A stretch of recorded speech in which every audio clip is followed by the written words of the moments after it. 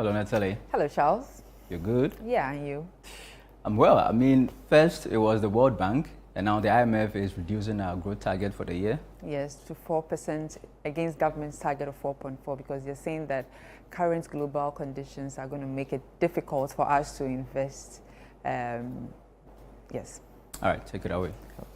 Ghana's economy is projected to grow by 4% in 2025, falling short of government's 4.4% target. That's according to the IMF's latest regional economic and outlook for sub-Saharan Africa. The IMF forecasts that Ghana's economic growth will pick up slightly to 4.8% in 2026. Across sub-Saharan Africa, economic growth is expected to moderate to 3.8% in 2025, down from 4% in 2024. The IMF attributes the slowdown to ongoing global trade tensions and higher financial conditions, which are expected to continue exerting pressure on the region's economic performance.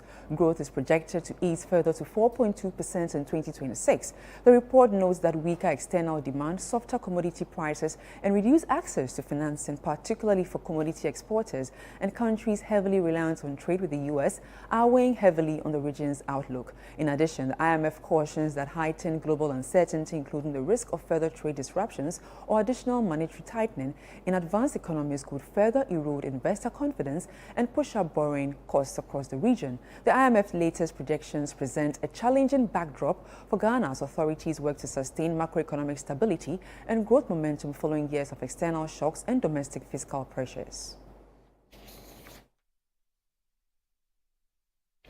Now, the Africa Center for Energy Policy, ACEP, has stated that any plans for a government-led takeover of the Daman mines after the extended lease ends must be supported by a clear funding strategy and a transparent operational plan to earn public confidence. The think tank explains that government must consider the significant financial demands of the Daman gold mine, which requires more than $600 million in further investment to keep running. Without a well-defined and sustainable approach, ACEP cautions the mine's future could be a serious risk. Daniel Sakite has more in this report. ACEP's caution comes in the wake of the government's transitional agreement with Aboso Goldfields Limited, which includes a 12-month extension of the mining lease. During this period, operations will continue under a joint government company management team, while preparations are made for a possible transfer to Ghanaian control. While ACEP acknowledges the government's efforts to prioritize local ownership in the long term, it emphasized that mining is a capital-intensive and high-risk sector that cannot be driven by patriotic sentiment alone. ACEP raised doubts about the readiness of the Minerals Income Investment Fund, which is widely regarded as the government's most likely vehicle for managing the mine post-transition. According to ACEP, MIF has not demonstrated the operational capacity needed for such complex undertaking and has so far focused on investing mineral royalties rather than running mining operations.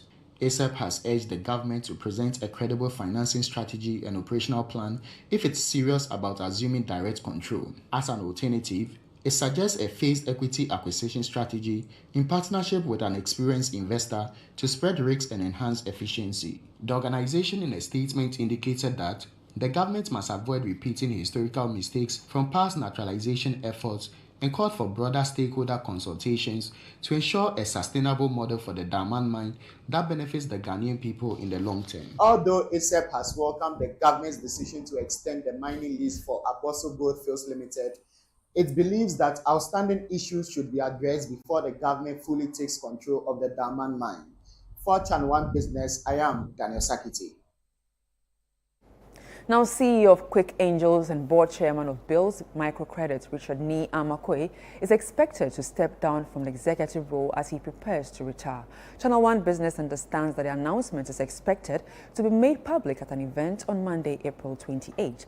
The event will also be used to announce a successor and officially launch a new company, RNAQ Holdings, where Richard Quay will assume the role of president. The event will be used to celebrate Richard Quay's remarkable leadership journey, usher in a new era for Bills and Quick Angels and the new leadership, and unveil the holding's vision for the future. Richard Ni Amakwe's expected retirement will mark the end of a significant chapter with a microcredit company which has grown steadily under the leadership to become one of the recognizable names in Ghana, expanding access to short-term financing for small businesses.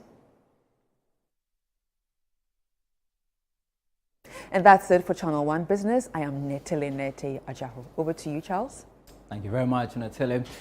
Now, the Gulumpe community in the Kintampo North municipality of the Buno region is facing a potential health crisis due to its dependence on unsafe water sources. With residents sharing a polluted dam with livestock, the area has recorded over 7,000 cases of waterborne diseases in the last 4 years, typhoid fever being the most common. Channel 1 News' Michael Sapoinfum report from Gulumpe. In Gulumpe, a farming community of nearly 12,000 people along the Kintampo-Tamale Highway, access to clean water remains a major challenge. With no safe water supply, residents depend on a greenish, fast-smelling dam, the same source used by cattle and sheep. This unsafe practice puts them at high risk of disease, starkly contradicts the United Nations Sustainable Development Goal 6, which promotes clean water and sanitation for all. Residents share their experiences and daily struggles with Channel 1 News. In this community, we don't have pipe here. This is the only water we have here. We get challenges, but it's the only water here. We can't do anything. Here, we are begging them to help us so that we get pipe in this community. Patra Gulumpe so yesa no ye ni nsuo ho no ma yesa we ya na yesa ena ye nom ena ye bibia ye di ye nti ye nsuo yesa no ya yare pa ba ye nim de ba ye ni bi ho no ma be kokko sentina ye nom ni sa Nsuo we ya na ye nom eno na yesa ye nom eno na yesa ya hunu chance eno na ye di si ye niema ye ni nsuo bia anka ho we nkwa na ye nsuo me pese abembe ma ye pipe wakuro ha na yesu ya nyanso pa. Health workers in the area say the consequences are dire. Over the past 4 years, more than 7,000 waterborne illness cases have been recorded, with typhoid fever topping the list. Gulumpe Center has been recording waterborne disease, and it's one of the predominant cases that we've been recording here. Most of our cases here are the diarrhea cases, and per our clinical experience and judgment, it is traceable to the waterborne diseases. So from 2021 to 2024, it has been the biggest. From 2021, the diarrhea disease was first, recording about 2,496, about 23.2%. Then 2022, also diarrhea disease was the first, which was mainly traceable to the waterborne disease. And that one was also 1,728, representing 29.3%. Assembly member for Gulumpe West, Seidu Muaz Harrison, outlined the steps he's taking to address the crisis, but says more support is needed. You know, because we are dealing with government. Previously, we went to talk to our we put it before the assembly to be able to assist our various communities. And now that we have a new government, and I believe that we are not doing politics about this, it is a problem that our people are facing. And we being the leaders, or we being the representative of those people, we need at least put up this before the new government to be able to solve it. Even though there are a lot of problems that we have been putting before them, we have put before them to be able to rectify it. But first thing is water, and that is why it has become very necessary for us to put it before your station. The chief of Gulumpe, Adam Shie, is also calling on government and relevant authorities to intervene urgently. I'm sure some higher Gulumpe, and yes, Rabbi, said about a boy, the use of Panu, and I hear this year. When Dawson, always be his home. 12,000 inhabitants of Gulumpe and its environs depend on this unwholesome water, and there's an urgent need from authorities to come to the aid of the community. From Gulumpe in the Kintampo North municipality of the Bunu East region, Michael Saponinfum, Channel 1 News. This is still the Channel 1 newsroom on Channel 1 TV. Still ahead. Sports Minister Kofi Adams commits to publishing budgets for March 2025 World Cup qualifiers. Please don't go away. We'll be back in a jiffy.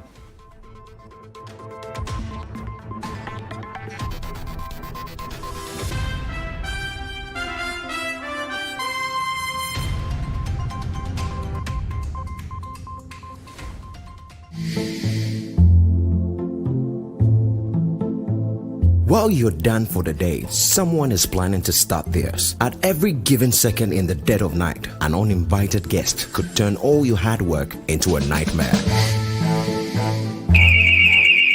But with Response One's BizGuide monitored alarm, help is already on the way. Our state-of-the-art video verification means the moment your security is breached, we are watching, verifying the threat instantly. Our dedicated response team acts swiftly, ensuring that threats to your livelihood are stopped in their tracks. And with our rent-to-own plan, this unparalleled security is yours with an affordable monthly payment. Protect your business now. Pay as you earn. Join the hundreds of shop owners who trust Response One to protect their businesses. Don't wait for the worst to happen. Act now. Call Response One today or visit our website. Your business deserves the best defense. Introducing Betway's Bet Influencer, a groundbreaking feature where you can make money by just sharing codes. He just needs to share his codes and make money. The more his codes are used, the more money he makes. Oh yes, so what are you waiting for? Anyone can be a bet influencer. Share your codes and make money. Bet Influencer, another world first from Betway. This advert has been approved by the Gaming Commission of Ghana. Betway, get way more. Life is a celebration of moments. Big and small. The sun is scorching, I'm feeling the heat. With Piva Drink, every moment becomes a refreshing celebration. From the beach to your home, in every corner of your world, Piva Drink adds a burst of refreshment. Give me Piva cocktail and tangerine.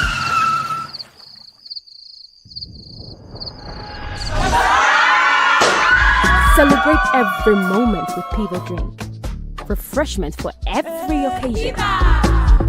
Piva Drink, a taste you will love. P for Piva. This advert is FDA approved.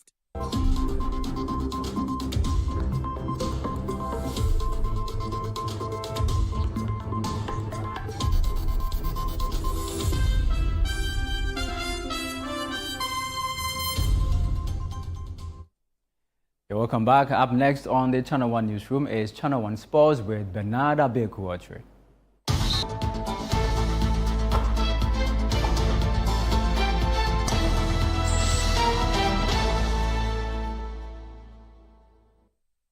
Hello, Abekum. Hi, Charles. I've got good news for you.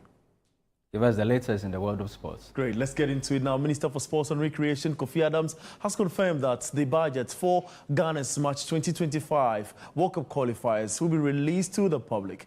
His statement comes amidst growing calls from fans and media demanding transparency over the financial plan for the qualifiers. The pressure stems from previous instances where budget allocations were either delayed or undisclosed, leading to widespread public skepticism. Even before the audits come, when all the details are available, we would make it clearly to you. So far, we are still on mobilizing resources and paying the things that must be paid. For those of you who think that we have had every money and paid for what we must pay as far as Ghana versus Chad and Ghana versus Madagascar is concerned, no, we haven't been able to do that yet. We are still working on. We are in the process, and we do know that when we complete and have every detail, just as the president. That's the very latest from the world of sport, and I am Bernard Abekuachre. Charles, have a good evening. Thank you very much. And that will be all for this package of the Channel One Newsroom on Channel One TV. I am Charles Osukumi. Many thanks for watching.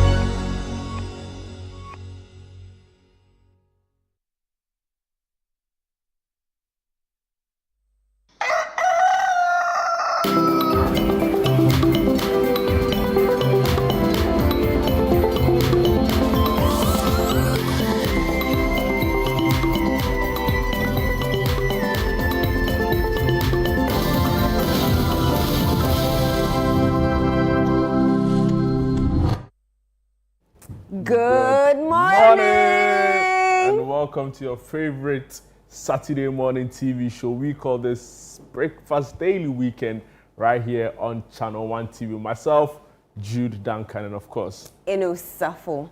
It's a packed show as usual. We have some very interesting guests coming on our show. We're going to talk curtains, we're going to sing a little, we're going to dance a little, and we're also going to do a newspaper review and tell you what's happening here in Ghana and across the world. And as usual, if you have any comments or any birthday messages or whatever it may be, send them to the WhatsApp number 0204 447-033, 0204-447-033 on our social. Alternatively, you can send it on our social media platforms with the hashtag Breakfast Daily Weekend. Yeah, it's been an interesting week, 4-day week. Very interesting news week. It was a 4-day working week, but I felt very long. Did it? I think it was short. It felt very, very long. You know. What made it feel long? I don't know. I think it was probably because it was also a busy news week. You know, from Tamale Teaching Hospital up until the Chief Justice's suspension, which was on Tuesday. You know, and all the matters arising. So for news workers or persons who work within the news, industry, it felt quite long. Really? Yeah, it did. I have to disagree with you. I mean, yeah, it was a lot of news going on, but I don't think it was. It really was, if we're in the thick of affairs, it was tiring. It was tiring. Tiring, I agree. Yeah. But our job is tiring. And it was mentally draining, especially the kind of news you have to report on, right? So, for example, you have Tamale Teaching Hospital, where the minister in one breath is angry and shouting at doctors, and the doctors in another breath are saying, well, come and look at the state of affairs here. Right? We don't even have nose masks, we don't have gloves, ventilators are not working. And it's like, Charlie, you have to improvise, and they're like, how can we improvise a ventilator, and it's so draining because you realize that if you take stock of the state of our health system, right, so yeah, but also commiserations really to the Catholic Church. On Monday, we were hit with news. I was far away in Suhum for the Easter Orphan Project, Speaking of the Easter Orphan Project, though, a big thank you to all our sponsors, all those who donated in any manner, in any form, even if it was just prayers. We're so grateful to you for giving your widow's mite to these orphans and making them smile. Because we gave our orphans and some other rehab centers that we visited, we put a smile on their faces in unique ways, and they're truly grateful. They're truly grateful. It was amazing to see. You were at Suhum, like you were saying. Yeah. Tell us what happened there. But can I finish what I was saying? Yeah. All right, cool. But it still has to do with Suhum. Not necessarily. Oh, you mean the Catholic Church? Yes, I was sending out my commiserations to the Catholic Church for the loss of the Holy Father. The funeral is today on Channel 1 TV. I'm sure we'll bring you updates of that particular big event. Over 50 world leaders are in attendance. Yes, so back to your question around the Easter Orphan Project. It was for me, it was a humbling moment, right? Especially looking at these young children come, and in appreciation, they had this whole choreography. They did? Yeah, and they had a drama skit. And for me, it was just, the pure talent at display for these children, right? 50,000 Ghana cedis was donated to the Baptist School Complex Orphanage. I interviewed the founder and the director of the orphanage, Reverend Victor Ofori Amwa, and it was just interesting how they've been able to sustain their place all these years, offering hope to children who otherwise, didn't have anywhere going. And for me, some of them go through this place and they graduate, they go to school, and they come back and help in different ways. So it was a really inspiring story of hope. So yeah, and there was also the Iris Place, which is for rehabilitation, and also the Chosen Generation. So Chosen Rehab, so shout outs to all the guys, who made it happen. Your contributions, your donations, like Endo said, really made this a worthwhile endeavor. Yeah. I don't know if it's a good time to go into the newspapers. Okay, so I have with me the Daily Graphic. Oh, and they have a really nice headline story for the Pope. Adieu. And we are the French person. I hope I got the pronunciation correct. Adieu. The people's adieu. Are you sure? Yeah. Adieu. Oh, it is A-D-I-E, but it's a French word, so you can help me pronounce it at home. Adieu. Yes, the people's Pope, they call him. Story by Michael Quay comes with a photograph of the late Pope Francis, the Holy Father. And I watched the movie Conclave, and oh my God, it was. Did you watch it recently, or had you already watched it? I watched it recently. Okay. I watched it recently. Okay. You know. Okay. It was an interesting watch, really an interesting watch. So an editorial really, or a piece on the late Pope Francis, who is to be buried today at the Santa Maria la Maggiore Basilica in Rome. He was 88 at the time of death. Back page story on the Daily Graphic Weekend Special. Black satellites poised for redemption at AFCON. Coach Desmond Ofer has a huge role to play in the Black satellite success. The story comes along with his photograph and the lineup of the team who are already camping in Egypt for the Under-20 FIFA World Cup. No, for the Under-20 Africa Cup of Nations tournament in Egypt. Okay, so I have the Mirror, Ghana's most popular weekend paper. Some of the stories you'll find. From 3 coffins to 1, Pope Francis redefines papal burial. Alice Mamaga Mwako, a mother worth celebrating. Diet, daily routine, key to glowing skin. That's according to skin experts. The switch is on. Ghana's passport goes chip embedded. 3 days more to that. On the back page, Zito faces first test as Kotoko hosts Adriana FC in tricky clash. At the Spectator, your weekend companion, swallowed by the sea. Man narrowly escapes death, accused of stealing 19 fowls. A dog. Timeless fashion for women. Sikaman Palaver on page 8. And at the back page of the Spectator, Spectator Sports, overcoming sponsorship fatigue in sports. You have Mr. Kofi Adams there. And then Adriana can cause more problems for Kotoko. Those are some of the stories you'll find on the weekend papers. Do you have any websites? No, yes, I have the citynewsroom.com online portal. Big story here. Pope Francis was a good man with a good soul. President John Dramani Mahama speaking there. CJ's suspension will resist attempts by Mahama to politicize the judiciary. That's coming in from the MPP. Also here, suspect in 1.3 million Momo robbery remanded by the Nalerigu court. Also, Kufaro not responsible for MPP's 2024 electoral defeat. Osman Masawudu speaking there. He was on Point Blank yesterday on Eyewitness News with Selom Adonu. Also here, Ghana holds memorial mass for the late Pope Francis at the Holy Spirit Cathedral. Were you in attendance? Yes, really? I was. Wow. You didn't tell me. So you would have gone with me. I would have makakwe. Oh, so now why are you busy? You were doing big issue production. Oh. I saw you making calls and this one is coming and this one is not coming. I'm very competent at my job and I'm able to work, under pressure and remotely. So I could have still gone with you. Right. Next time. We have to do the funeral. It's a big funeral. You have to Charlie you have to give him a good send-off. So can't be doing that. Yes, so Ghana hosts memorial mass for late Pope Francis at Holy Spirit Cathedral. Data Protection Commission probes MTN Ghana over potential cyber security breach. Tamale Teaching Hospital to fully resume services after health minister meeting. That's coming in from Dr. Tia. Management is weak. Dagbon Envoy criticizes the Tamale Teaching Hospital leadership over doctor strike. Benis Anwa Warbeck appointed acting executive secretary of the NLC. In the Ashanti region, NDC executives accused military officers of targeting their supporters, and also Syracuse Bapuro appointed as acting judicial secretary.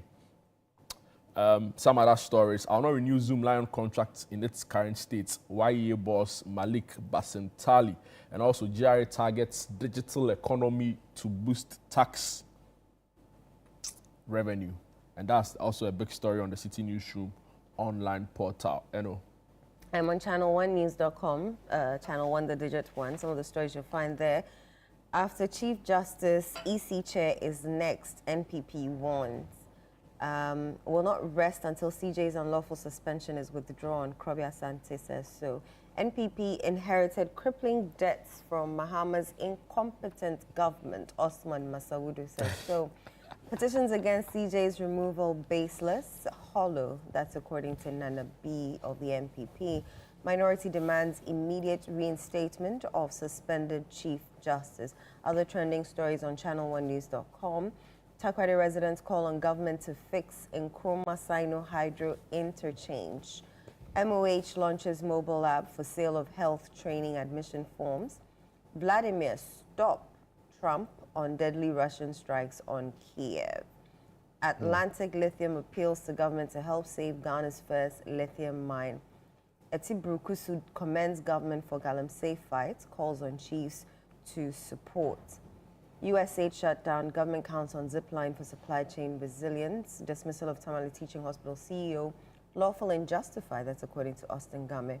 Data Protection Commission probes MTN Ghana customer data breach finally. Ashanti region, PURC receives 422 complaints against ECG Ghana Water Limited in Q1. 365 staff implicated in bank fraud in 2024. Support government to reform public sector, Smith Graham to labor unions. Government to develop indigenous framework for managing natural resources. That's according to President Mahama. Let me take you to the graphic.com.gh, the online portal of the Daily Graphic newspaper. Some interesting stories here. UK deports 43 immigration offenders to Ghana and Nigeria. I'll bring you excerpts of that story. Also here, MTN Group confirms hack assures customers core system remains resolute. New military service commanders sworn into office by President John Dramani Mahama. The National Signals Bureau ex-boss Kwabena Dubois and wife have sued the Attorney General over defamation. To some other stories here, President Mahama provides updates on the health of Vice President Jane Nana Opoku Ajim, and Health Minister Kwabena Minta Akando appeals to striking Tamale doctors to come to the negotiation table. And finally, Health Ministry upgrades mobile app to sell admission forms to health training institutions. So these are the big stories on Graphic Online. Also, together with a story around the FIC probing Akonta mining and Wuntumi, we've been told that his accounts have been frozen. And Old Tafo MP, Vincent Eko Asifwa, he says halt suspension of the CJ. He's been praying the Supreme Court. So these are some of the big stories on graphiconline.com. I'm on GhanaWeekend.com. Some of the stories there. I won't leave my husband even if he cheats, Cynthia Morrison. That's so. Episode in his quest set to electrify Germany as 2025 European tour kicks off. I was expelled from Pope John SHS over music ambitions. That's according to D Black. UG students to struggle to find accommodation as semester approaches. List of notable journalists appointed to key roles under Mahama's government. Where's your appointment coming? Or you're not part? Charlie, that list is causing kind of a stare. You know, it's not even funny anymore. Yeah. I tweeted it last night, and up until this morning, my phone is still buzzing. Oh wow, people are commenting. Should read out some of the comments. Paul of P Square celebrates brother Jude Okoye's return from jail. 2 Baba's traditional wedding date with Natasha Osawuru leaks online. UEW student who committed suicide laid to rest. Her boy needs some lashes. Aisha Modi launches fierce attacks on Stone Boy over alleged mistreatment. Amaraze, The Angel You Don't Know breaks records as Ghana's most streamed album. National service personnel to undergo basic military training starting August 3. Sam George, Kafui Danku respond to Bimbo Ademoye's piracy claims, and a bit about the Kwewu Easter festivities, not just about enjoyment, but building businesses. I know today is a big day for the Catholic Church or the Church Universal. Some foreign headline stories before we delve into some of the big stories we brought you already. The Catholic Church says goodbye. That's how CNN chose to capture it. And they have a live updates, tab where you can get all the stories from the Vatican City as the church bids a final farewell to Pope Francis. So some other stories, crowds gather for Pope Francis' funeral mass at Vatican. They also have an editorial on why Pope Francis isn't being buried in the Vatican. And the Vatican has asked visitors not to take selfies with the late Pope. To some other stories in the U.S., Doge, the Department of Government Efficiency being run by Elon Musk, is building a massive database to speed up deportation. And some other stories here. There's an editorial on the first 100 days of Trump with regards to the performance of his economy. Briefly, let me just run with you what's on the BBC. Not so different, still very hard on the Pope Francis funeral, which is underway in Rome. World leaders join crowds in Rome for Pope Francis' funeral. Comes with a photograph of former U.S. President Joe Biden and his wife, Dr. Jill Biden. Some other stories here. UK border officers saw a couple behaving oddly with a baby and uncovered a mystery. There's an analysis of the Kremlin as Putin sits down with Trump's deal maker, and some other local UK-related stories. But yeah, the big story is that the Pope goes home today, and all foreign, online tabloids, newspapers are heavy on the coverage of the Pope's funeral. Can we delve into some of the big stories? Yes. I wanted to start off with a daily graphic or graphic.com online story on the state of our vice president. Every now and then people keep asking, how's she doing? The last we were told officially was that she was taking a rest, right? After all manner of rumors were all over the place regarding the state of her health. But speaking at the launch of the nationwide sanitary pad distribution initiative on Thursday, President Mahama spoke or gave an update on the health of the vice president. Excerpts of the story reads, President John Dramani Mahama has reassured the public that Vice President Professor Nana Jino-Pokwajiman is recovering well and remains in good spirits following a recent period of medical attention and rest. Speaking at the official launch of the government's nationwide sanitary pad distribution initiative on Thursday, April 24, 2025, President Mahama addressed the Vice President's absence from the event and provided an update on her health status. The quote says, I wish to extend the greetings of Jane Nana Opokwajiman to all of you. I spoke to her yesterday and I told her we were going to miss her at this event because this is a program that is very dear to her, the president said. She said I should say hello to all of you and to say she's recuperating and catching a bit of rest. She's very well and will soon join us to continue to prosecute the reset agenda. So a bit of background, Professor Opokwajiman reportedly took ill on Friday, March 28th and was admitted to the University of Ghana Medical Center the following day for medical evaluation. Her condition sparked public concern, given her central role in the current administration. And it goes on and on and on about the updates we got from the minister responsible for government communications, Felix Ofosu-Kwakye. So, our vice president is in good health and very soon should be joining us. I hope he really puts to rest all the unnecessary rumors. You go on TikTok and you see what somebody is saying. It's as though the person was in the same flight. I'm like, why do we do this, right? Why are we so eager to wish? It's so unfortunate. Evil on someone. So unfortunate. It's sad, actually. Very sad. I want to do the Pope's story from 3 coffins to 1, and this is the mirror. So normally our popes are buried in 3 coffins, but What's the reason behind that? I'll tell you about it in a bit. And Pope Francis opted to be buried in just 1 coffin, which is usually not the norm. So a bit of that story reads, the head of the Catholic Church and sovereign of Vatican City, Pope Francis, we all know he passed away Monday, April 21. He died at the age of 88 at his residence in the Casa Santa Marta within the Vatican. The announcement was made by Cardinal Kevin Farrell. Let me skip all these and come to, traditionally, a pope is buried between the 4th and 6th day after his death, following a funeral mass led by the Dean of the College of Cardinals.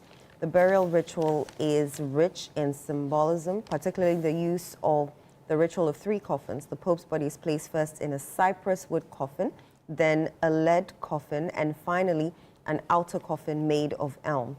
The innermost casket is made of cypress wood, signifying humility, and the Pope's shared humanity. The lead coffin, that's the next, the cypress coffin is placed in a lead casket, which is hermetically sealed. This coffin traditionally bears engravings of the Pope's name, pontificate, dates, and a skull and crossbones, memento mori, symbolizing the inevitability of death. It also contains significant papal documents and the broken seal of office placed there by the Carmelengo. Then the final coffin is the elm coffin, which is made of elm, a noble and durable wood, symbolizing the dignity of the papacy, and it is sealed with golden nails and tied with violet silk cords bearing the wax seals of the Carmelengo and the Cardinal Dean. However, in 2024, Pope Francis made significant revisions to the Ordo Exsesquerum Romani Pontifice, the liturgical book governing papal funerals. These changes reflected his commitment to humility and pastoral simplicity. The revised rites eliminated the use of multiple coffins and the skull and crossbones imagery. Instead, the Pope is now buried in a single wooden coffin lined with zinc, devoid of ornate symbols. Additionally, the confirmation of death now takes place in a chapel rather than the room where the Pope dies, and his body is placed in the coffin immediately afterwards. According to the Master of Apostolic Ceremonies, Archbishop Diego Ravelli, Pope Francis had requested simplified rites focused on proclaiming the Church's faith in the resurrection. The renewed rite seeks to emphasize even more that the funeral of the Roman pontiff is that of a pastor and disciple of Christ, not of a powerful person of this world. And so he has opted for simpler funerals.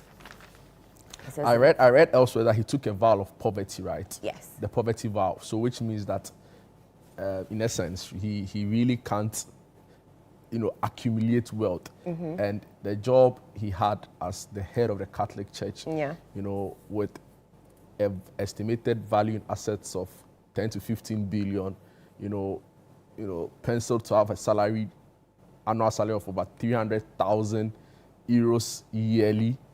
It was interesting that, according to multiple accounts and reports, from the Vatican City News and elsewhere, he had less than $100 in his account due to the vow of poverty. And there was this really popular, story on social media. I didn't personally verify, but according to reports, seemed to be true, of somebody who gifted him a Lamborghini.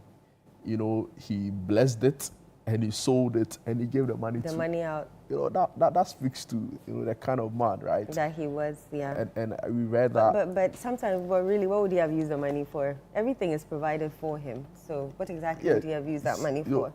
For his family? What don't we do for politicians in this country? From clothing allowance to taking care of their flight tickets. Some of them even have entertainment allowance. Did we not go through the... I remember. Did we not go through the salary, benefits? Yeah. The remunerations. Some board chair, was a board chair or managing director. SIC. SIC, yes. SIC CEO. And that is even a company that is not doing well, right? That's like, not even like the main deal. So imagine what the ministers are getting. Or like some high-level government state agency. Yeah. But what do we still see with regards to the sheer greed and the thievery, really, that goes on. So, you know, for me, it's interesting.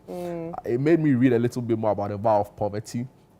You know, it's a religious thing, actually, right? And for me, I really respect the role he played in trying to, you know, project that also, and ensure that, you know, human rights across the world were respected. You know, his attempts or his mediation efforts in bringing peace to Gaza for me was big. You know, even at the point of death, he kept emphasizing that he was speaking to Christians in Gaza, you know, religiously, even when his health was failing. And for me, that is a man that, you know, whose example we should follow. So we wish the Catholic Church well, you know, and you know, condolences to you as well. And you know, oh, thank you. I had Catholic training. So, oh, you did? Yeah, I St. Teresa's for 9 years of my life. Oh, you mean at school? In school. So I've come to appreciate, you know, the rights and traditions that we do. Exactly. Yeah. And also the quality of the training. You are welcome, by the way. I've come to, but you have to do the funeral. Oh, the funeral that we do. You have to have the local version. This local. Oh, we had it last night. Yeah, but you know, say you are sorry, you tenacity. Ne ajejensa. And ne ajeje di kokumasi. Na, you know. And kai hamu shada ni meye. Maybe first 30 minutes. Maybe sukakra. You know, cry. Opewo. Ye buado. Oh yeah, that they will do the year armaments of. But you know, ajeje di kokumasi. But so this Pope Francis is also breaking tradition with where he's being buried. He's not being buried within the Vatican walls.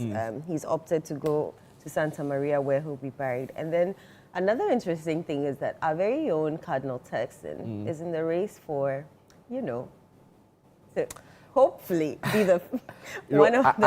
I have a very controversial take on this, right? Yeah, tell me about it. Is it controversial? It depends on where you you stand. think that he would get it? Yeah. I think he's a black overly qualified to get it, right? And like I said, I watched the movie, so it's also messing with my mind. But it gives an indication of how the conclave, you know, the selection process for a new pope.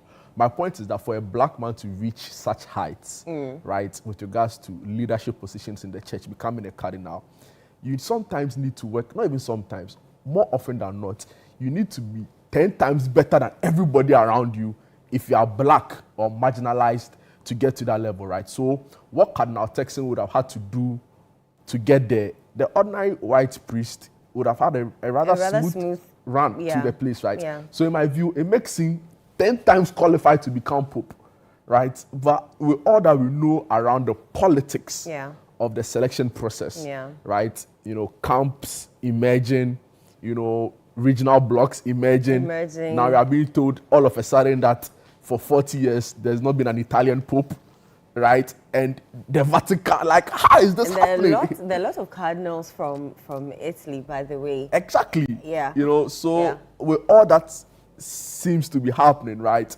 You know, even the political spectrum, right? So how far right or far left are you, right? So for example, which pope is more open to issues around divorce, you know, around women participation in the curia, which is the central administration of the church, LGBTQ, you know, all of those things come to the fore, right? There are people who feel like the church should take a more traditional stance. Let's oppose this, right? You know, there was one pope. Let's allow priests to marry. Exactly. There was one pope who was on record to one cardinal who was on record to have said that in this life, LGBT persons belong in prisons, right? And in the afterlife, probably hell. You know, actually that was in the movie. That was in the movie. So, but there are people who hold such views, and there are others who are like, you know, it's not about the person, it's about what they commit. So bring the person in, let's bless their marriage, and let's try and preach against it's interesting. When you mentioned that Cardinal Turkson has to do 10 times more, it reminded me of when Obama and his wife took office, and I think afterwards they granted an interview and they were saying that it fell upon them as the first black family they had to do 10 times more. They had to, because she said she always had to work, she had to be aware of certain choices that she made. If she picked a designer that was too expensive, they will talk about it. If If it's a not too hairstyle was expensive, something, they'll talk about it. If it's not too expensive, say you're lowering the standards. You're saying you're lowering the It's standards. So crazy. it's crazy. It's just the world systems, easy. And It's look crazy. at Obama and the last couple of presidents the US has had. You know, very few come close when it comes to share intellect. You know, even With look what at Obama the scandal train, for example, right? Every single president, from Biden and his son to Trump and his antics and all the things that we've seen around him, you know, he was almost scandal free, right? And he speaks, I don't want to digress because some of us, we are Obama stans, but the point really is that for black people, for marginalized people, for women even, right? If a woman wants to become president in Ghana, you know, that's when you see, you know, you watch somebody and you don't believe him. Some of the things they think even around some of these things, right? So, shout outs to Cardinal Texan. I understand he speaks 8 different languages. Yes, he does. You know, some of them can't even There was speak. a video of him going around saying Jesus Christo during a service, and people were like, "Oh, that's the funeral of the." That was not the funeral of the Pope.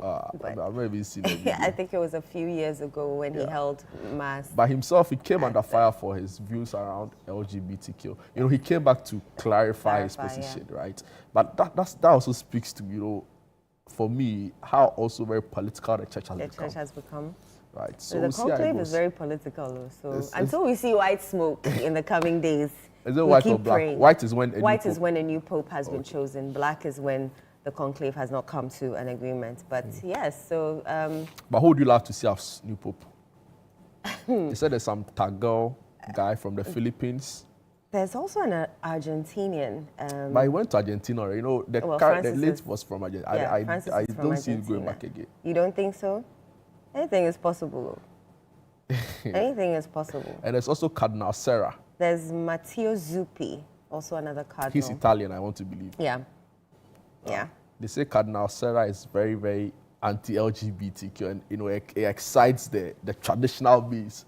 You know, he's also black from Africa, and there's Cardinal Tago from the Philippines, there's where the church is growing.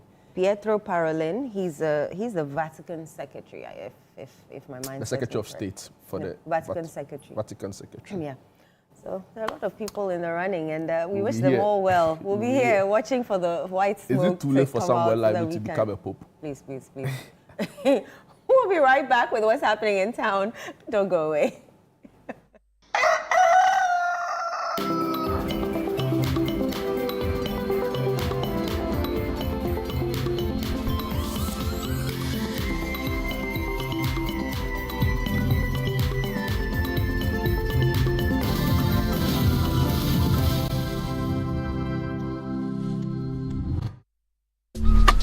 Life is a celebration of moments. Big and small. The sun is scorching, I'm feeling the heat. With Piva Drink, every moment becomes a refreshing celebration. From the beach to your home, in every corner of your world, Piva Drink adds a burst of refreshment. Give me Piva cocktail and tangerine.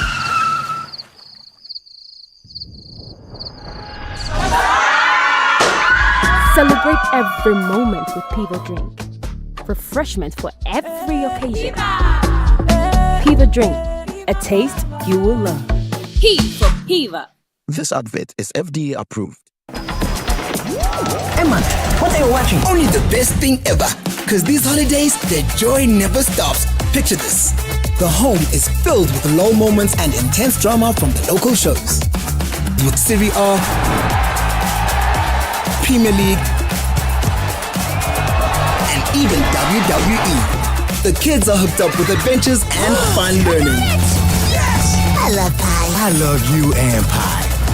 So stay connected to entertainment anywhere with GoTV. GoTV, love it.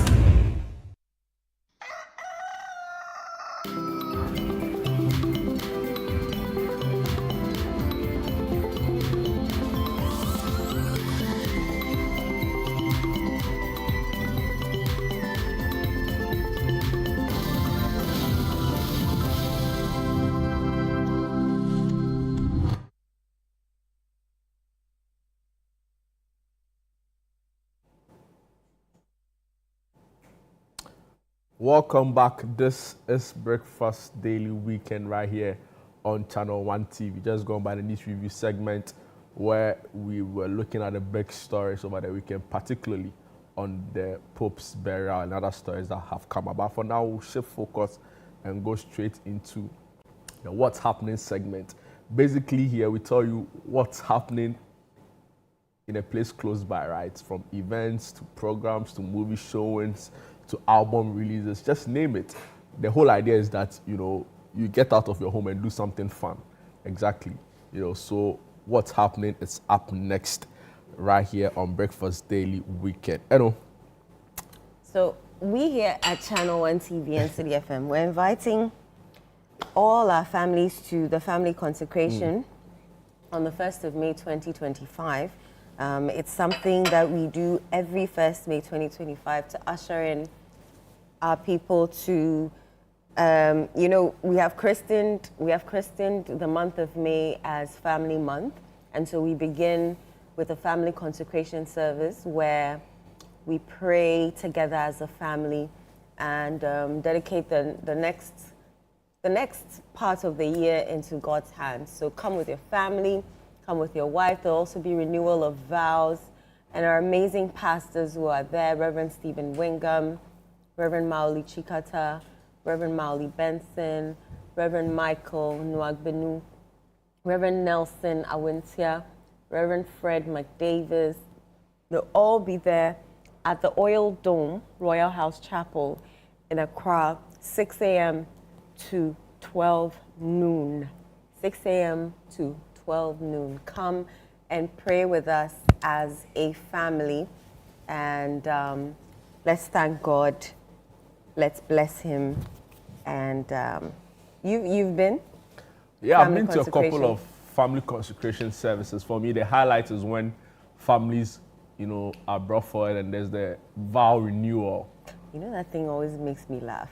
Why does it make you laugh? What's funny about people renewing their vows? It's not funny that they're renewing their vows, but after when they say kiss your spouse, then you see that some spouses the kiss is some way. The kiss is some way. Someone not looking into each other's eyes. That someone is none not of your business. It's not but I mean you just renewed your vows and your promise to love one another and be with each other through thick and thin. Some of them have been married for 40 years, so they can't look into each other's eyes. It's not kissing. It takes a lot more to stay with somebody for 40 years. It's not so kissing they can't look into each other's eyes like the way I'm looking into your eyes. They know how they do it. When you are not there, when the cameras are not there, and people are not around, That's one of the interesting moments for me at the family consecration as well. The fact that they can't look into each other's eyes. Either the morning, someone pissed someone off, or after the kiss. But it speaks to their character to be able to still come for a service after having a disagreement, after fighting, being able to come together as family, in fellowship. It speaks to the resilience of the couple. And that's all what family consecration is about. Yeah. And for me, it's always a great time to join, others in fellowship, right? So, some people would have stayed together, they've never prayed together as a family. This one is doing their own, this one is doing their own. But, there's a need for family, right? There's a role family has to play. Yeah. So for me, I think it's amazing, right? And it's been happening for years. The Oil Dome is filled up. People follow on radio, people follow on online, on social media. You can't take out the role of family in nation building, right? Because people can be made or end or made as a result of family systems, right? So that's why a lot of the time we say, broken family leads to child delinquency, leads to social violence. And it is true. So if the family is strong, it's the basic units. That's where it starts from. It helps in the formation of the child, right? And one of the ways to keep the family strong is coming together, praying together, fellowshipping together, right? And in that fellowship, you understand each other more, you build healthier relationships. So for me, I'm all for this, right? Join, pray together. Why are you not praying together?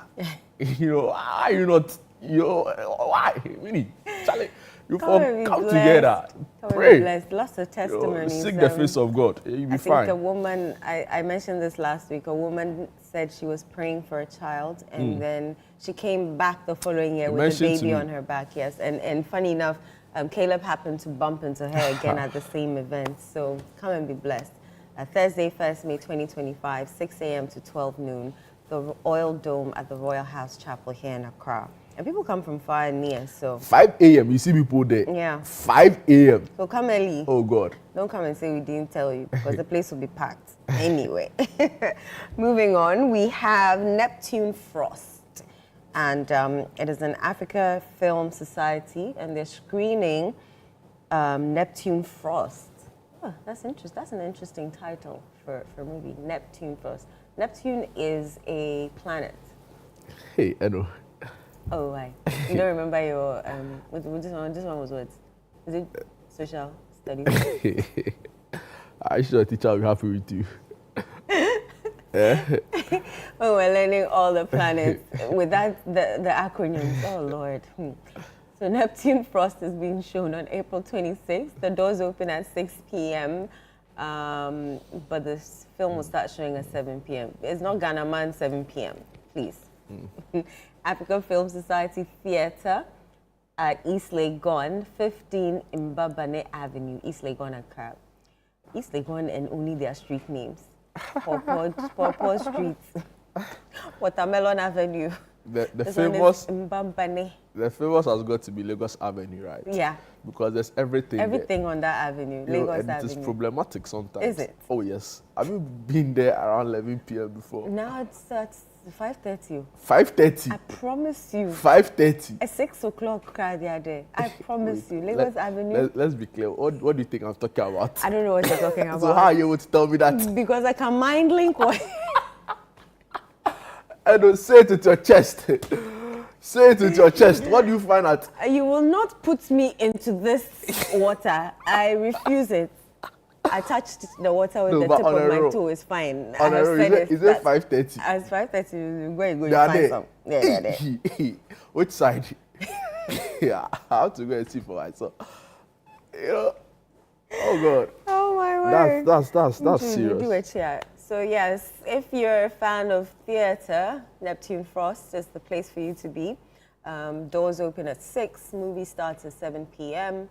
at the Africa Film Society Theatre at East Legon here in Accra. Right, and for jazz lovers, this will be something that you'll find me at because I love jazz. So Jazz and World Music Festival, and the event is happening today at Alliance Francaise. From, what's the time? Oh, I don't see the time, but the rate is 200 Ghana cedis, and that's the number to dial for tickets. Jazz Festival, 23rd to 26th of April. So today's literally the last day. Today's the last day. Oh, there's the Legon Palm Wine Band on. They do really amazing stuff. There's also the band Fra. You know the band Fra? Yeah, yeah. One leg to the one side, one leg to the... Oh, and I'm also seeing at Daha. Okay, so wait, there's what? Alun Wade. There's Wiyala, who we all know, needs no introduction. There's Christine Camo, Victor Day, the band Fra, Thomas Dobler, Mosi Mawon, Susan August, Bagatelle Storm, the Adaha Band. You know, if you're following the show religiously, you need no introduction to the Adaha Band. Amazing group of young guys doing excellently well with music. Adoma is also in there. So is the Mellow Ham Band and the Legon Palm Wine Band. Also another group of amazing guys doing, you know, fantastically well with, you know, music sound. So it's happening where again? The Alliance Francaise, right? Yeah. All right, cool. Right. Other things happening in and around town is a turn your business into a winning story. Now, it's a hands-on workshop and it's designed for businesses ready to craft compelling narratives.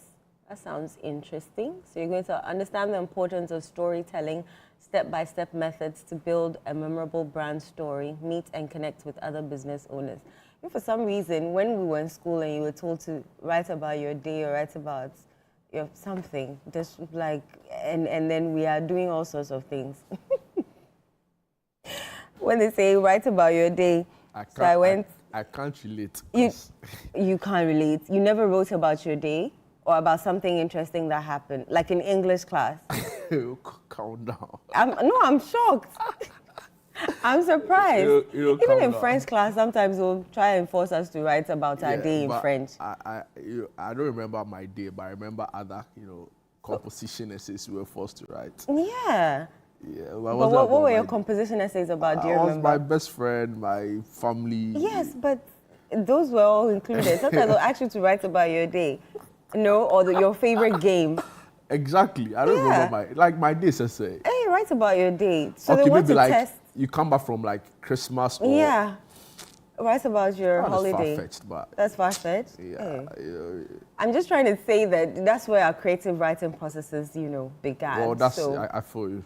So if you're going to this particular event, then that's basically what you're going to do. Use a creative writing process to understand the importance of storytelling, step-by-step methods to build a memorable brand story, etc., etc. So what you'll learn, you're going to go beyond products and services to build an emotional connection with your audience, create stories that resonate, engage, and inspire action, leverage storytelling as a powerful tool for branding and marketing, which is actually true because sometimes when you go to events and the people are talking and you lose track and focus of what they're saying, it's a story that they attach to it that you remember.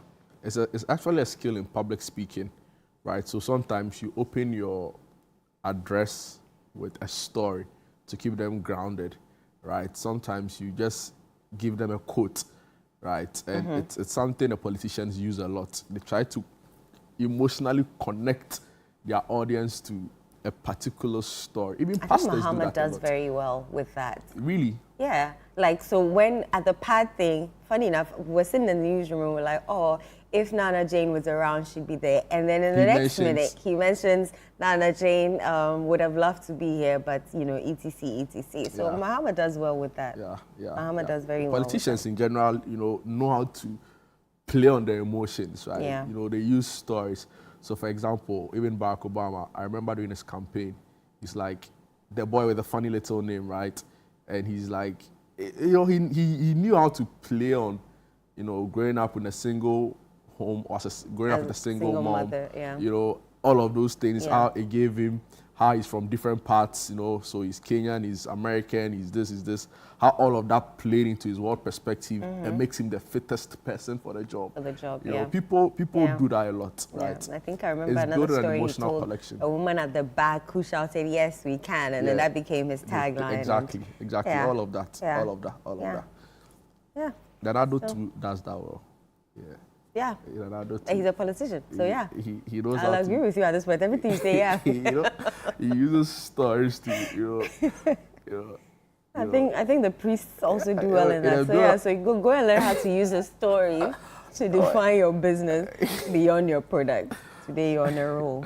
Good job to you. I don't know why you want to do that, but so that's happening 26th April, 11 a.m. RSVP link in bio. So if you go to crescendogh.com, you'll RSVP and then you can attend the event and learn something. Create for Pay. Create for Pay happening April 26th here in Accra. And what are we expecting at Create for Pay? So the theme is IP and music. Feel the beat of IP in celebration of World Intellectual Property Day 2025. Something Ghanaians don't understand, intellectual property. So Create for Pay goes beyond the usual conference. It's a game-changing experience set to ignite a new wave of legal and creative empowerment in Ghana's music industry, powered by Leander Africa Legal Consults. This groundbreaking gathering is designed for artists, producers, and industry players ready to protect, monetize, and thrive off their creativity. I feel like I should go and what's the word? Patent my voice. Is it patent? Is that the word I'm looking for? Yeah. You can do that to prevent people from making money off it. Yeah. But now with AI, it will shock you the lengths people can go to just. I heard an AI commercial on radio. I'm like, hey, why are you taking my bread and butter away from me? That's not. It's not. I was like, why are you taking my bread and butter away from me? I'm telling you, and they are speeding up. But I see there's a debate around whether AI is, and I've seen people make the argument that AI in itself won't take your job away, right? Yeah. But your knowledge of the use of it is what will keep you in a job.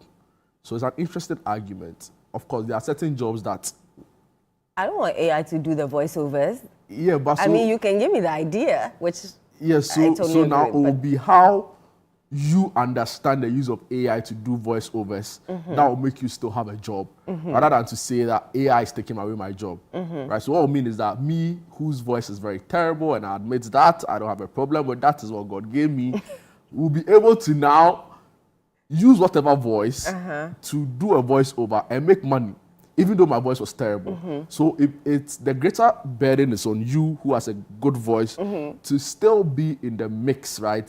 Still be up to date. Try to understand the processes involved in churning out, even if it's not your voice, using AI generated to still do voice See, overs. the AI generated cannot be compared to a human voice. It's not. The dips and the ups It's it might be cheaper, It's not. but it doesn't give the same feel to whatever it is that you're selling. It's so bland. I was talking to a friend in a Big Four. Create for pay. And he was worried, and he's like,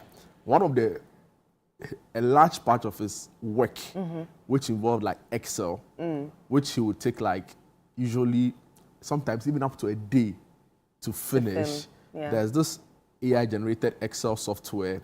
He runs through the thing and it takes minutes and it's done. Yeah. So, and for him, like I was saying to him, it's about how you understand it to use it, right? Because if somebody's not computing or sending in the prompts, it won't do it by itself. Yeah, exactly. So, you have to find a way around it. He needs to quickly adjust to figure out how to feed. But there are some it jobs. With the right prompts. Yeah, emerging. They start looking for. I remember when AI came to Ghana, people started using AI. Sometimes when you use it for your work, people are judging you, why are you using AI? But I mean, there's a whole debate, right? So Professor Kofi Abochi, who is the dean of the UPSA Law School, put out an interesting post where he essentially said that it's about time universities in Ghana, found a way to incorporate AI into teaching and learning, rather than sort of antagonize it, right? I'm not quoting him directly. I'm just trying to paraphrase what he was saying. So essentially, let's make AI a part of the teaching and learning process, rather than to say. Because that is where the world is gravitating towards. And there are also people say they'll use it for their essays. Yeah, and there are also people say, we should still maintain and give room for, the creative. Is it indigenous the word? No, but the creative role the human brain has to play. So, for example, if you're writing an essay, give room for human imagination. Right, and give a human feel to some of the things, right? Because we'd agree, maybe for here, our AI lacks what we say is a context, right? So even some of the researches you would find AI suggesting and using in its analysis are foreign, right? So there's a school of thought that say, let's maintain the human imagination, the human feel, to some of these things. And I think these are very important conversations that we should be having. So the Minister of Education, for example, there was a big AI panel in Ghana, I think somewhere last year. Bernard actually moderated that panel. It involved the Google head for Ghana. It involved the IMF, head, Kristalina Georgieva. She was on that panel. I think at the time, the Ministry of Finance was also there. And I think some other government institution. The NEIP, at that time, was by Kofi Owusu in Kansa. He was running the NEIP at the time, and the conversations were very important. I wonder how far we took those conversations. But yeah, I mean, I don't want to digress too much, but back to this. So yes. This is in collaboration with the U.S. Embassy. So Create for Pay, go and feel the beat of IP in celebration of World Intellectual Property Day. They're free legal consultations. So if you have, if you're in the artistic, as Jude would say, the orange economy, Yeah. I think there's a place to be to figure out how to license your creative space or creative arts. You can make a lot of money, right? But of course for you lack can. of knowledge, people perish. Telling you. Arts and Vibrations. It's a curated networking experience happening today at Front Back. You'll find you there at 5 p.m.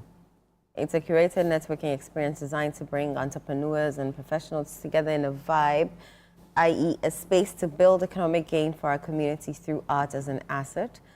Join us for a fun night of painting, sipping cocktails, and feeling the good vibes through arts and music. And it's happening at Front Back. So a live journey through arts, music, and culture. Front Back. When they say art, why do they always bring some funny images? Like art. No. I mean, I appreciate art, but like anytime there's an artistic flyer or something, it's something. It's wow. So are these stick people or these are what? For me, it's the way they'll be able to give you some interesting explanation. Like, so I conceptualized it and I saw him. Oh boy! No, like people. You have to tell a story. I went to Charlotte. Someone wanted to say. I wanted to Charlie. Someone they don't try. I went to Charlotte. Someone wanted to sell like the on the moment painting for me. I'm watching the guy paint. He's doing it. It was lovely, right? Then he's like, oh, this goes for like. At the time, 300 CDs. I'm like, okay, like, so what's the inspiration behind this? It's like, the sun rises from the west to the east, and in the rise, it gives rise to human emotion. Your drawing is nice. Just see that, you don't always try to just, but I guess people are different, right? Yeah. And, you need to appreciate, different kinds of experiences. So we'll let it go. I know. Finally, the event I'll be going for. Okay. Hey, Charlie. Is it love is in the air? That's right. From it's a matchmaking branch event on Sunday, 27th April, from 2 p.m. to 5 p.m. at the Bako Event Center, adjacent Mango's Restaurant in East Legon. See this one? It is physical Tinder. You know the Tinder app? Yeah, it's Tinder in person. Tinder in person. Yeah. Connecting. In fact, we'll be blessing marriages there and there. Hey. Come and you meet somebody. So this one you'll go? I hope to go. It's happening on Sunday, right? Yeah. What time? It's a time on 2 to 5 p.m. To 9. To 9, actually. To 9 p.m. That's a long time. That's a long time. Wow, so it's a unique blind dating experience for single people to engage and but interact. At 2 p.m., is it still brunch? Not quite. Okay, brunch is brunch and lunch, right? It's breakfast and lunch. Yeah. Lunch ends around 3, so it's still breakfast. Well, so this is brunch into dinner. So but 2 9 p.m. to 9 p.m. That's the issue. That would be interesting. I hope people will put their phones down and get to know each other. Nowadays, when you go out, it's... Do you believe in blind dating? Do I believe in blind dating? So like someone sets you up and you go and meet the person. Oh, I don't mind. But so far as the person is not a serial killer or someone who can harm me in any way, I don't mind. But if I go and I don't feel it, I'll get up and leave. Well, you can't waste my time. What is all that? So you have to make sure that whoever you're blind dating, going on a blind date with, is worth your time. I have very strong opinions on this. I'd rather not say. But yes, matchmaking, you can make new friends. You don't necessarily have to date the person, right? No. You can go and make a friend there. Yeah, networking. Yeah. See, but so my people can come. Why are you coming to a matchmaking brunch if you're married? You already have found your match. You make friends. People are married, but they don't have friends. Yes. This is not a place for friendship. It's a place for what? Matchmaking. Finding your significant other. Okay. Hopefully, possibly. Okay. You know? I know a couple of people. This will be interesting. Who might want to go for this, right? Okay, so, share the flyer with them. If you are watching and you're interested in this, you can make your way to the Baku Event Center. It's right adjacent the Mangos restaurant in East Legon. Go there, go have fun, go meet new people, interact, make new friends. And who knows, your better half might be just sitting right across you at that event. You can meet like-minded people who want to do the thing, yeah. So that brings us to the end of what's happening, right? Amazing. So a unique blind dating experience. Okay. I don't know what you're about with that. I was waiting for you to take us on the break. No, I'm not doing that. You're not doing that. We'll be right back.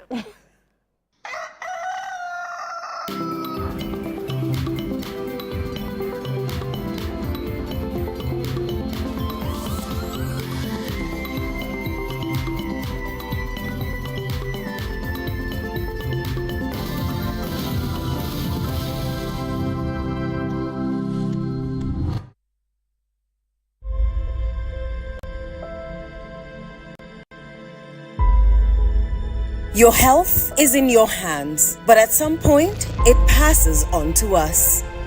Equipped with a state-of-the-art equipment as well as a motivated and specialized staff, Mwintaba Hospital and Coloproctology Center provides excellent services in colorectal surgery, anal and bariatric surgeries, gastroscopy, colonoscopy, hysteroscopy, colposcopy, laparoscopy, surgical and medical oncology, comprehensive supportive care. Visit Mwintaba Hospital and Coloproctology Center today or call us. Mwintaba Hospital, First Ghana Colorectal Center, in to serve a peculiar health need.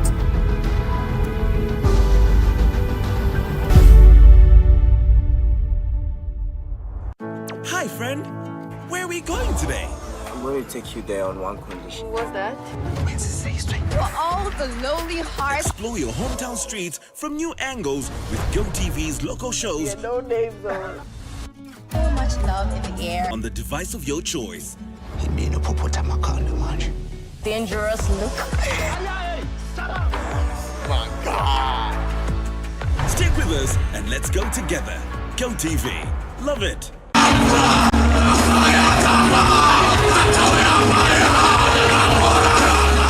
This year, take the first step towards a deeper connection with God and one another. Join us for the Family Consecration Service, a powerful journey of faith, love, and renewal. In 2025, we are called to consecrate our homes, our hearts, and our lives. The Lord is protecting you with His favor this morning in the name of Jesus. May the Lord favor your going out.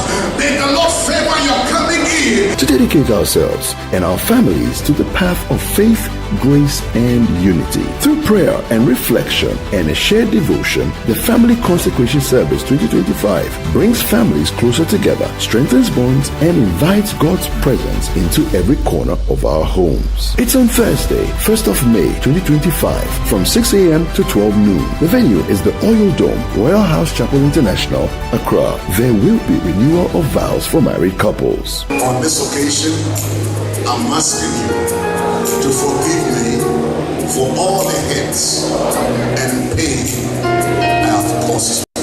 Join countless families around the world as we come together to consecrate our lives in the spirit of love and faith. A consecration for today and for generations to come. Make this year a new beginning. Family Consecration Service 2025 for the love of God and the love of family. Join us this year. Together, let's consecrate our families and our hearts.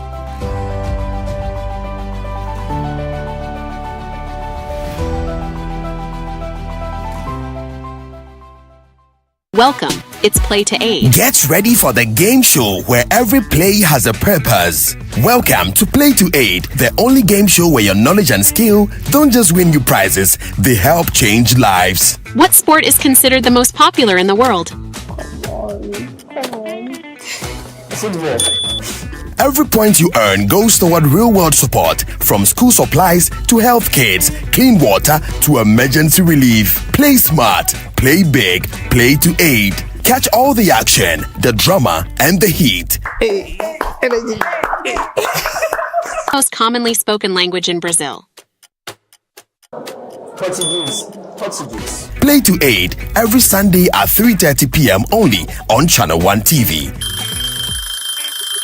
Edna, let's begin. The Play to Aid game show is proudly sponsored by Tang Palace, Giraffe Island, and VVIP.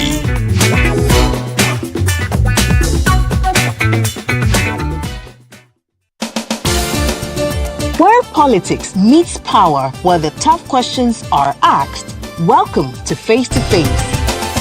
Every Tuesday at 9 p.m., join Umaru Sanda Amadou as he takes you face to face with the key players shaping the future of our nation.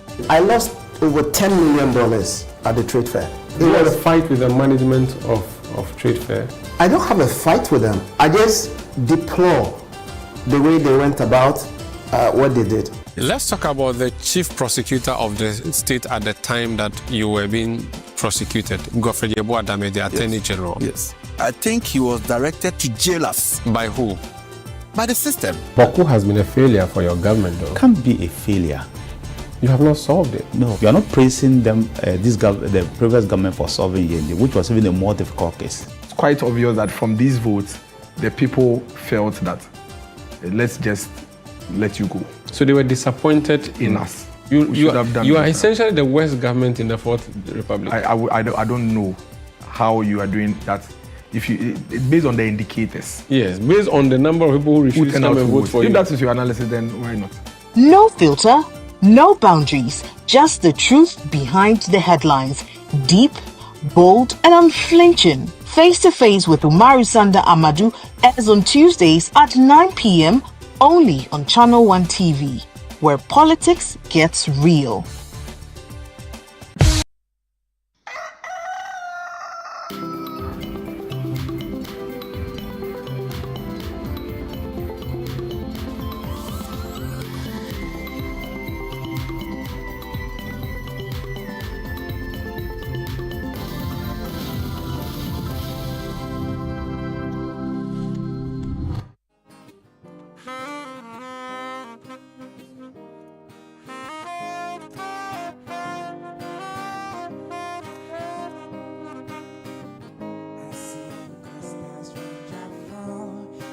Beauty of it all when the sun comes shining through to make those raindrops in my mind.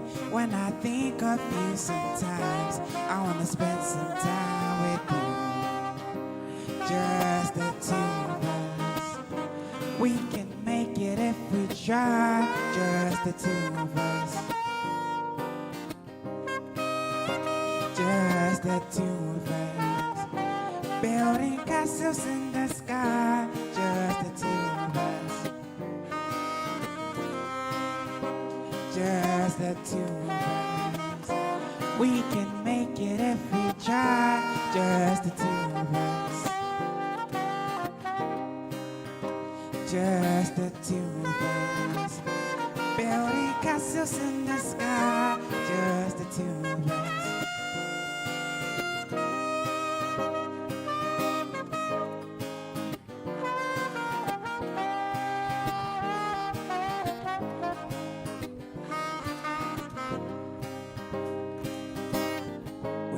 For love, no time for tears. Wasted water's all it is.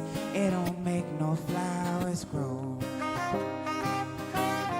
Good things might come to those who wait, not for those who wait too late.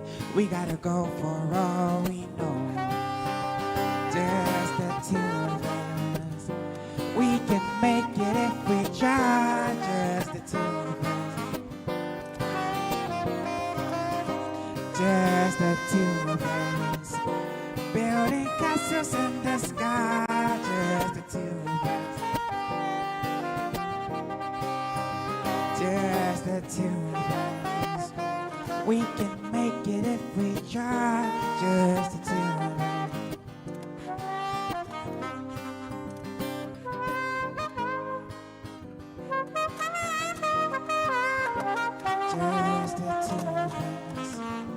Building castles in the sky, just the two of us. Just the two of us. Just the two of us.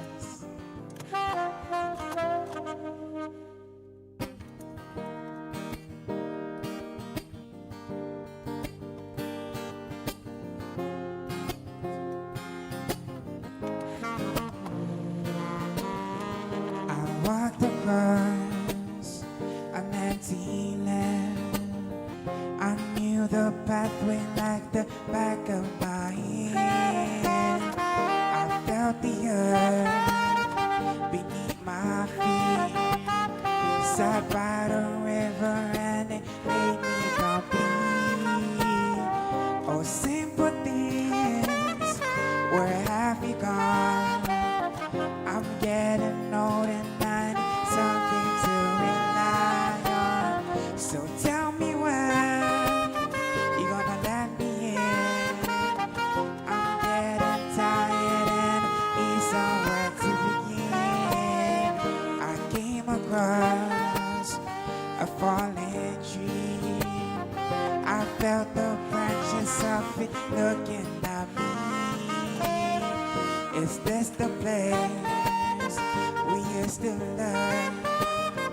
Is this the place that I'm dreaming about? Oh, simple things, where have you gone? I'm getting old and I need something to rely on. So tell me when you're gonna let me in. I'm getting tired and I need somewhere to begin. If you have a minute, why don't we go talk about it somewhere only we know? This could be the end of everything, so why don't we go somewhere only we know?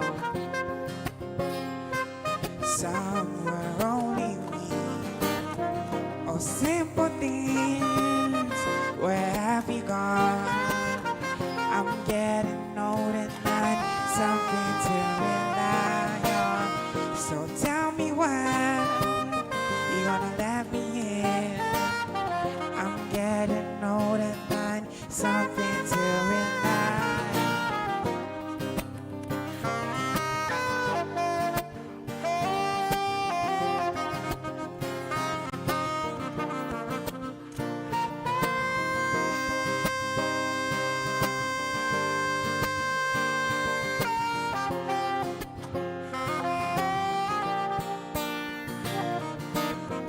Oh, simple things, where have you gone? I'm getting old and I need something to rely on. So tell me when you're gonna let me in. I'm getting tired and I need something to begin.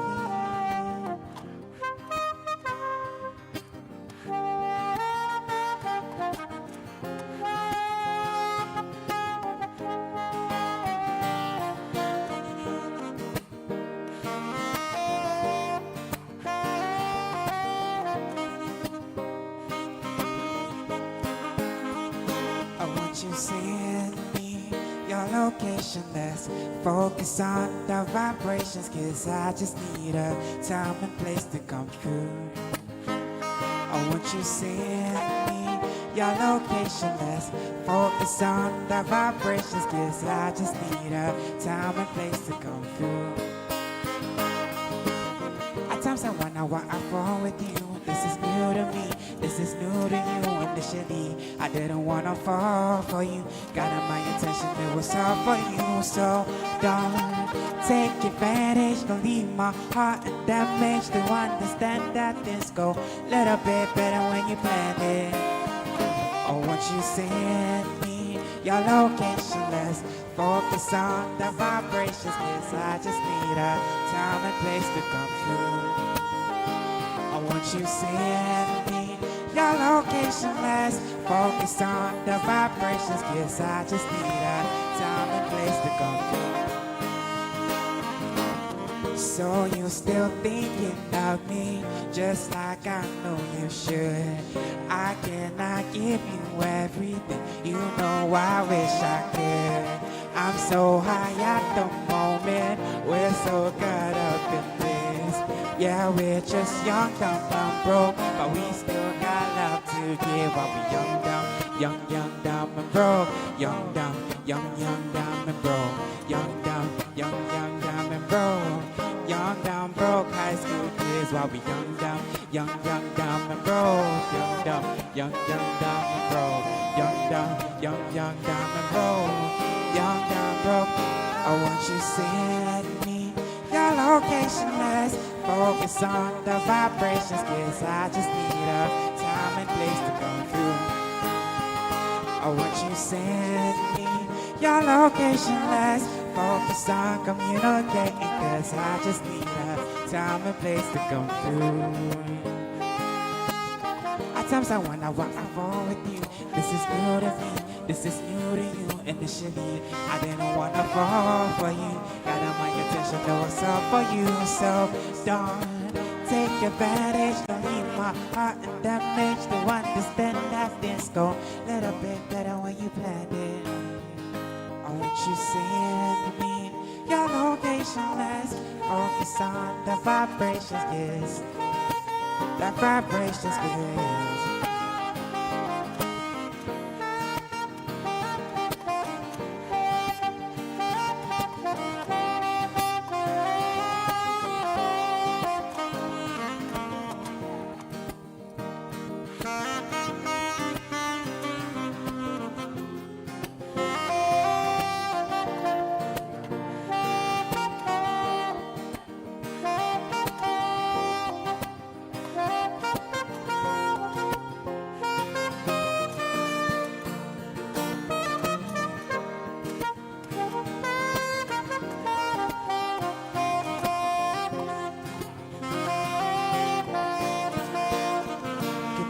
You, baby, could you be my friend? Could you be my lover up until the very end? Let me show you love, oh no pretend. Stay by my side even when the world is giving in. Oh, don't you worry, I'll be there whenever you want me. I need somebody who can love me at my word. No, I'm not perfect, but I hope you see my word. 'Cause there's only you, nobody you, I put you first. And for you, girl, I swear I'll do the work.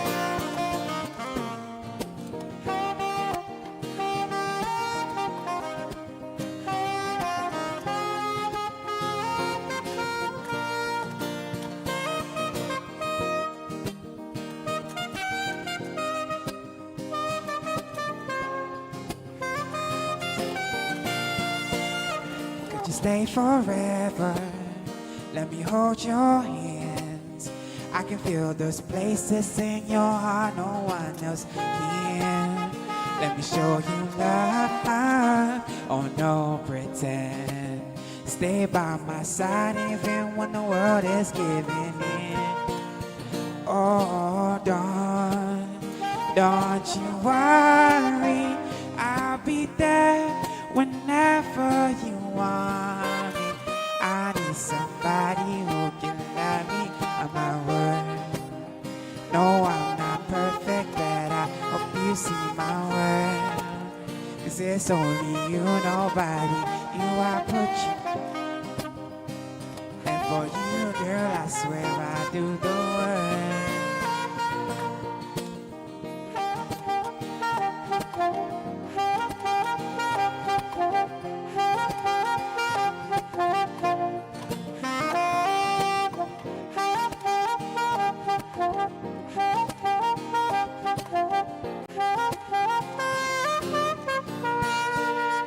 It's only you, nobody you, I put you first. And for you, girl, I swear I do the work. I need somebody who can love me at my worst. No, I'm not perfect, but I hope you see my worth. 'Cause it's only you, nobody, you, I put you first. And for you, girl, I swear I do the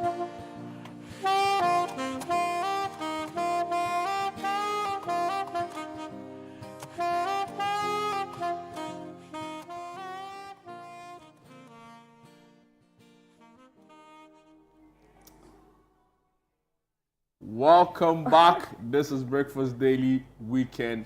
What an exciting performance from Drex Laser. You know, this time around he took it cool. You've been following the show. He's been on this show a couple of times. You know, this time it was, a bit cool. I absolutely enjoyed. There's some jazzy touch to it. Exactly. You know, that's interesting. Really, really interesting. Yeah. Anyway, you know, on this show we have a lot of exciting things we do, and another exciting thing we'll be moving up to shortly is our home improvement segment, where we basically help you make your home more exciting, more comfortable, and a lot more pleasant, right, to your eyes. What's the point of having a home when you're not even excited to go back to it? To go back to it, I know, right? And then you spend your whole time, popping from one bar to the other. Oh, we have a message here, Jude. Let me read it quickly. Right. Hello, good morning, Jude and Eno. I'm Yvonne, watching you live from 2nd D. I enjoy watching your programs. I think we should pray for Cardinal Apia Texan to win the race, because we Africans too can deliver. May Pope Francis's soul rest in perfect peace. Enjoy your weekend. You know, a lot of people in the global south, are yearning for a pope different from what has been the norm in recent times, right? So, especially Africans, they feel like it's time. 20% of the Catholic Church's population is African. About 40% is in the Americas. Europe is also 20%, right? But in Europe, no, they are same as Africa, 20% population, but they are the loudest. Of course. Right? Also because maybe they contribute a lot of money to, right? In a way, maybe the African church doesn't. But the point is that, leadership should African not... money to pounds and euros and dollars. So, yeah. Early on in the newspaper, we were saying to you that the estimated assets value of the Catholic Church was between $10 to $15 billion. How much does Africa contribute to that? That's a big question to ask, right? But the point really is that the black person can do it. Oh, of course we can. I don't want us to narrow down the role of the Holy Father to race and all of that. Right? It's more deeper than that. But at the end of the day, it does come to that. Charlie, me mom there, Cardinal Texan for chop the thing.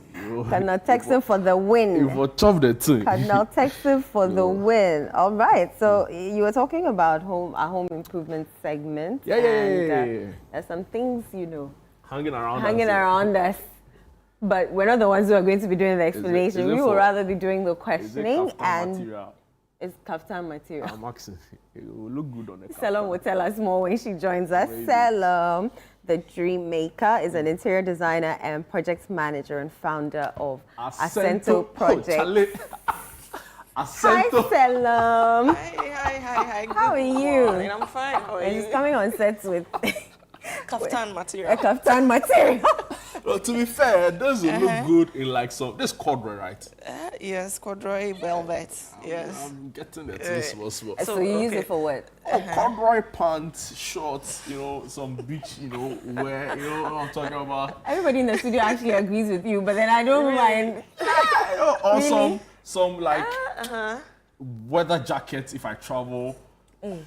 Yeah, it won't look bad on some. I'm not even kidding right now. I'm still struggling to, I can't use skirting material for beach pants. But today we're talking about window wonders, choosing the perfect curtains for your home. Yes, and you came with one. How many types of curtain materials are there? There's quite a lot. Right? You see, we when it comes to curtains, most of the time, you want to consider, first of all, how you want the curtains to look. Do you get it? And how you want it to perform, right? Now, based on that, we can say that there are different types of fabrics that will help you achieve any of these performances, right? Now, for fabric types, there's cotton, there's linen, There is Chanel, right? If you see here, there's some hangings all over here, right? These are some of the different types of fabrics, right? We have. You say Chanel? Yes. Like the bag or the No. designer? Okay. No, CHE. Okay. Rather. So Chanel. This is a Chanel. There's jacquard, there's Chanel fabric, there's velvet, like I'm holding here. Okay. This is also a performance fabric. This is actually a blackout fabric. Okay. When you say a performance fabric? When you say performance, what do you mean? What do you mean? So performance here in our context actually refers to the extent some of the fabrics can go. Do you get it? When it comes to the features, some of the extra features they possess, right? Now you realize that there are some of the fabrics that are either water resistant or heat resistant or stain resistant or sometimes even blackout, right? These are all some of the features of a performance fabric, right? Some of the fabrics we use for either curtains or upholstery. Maybe you just want a fabric that for babies, for homes with babies, right? Sometimes the mothers want something they can easily, either maintain. A performance fabric helps you. Exactly, because so it's easier to clean. Either it's easy to clean. Now, in this case, a blackout fabric, right? Most of the time, the goal is to prevent too much sunlight from penetrating.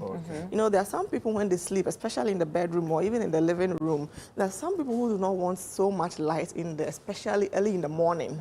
They hate it that the sunlight is going to wake them up. Let me pause you. This I've seen in a couple of homes, not this picture, the one before. It looks lighter.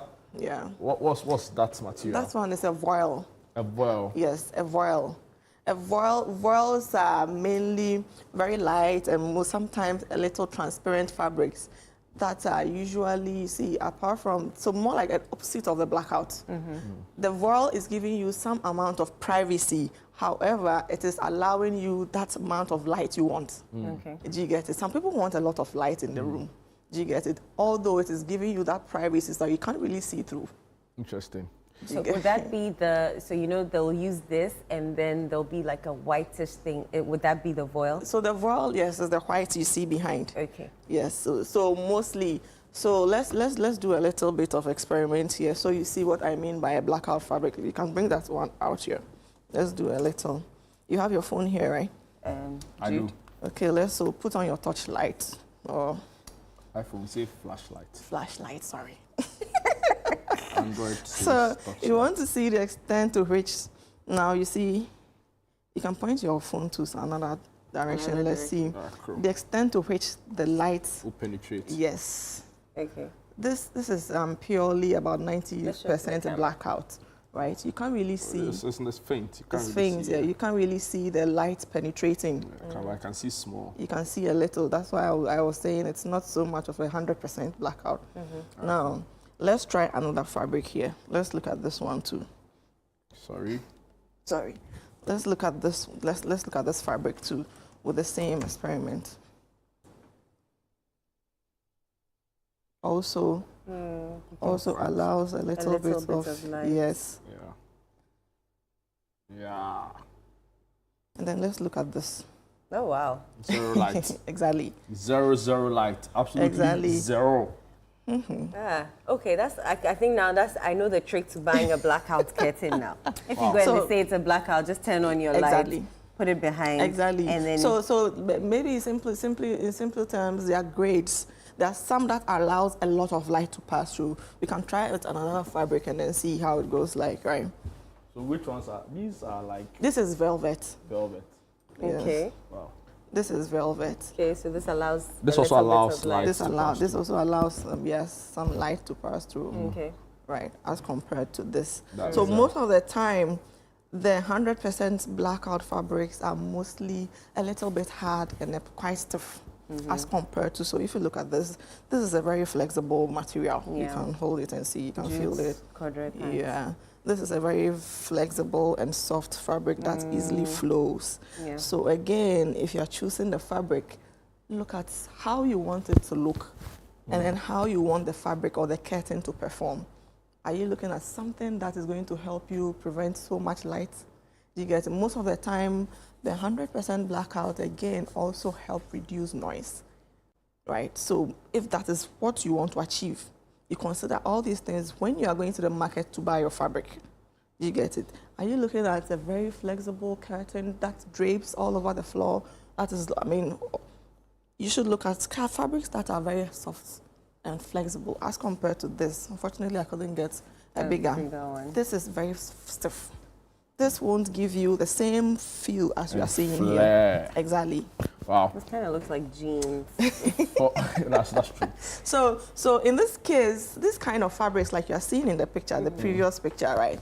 These kind of fabrics are very good for curtains that look very structured and straight. Okay. Do you get it? If that is your goal, some people like that kind of feel, right? And then there are those who like curtain fabrics that are very flexible and flowy and drapery.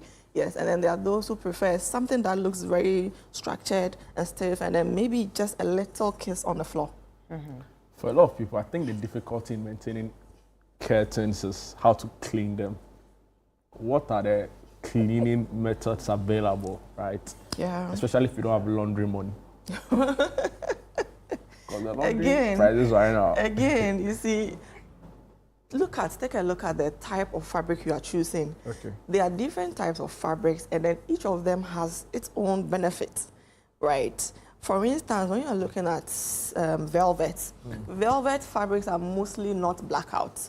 You can bring it and then let's do a little. Velvet fabrics are mostly not blackout, but then, however, they have the ability to hold water for a certain period of time. Okay. So if, for instance, you have water spills on it, if we had a little bit of water, we could have just seen, it's actually going to sit on the surface for a while before it starts absorbing. Yes. In that case, you can easily clean it, wipe it, and then you're good to go. Yes. But then fabrics that are purely cotton, you see, once you pour water on it, immediately it absorbs. So if you have that kind of fear, maybe you have a lot of kids at home and you don't want that kind of. Another close fabric to this is also silk, right? All the silky fabrics are also share similar features. So if that is also another fear, unless probably you live alone, maybe like Jude, and you don't really have an issue with water spillage and dirt and stains here and there. I have an issue with water spillage and dirt and all really, of that. do you pour water all over? Yeah, I don't pour water all over them. But if I buy places that you want me, I can't say this on you pour water TV, all over the place. You'd be amazed at the setup and the feel, of my room. So you did it yourself? I can't. I can't. You can't sleep. Or you don't like staying home because of that? I stay home a lot of the time. I'm a homebody though. I'm not invited to this conversation. But I haven't said anything. I'm looking at the fabric. Let me, for a lot of people too as well, they heard all that you've said, right? Blackout, the various properties, the types, but it's how to settle on what, right? Yes. So you say there are different curtains for like different spaces in your room. So for example, the kind of curtains you use in your hall should be different from what you use in your bedroom, and should be different from what you use in your kitchen, and even your garage, right? And those who do the chamber and hall, maybe chamber and hall, one space where they demarcate. They have like some interesting curtains to use to separate. The new or the contemporary term now is a studio apartment. Studio apartment. So those in a studio apartment, which is essentially one big place that they've divided. Yes. In the demarcation between the living area, the living hall, and the bedroom, it's like some curtains, right? Yeah. But it's a particular type of curtain. So I just want you to put all together and talk to us about the different types of curtains you can use in different places spaces in your place. So first of all, yes, you can decide to go by that route and choose different fabrics, different textures, different features for all the different spaces at home right now. As the features are increasing, which means cost is going to be high. Blackout fabrics, especially this type, are quite expensive.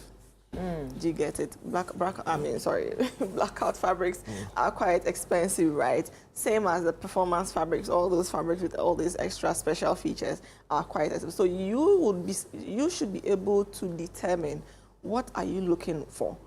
Are you looking for privacy?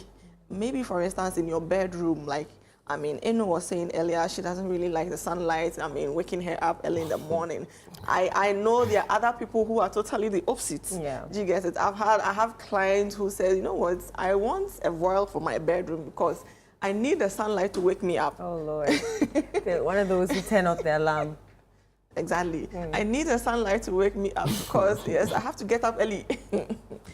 Other than that, I would oversleep. Yeah. So in that case, it means you have to, you are looking at something that's going to either block sunlight for you or allow more light inside for you. That should be one of the options you are looking for. Are you looking at reducing noise? Maybe you live in a church-prone area. A lot of all-night services, early morning services going on, and you want to reduce. They do 24-hour service. 24 so maybe you want something. 24-hour economy is exactly. So that's something you really want to focus on. Another person wants privacy. So privacy, for instance, I mean, definitely in a bedroom, you want some amount of privacy. So most people don't want to consider a voile only, although there are voile materials that are actually not transparent. Right. You get it? So you should consider all these things, the amount of light in your room. Some of the fabrics are the blackout fabrics actually because they don't allow any sunlight inside. It means you should really have a lot of artificial light in the room. Amazing. Yes. Let me just ask you to, kill my curiosity. You talk about blackout fabrics, yes. Right? Are there noise out fabrics? Don't shout, Yeah, so yes, those are insulations. So like I said, some of the blackout fabrics, they are fabrics, mostly the heavy ones, and some of the, upholstery fabrics help reduce noise. Okay. Yes, they actually, really? Yes, they help reduce noise. So they're heavy? Yes. But they can't completely black out the noise like they black out the light. Yes, not really.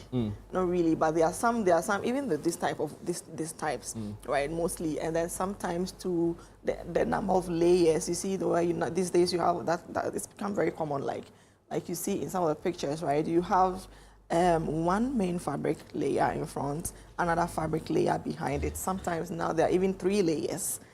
So yes. And we abuse. Those are all giving you a particular look. I mean, they add some amount of aesthetic as well as helping you block either the noise. Do you get it? Do you get it? So these are all things you want to consider. I want fabrics I can easily maintain. Right. Do you get it? I don't want something I have to be washing every week here and there. You just need to wipe it and then you are good to go. Get black and red like Jude's friend. Yeah. Does color matter when you're picking out? Yes, yes. Curtains for, whichever area in the house you're putting curtains in? Yes, does color they do. Really matter? I mean, so curtains are really one of the major features, elements of the room.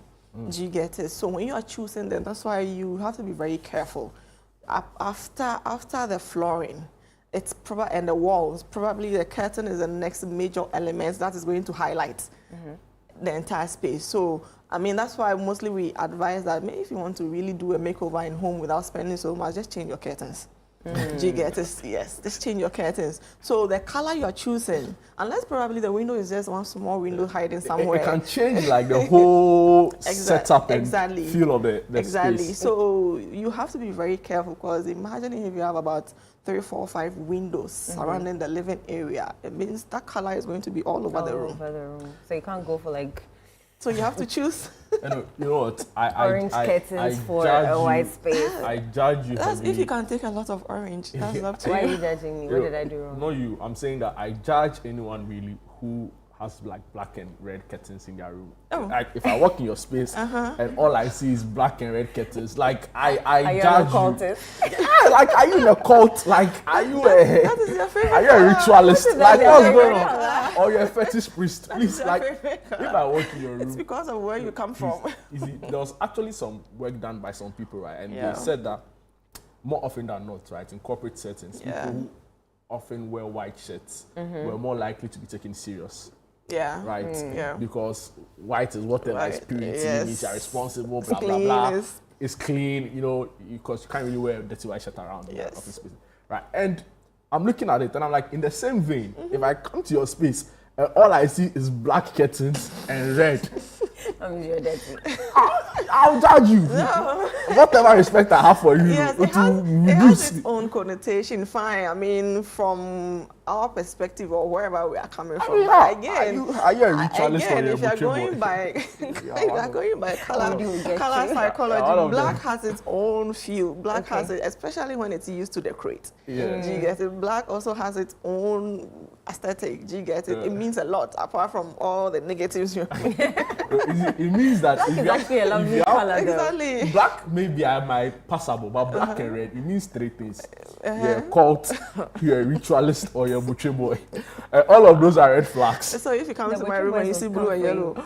Blue and yellow. Blue and yellow. It's actually, I can see my mother actually doing that because my mom's favorite color is blue. Okay. Blue and yellow is a match, right? Yeah. It's a match. Really? Yeah. So about black and red. Black is a red flag. Let me ask about, so when you're draping the curtains, that's what they call it, draping the curtains. Is there a particular way to drape it, or you can just put it on the rod any way, anyhow? They used to use ahoma. You know that. And that's,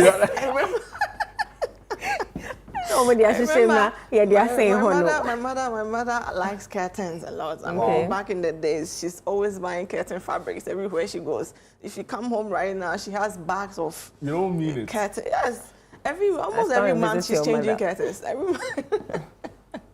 You see, now you want to measure. Mostly, you have to, if you want to go by that style, that means you need to measure the entire wall. Right, the height, and then add some extra inches to be able to achieve that. So yes, so it's either you are doing this, which is just a little kiss on the floor, right, or you want it to go extremely like this. Okay. All right. You get it? Okay, that's a bit much when you're mopping and cleaning. To some people, back in the days, this type of, style, together with the velvet in a traditional era actually was one of the most expensive fabrics, right? Now to get it this way, to drape all the way on the floor means that, you have money. Do you get it? It gave that kind of feel. That is where it's this whole idea. But then again, like you just mentioned, that's also a disadvantage. You should be expecting. So there are ways you can set up your curtains that will give you will give off rich man vibes. Of course. So which one is the poor man vibes? So people are always shaming. Always shaming poor people in this town. You have to stop that. That's exactly what I know. I only mentioned royalty. So you can watch the way someone. Brought in poor people. Why if there's royalty there? It's broke. So you can watch someone's curtains and say that this person. No, not necessarily, please. Jude wants to put you in trouble. Exactly, not necessarily. Or maybe the best I could say is this curtain is not professionally done. Okay. Or it wasn't done by a professional. Okay. Exactly. So when you're fixing it on the rod, I see some people have hacks where they'll put tissue in between so that the folds can be maintained. Yeah. So you see how this picture is giving us, right? Yeah. Now, the one before this. Yes, one. even this one. Even here you see, it's giving you that kind of fold. Over here they didn't use any tissue holder. That paper thing in the in between. They didn't use it. So it's how you calculate the type of fabric you use, and then how you calculate the quantity. Okay. Yes, the quantity. So let's assume that the window, this is the size of the window. Okay. Right? You are not going to buy fabrics exactly the width of the window. Extra. You have to multiply it. Do you get it? Right. So that, because if you do that, if you use this exact measurement, it means you're just going to get the curtains flat like this. So you won't get the folds that you want. Do you consider blinds as curtains? Blinds are not curtains. Blinds are just another type of window treatment. Right, those are hard window treatment for, for me, I would say for different types of spaces, or they give different looks altogether. But will you say they perform the same functions as curtains? Of course, yes, for privacy, yes, they both give privacy. But now the look also matter. Yes. So it's just an aesthetics kind of thing, right? Aesthetics, not and then but also functionality. For functionality, yes, they are all giving you privacy. They are all covering the windows. Do you get it? But now, how they look, like if you remember, I mentioned earlier that you want to consider how you want your curtains to look, and then how you want it to perform. Right? Now they are all performing the same function. Apart from that, are they giving you the look you want? The blind is giving you a different vibe, a different mood altogether as compared to a curtain. Okay. So it depends on what you want to achieve with the look. Do you get it? Are you cool? So you know when you pull your curtain back, yeah, the thing that you use to hold it, it's either this type holder, of fabric, or a curtain holder, a tie or bag, sometimes or it's hook. metal, Yes. or it's a hook. Is that when you buy your fabric, do you consider that, or does that automatically come with the window? No, it doesn't come with a window. You buy that separately. So if you notice in the first picture you were showing me, sometimes, especially with those ones we call tie backs, right? Mm-hmm. Those are purely like this. Mm-hmm. Those are purely fabrics. Okay. So in some instances, you can use the fabric of the curtain to sew it for consistency's sake. Yes. Sometimes you can also get a different material altogether. There are some that are already made, right? There are some that are already made. Maybe you just want to add a contrast. Yes. So you can get that, or let the person actually use the same fabric. Depends on what you want to achieve. Yeah. Mm-hmm. Oh, Salom, I've had a good time talking to you. Are you sure? Absolutely. I It's the first time Salom was there. Are you sure? Yeah, I know. It was actually interesting because I realized a lot of things I thought I knew about curtains. I really didn't. No, you change your curtains. My curtains are actually quite cool. I'll send you a picture. Are you sure? Yeah, but I need to get one for my room, right? The one in my. I'll come and do an inspection. I want the blackout. You're absolutely invited. I need a blackout. Right. So now I know what to do. Put a light behind the fabric and check. Yes. Yeah. That's all time allows for another exciting part of the conversation this time. They call it window wonder, right? Yeah. I like the way they culture together. A major takeaway from the show is that don't use black and red curtains. Be innovative. Be let your creative juice, come together. You're not a ritualist. And if you can't, you can always call Salom. Exactly. Salom is always available to help you do that. Thank you so much for your time. It's always amazing having you. We'll take a quick break, right? Yeah. When we are back, there's a lot more coming your way right here on Breakfast Daily Weekend with myself, Jude Duncan, and of course, Eno Safo. Don't go away. Don't go away.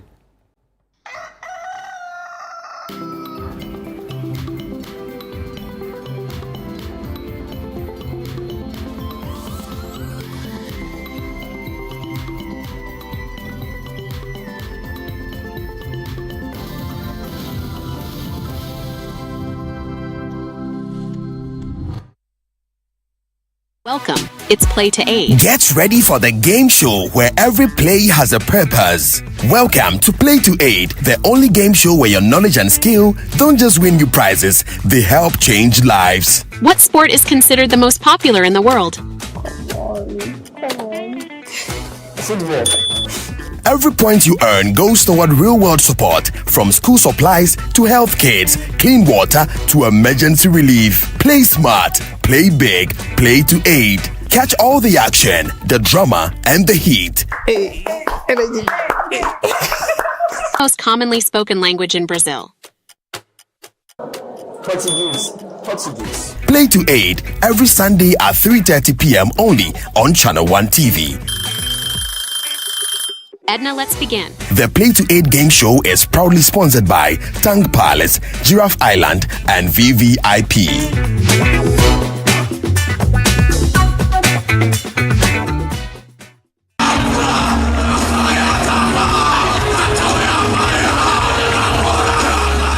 This year, take the first step towards a deeper connection with God and one another. Join us for the Family Consecration Service, a powerful journey of faith, love, and renewal. In 2025, we are called to consecrate our homes, our hearts, and our lives. The Lord is protecting you with His favor this morning in the name of Jesus. May the Lord favor your going out.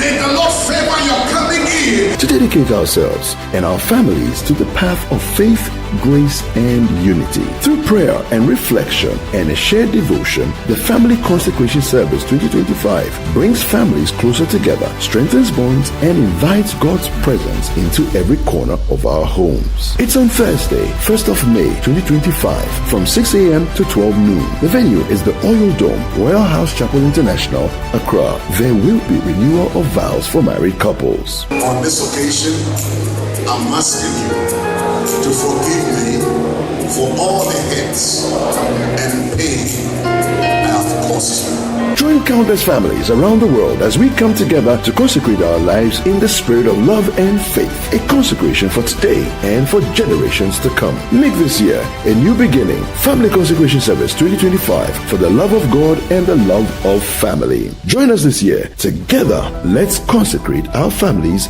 and our hearts.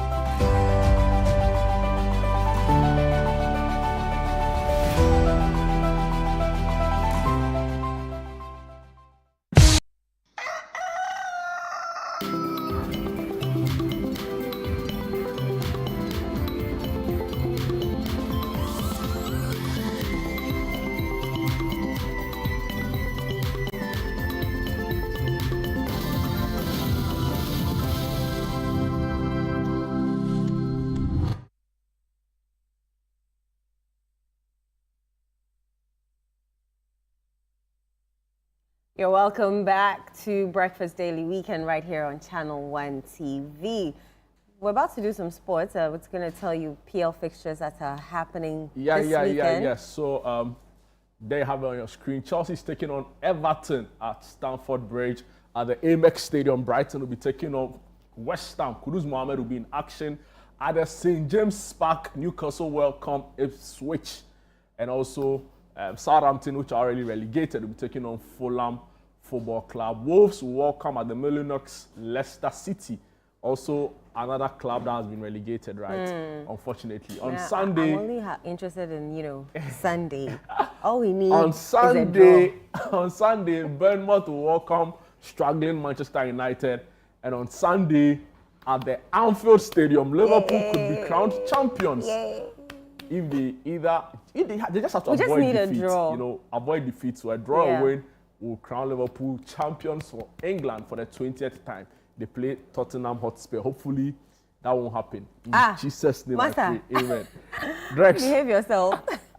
Amazing. What team do you watch football? What team do you support? Real Madrid. Real Madrid. The way you laugh before you talk the truth, so wait. Wow, cool. Amazing. No team in England. Spurs. That's why.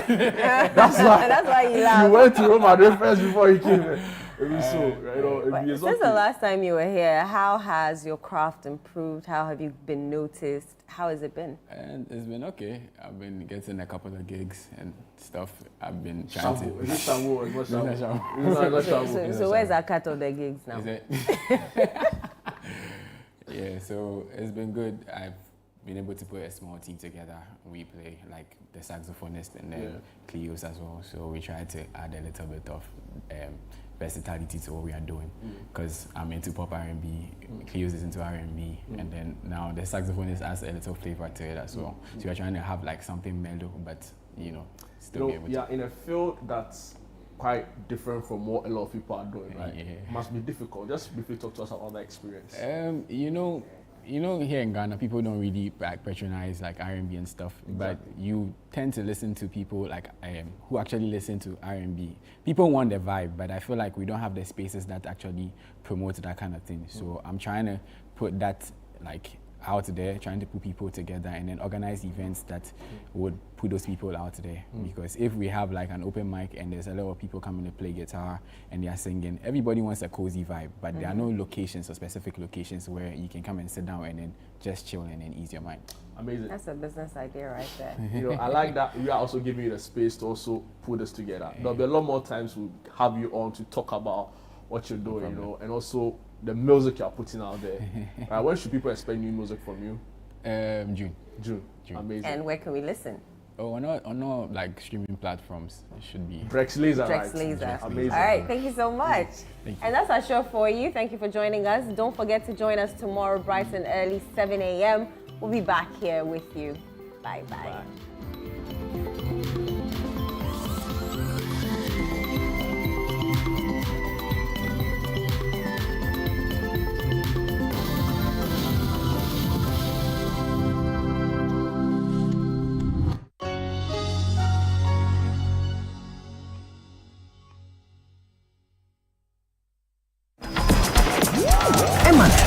Watching only the best thing ever, because these holidays the joy never stops. Picture this. The home is filled with low moments and intense drama from the local shows. With Serie A, Premier League, and even WWE. The kids are hooked up with adventures and fun learning. Yes! I love pie. I love you and pie. So stay connected to entertainment anywhere with GoTV. GoTV, love it. Let's get into the world of sports like never before. You know how we do it on Fridays. Join us every Friday at 7 p.m. on 97.3 City FM for Sports Panorama, your ultimate destination for all things sports. One of the biggest scandals in this country's history. You can't spend 250 million USD and come out with that. From the thrill of association football to the excitement of basketball, tennis, athletics, and even emerging sports, we cover it all. Whether it's the Premier League or the latest NBA showdown, we bring you the stories behind the stars. Getting an opportunity to become a national team coach, he should understand the politics around football. And don't miss the prayer of the rabbi. Joe was Zebal. How Zebal there? Zebal won Chaboke. We're not just about the games, we're about the community. If you are going to be given this kind of treatment, then you need to be that guy. When I look at him play, he is not it. Or when it's time for Don't Call Me. Moria picky. Join the conversation as we connect with fans across the country and beyond. Want the latest updates? Send us your thoughts and we'll feature your comments live on air. And remember, we like to hear your predictions for matches and your thoughts in general. Think you know who's going to win? Let us know. Big shout outs to my YouTube people. Tune in every Friday at 7 p.m. only on 97.3 City FM. Sports Panorama, where sports come alive.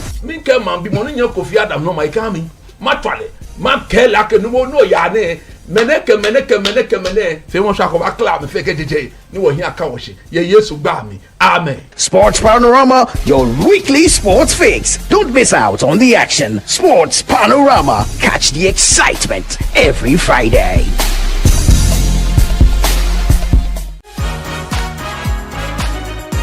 From trash to treasure, meet the man who, in his quest to save his own life, decided to make the environment more bearable. What problem did you want to solve? So the pollution problem, right?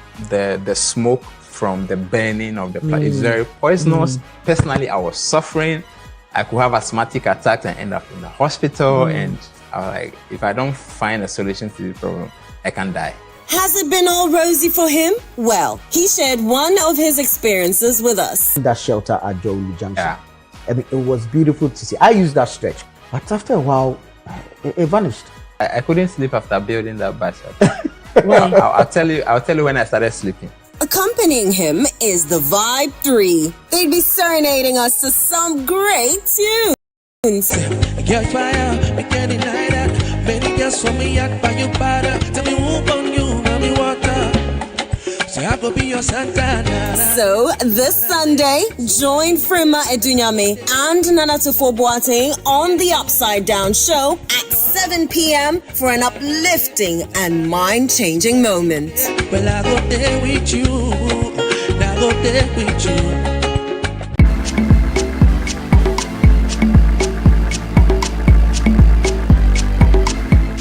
We're doing something quite interesting. We're making red eba with fried turkey and sauteed or stir-fried vegetables. Put that on fire. What's cooking? Wow. Taki is cooking. Turkey. Yeah.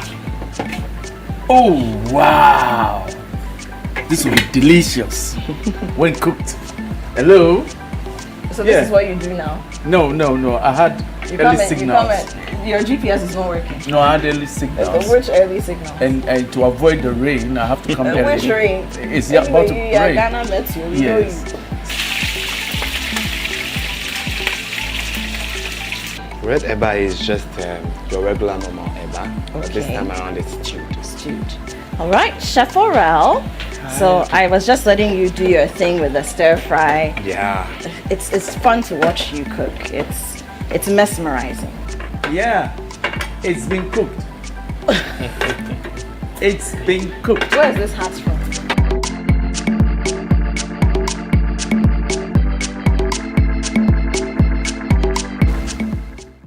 What's Cooking is brought to you by Tasty Tom, Kivo Pepper, and Susie Herbal Center. This April, 97.3 City FM invites you to join us for a powerful journey of faith, reflection, and connection in our seasons of prayer. As we step into this season of renewal, we bring you a month-long special encounter that will uplift your spirit and strengthen your soul. Whether you're seeking peace, guidance, or simply a deeper connection in faith, this is the perfect opportunity to come together in prayer and find inspiration in the midst of daily life issues. It's time to reflect, refuel, and reconnect. So, mark your calendars, gather your loved ones, and be part of something truly reviving. Seasons of Prayer is on 97.3 City FM this April. Stay tuned and let's pray together for brighter days ahead. It's from the 1st to the 30th of April 2025. Tune in to Midnight Cry from 12 a.m. to 1 a.m. This is your day from 4 a.m. to 6 a.m. and Prayer Encounter from 12 noon to 1 p.m. Call 0244-981112 for more information. Let the power of prayer guide you this season. Seasons of Prayer is powered by 97.3 City FM.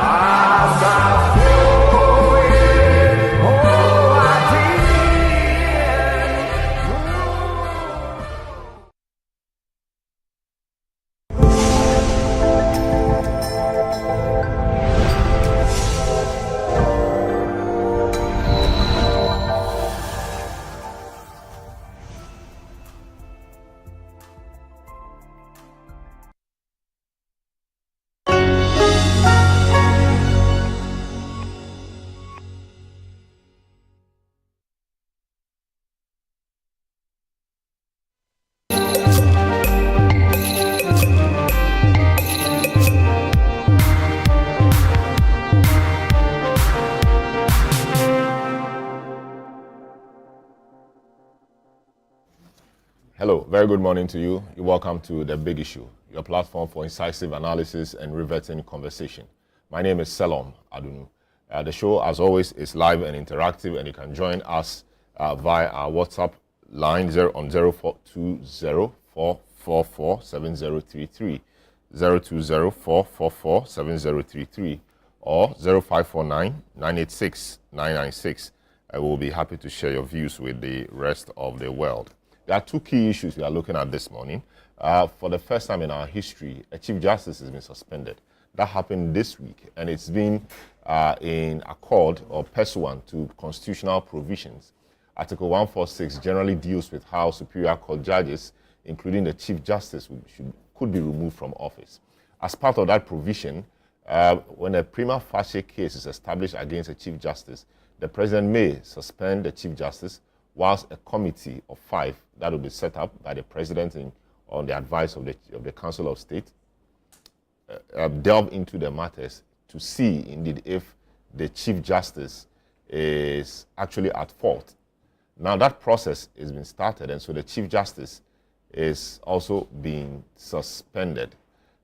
This has drawn many comments from many quarters. The GB has spoken, the MPP has spoken, other political parties have spoken. Today, we will look at what the key issues are. We'll look at the reactions. We will delve into the specific provision and see if anything could have been done otherwise. That is a major matter we are discussing today. In this week also, we saw some activity at the Tamale Teaching Hospital. The minister, upon news that a patient had died at the hospital, which generated a lot of uproar on social media, paid an unannounced visit to the facility. While there, he interacted with some of the medical practitioners there, including the head of the accident and emergency unit. That interaction almost became an altercation. The doctors got angry and felt that one of their own had been attacked. in response, they suspended services for about 2 or 3 days. It had to take the Yana Abukari, the overlord of Dagbon, to intervene to get them back to work somewhat yesterday. They say they are still deliberating, but the Yana promised that if they are interested, he will facilitate a meeting between the doctors and the minister. The doctors want an unqualified apology from the minister and also to supply them all consumables and equipment they need to get their work done properly. Indeed, the doctors had complained that they did not have consumables, they did not have some equipment, they did not even have water to work with, which made their work difficult, and they have just been improvising. So if they are improvising and an unfortunate incident of a death of a person happens, I think the general thinking amongst them is that the public should be a bit empathetic towards them as well, and the minister, who is their boss, should also understand the situations better rather than exposing them to ridicule. I don't know where you stand on this, but it has been a major discussion point also in the week. We will look at that also in some detail. I'll take a short break. When I return, I will provide you some updates, introduce my guest, and we'll get a discussion underway. Once again, this is The Big Issue. You are welcome.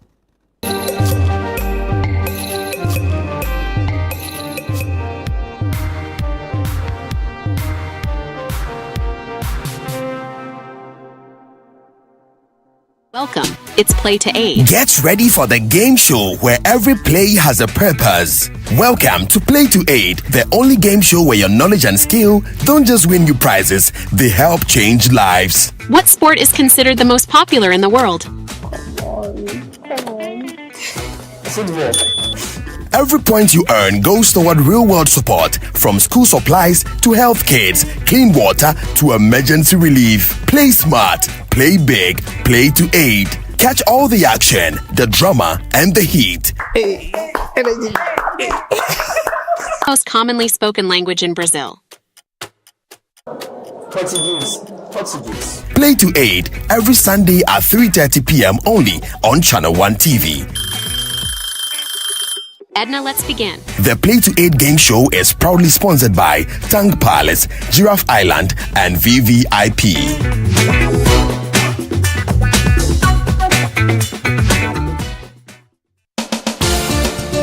Where politics meets power, where the tough questions are asked. Welcome to Face to Face.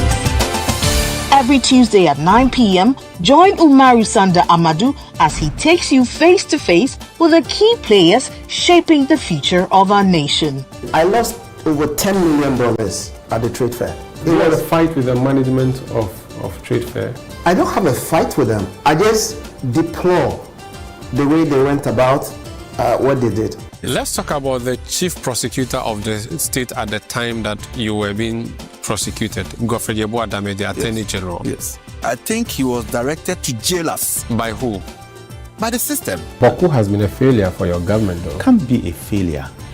You have not solved it. No, you are not praising them, the previous government for solving Yende, which was even a more difficult case. It's quite obvious that from these votes, the people felt that let's just let you go. So they were disappointed in us. You are essentially the worst government in the Fourth Republic. I don't know how you are doing that.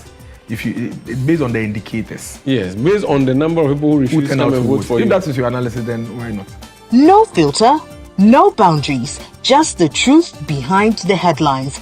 Deep, bold, and unflinching. Face to Face with Umaru Sanda Amadou airs on Tuesdays at 9 p.m. only on Channel 1 TV, where politics gets real.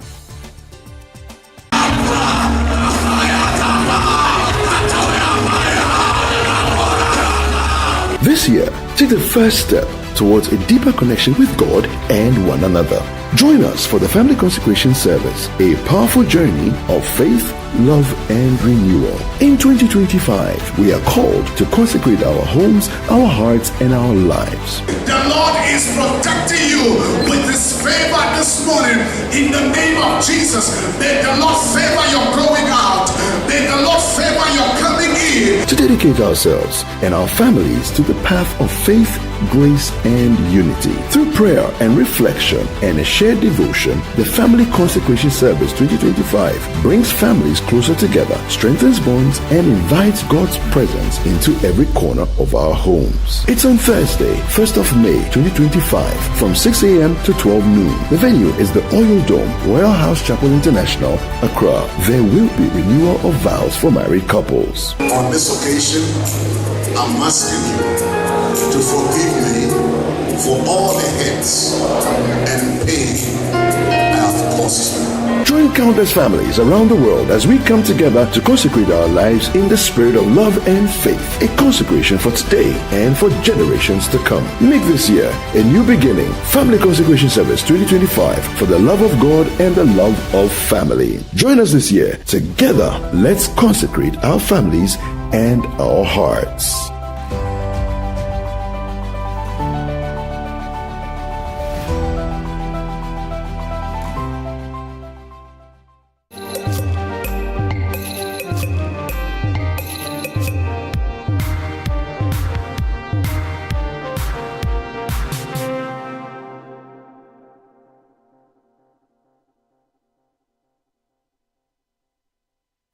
You're welcome back. This is the big issue on 97.36 FM, of course, on Channel 1 television and also on our socials.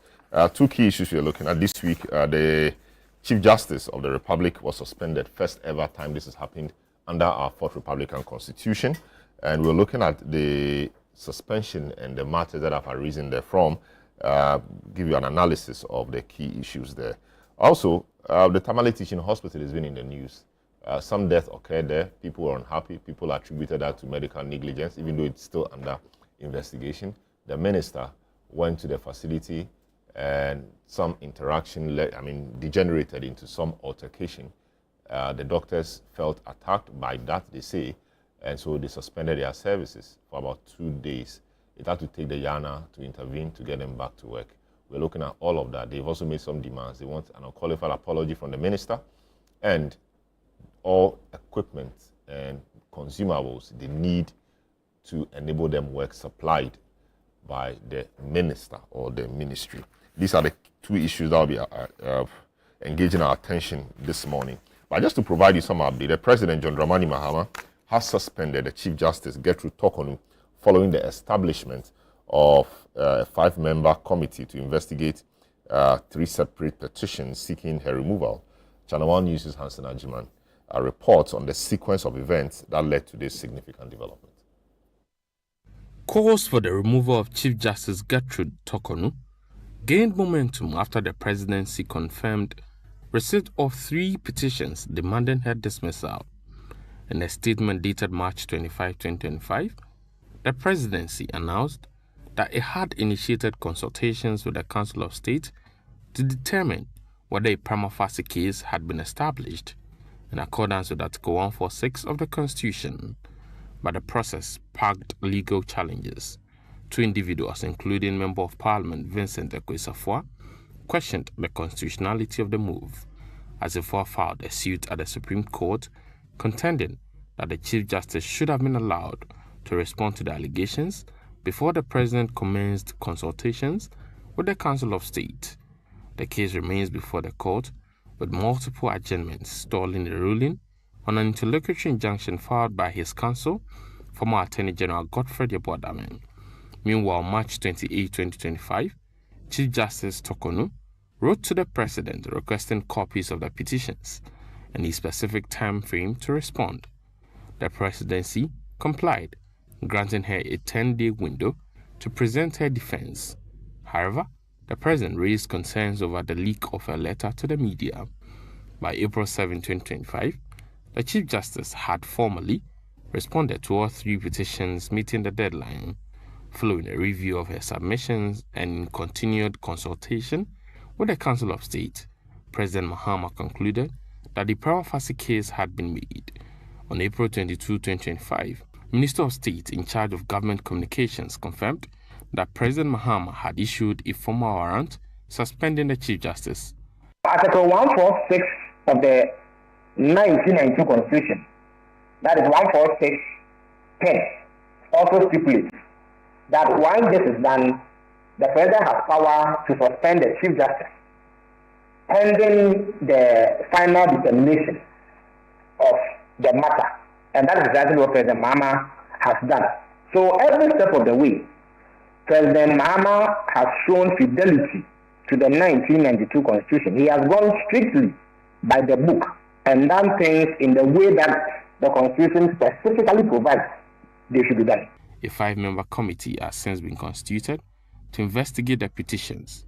It includes Supreme Court Justices Gabriel Pullman and Samuel Esiedu, former Auditor General Daniel Yadomlevo, Major Flora Dalugu of the Ghana Armed Forces, and Professor James Jissa of the University of Ghana. In line with constitutional provisions, Justice Paul Bafuboni has been appointed acting Chief Justice pending the outcome of the investigation.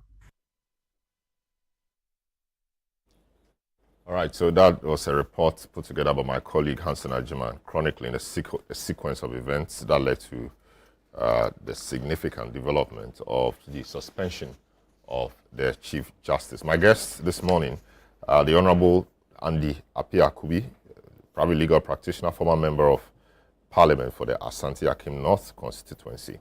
Justice Abdullahi, private legal practitioner. Professor Kojo Apieje-Etua, Professor of Law at the University of Ghana School of Law. Also, Abraham Amaliba, who is Executive Director of the National Road Safety Authority, and of course, the Director of Conflict Resolution of the NDC, a former Director of Legal Affairs of the National Democratic Congress. These are my guests this morning.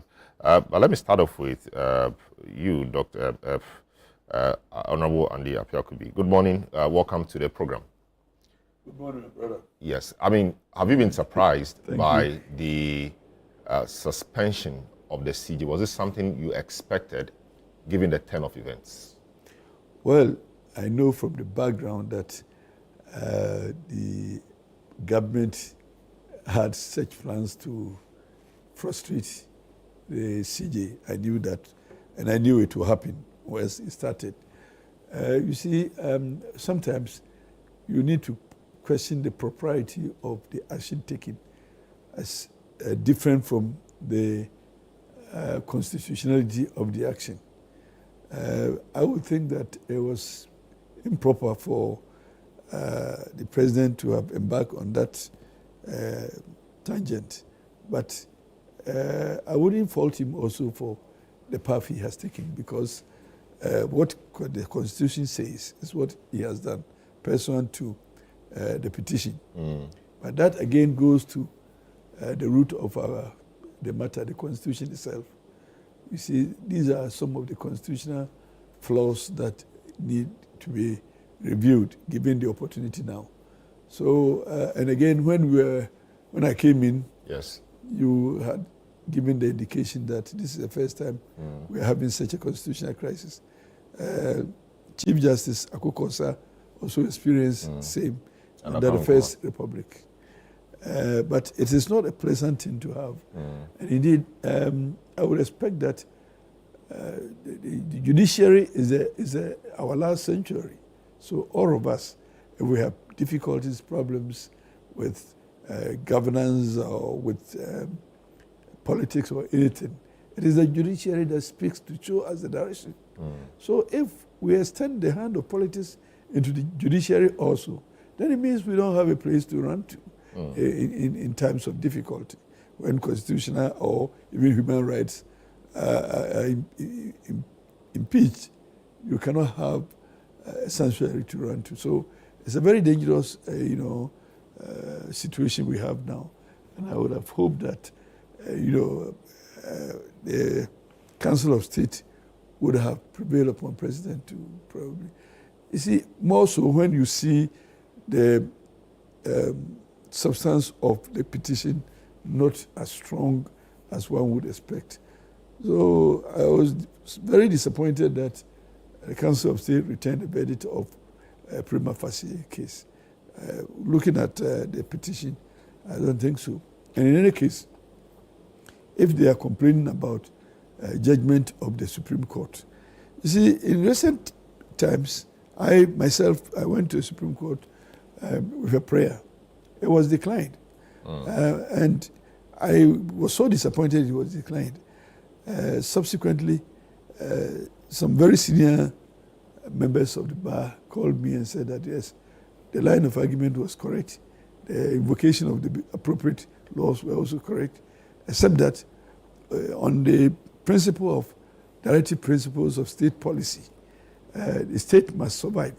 So you don't do things that will undermine the security of the state. And in any case, if, for example, the decision had come to me, the consequences thereof would have been untoward for the whole country. For the state. So, and I understand. For example, if you are to overturn the chieftain of an existing chief and say, no, you cannot be, let somebody else come. You see the uproar that it will come. So, well, I lost the argument because I lost the case, but upon sober reflection and upon consultation with very senior members, I understand that it will be better to sacrifice a personal interest than to sacrifice a communal interest. So, and sometimes you can't get the reasoning the way you expect. So, and I'm saying that the court may consider the consequences of a decision this way or that way. So we don't have to question so much. But again, in the court system, you have a right to even challenge the decision of the court.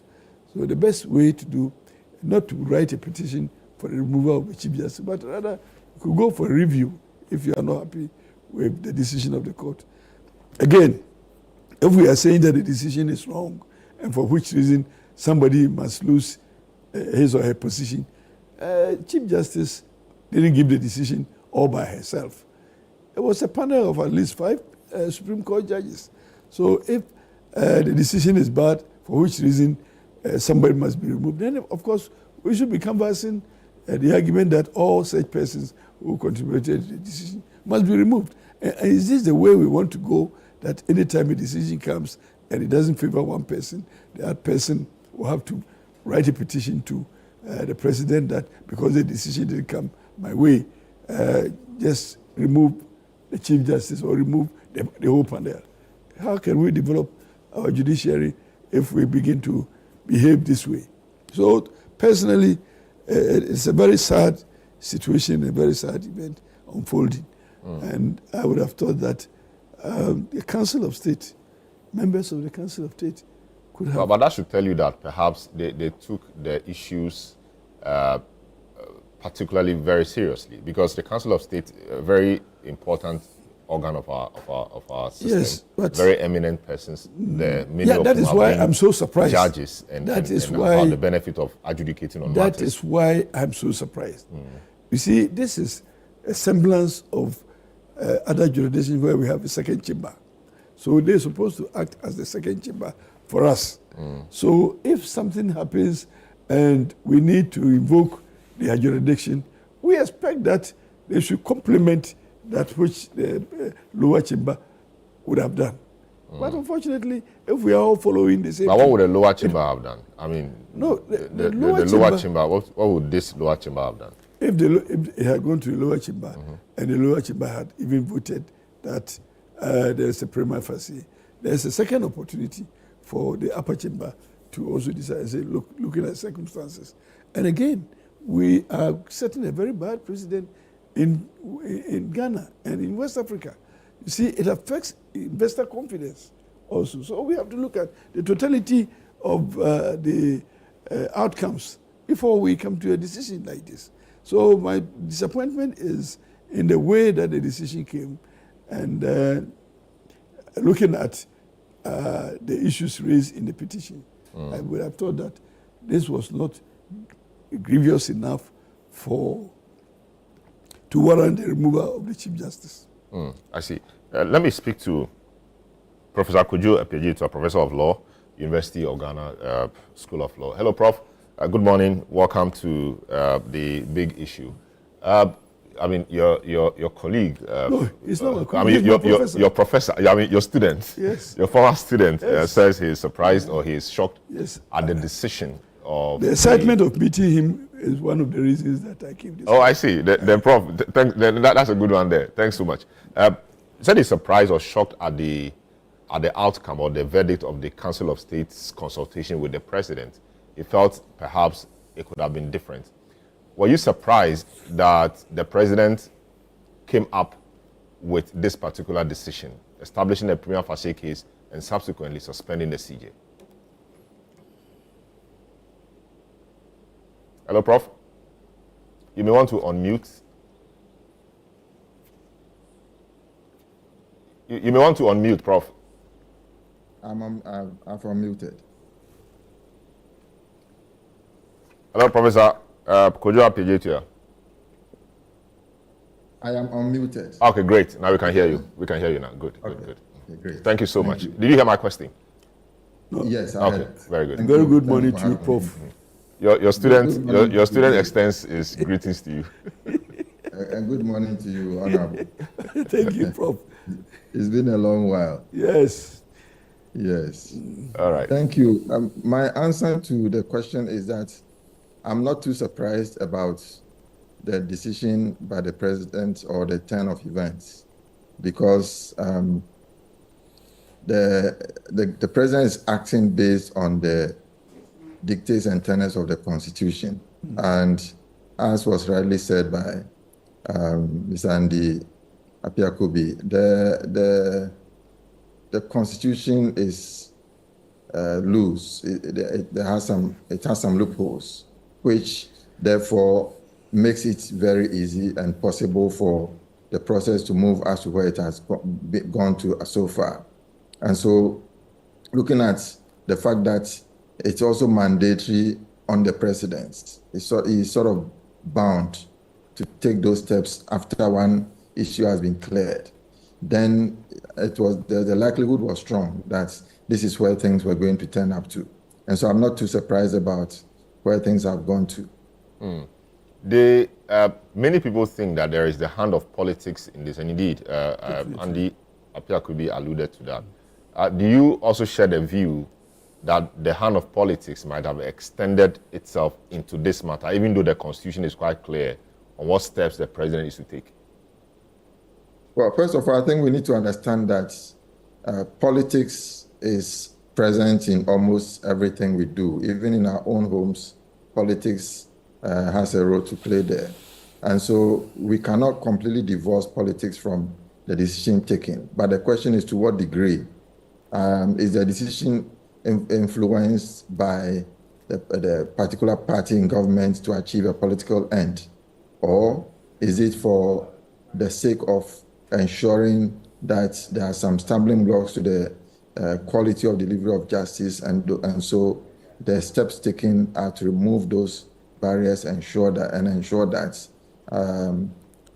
quality of justice is improved, and it also enhances our democratic credentials as a state. But I think the politics part, which we have seen so far, has degenerated to a certain level, which is not or does not augur well for to ensure that people would even accept the processes that are ongoing and to accept the final decision and outcome. And secondly, whether it may also lead to a politicization of further deepening the political divide that we have in the country. And that is where the worry is. But definitely there is a little bit of politics into it. It's normal, it's as usual. Yes, but as we, it's unacceptable. And that is why we need to tread carefully and to be able to ensure that we allow the system to work and we don't interfere so much and criticize so much, but allow the system to work, because it is as dictated to by the Constitution.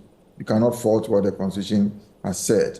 But what we are saying is that the Constitution itself is faulty when it comes to issues regarding the appointment of the Chief Justice, as well as the removal of the Chief Justice. How do you mean by the Constitution itself is faulty? Of course, many people have spoken variously about the Constitution. Of course, there's a process to remove the president. People think it is tighter there's a process to remove the Speaker of Parliament, the other two arms of government, quite tight, 3/4 and then 2/3 in both cases. But in the case of the Chief Justice, you don't involve Parliament, a petition is needed, and the steps have been detailed.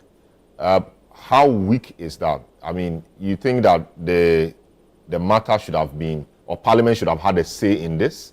You know, how weak is it, and how do you think it could have been done? There are a number of weaknesses. For example, the whole process seems to be opaque. Transparency is lacking in the process. And so you receive a petition, and it could be just one petition. The party against whom the petition has been raised may not know the contents and to have the opportunity to react to that until the yes. That option wouldn't have been available to the Chief Justice. So that is one major weakness with that process for removing the Chief Justice from office. I think number two will be the role of the Council of State. The Council of State, as we know, is not as independent as one would have expected it to be.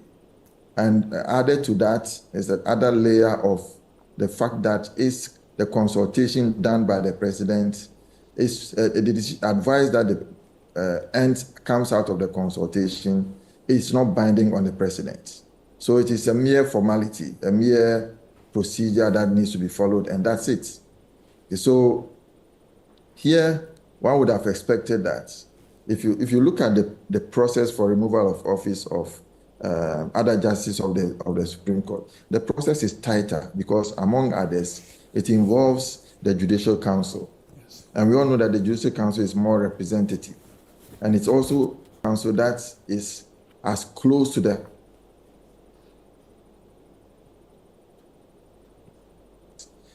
even in the case of Nigeria and India, the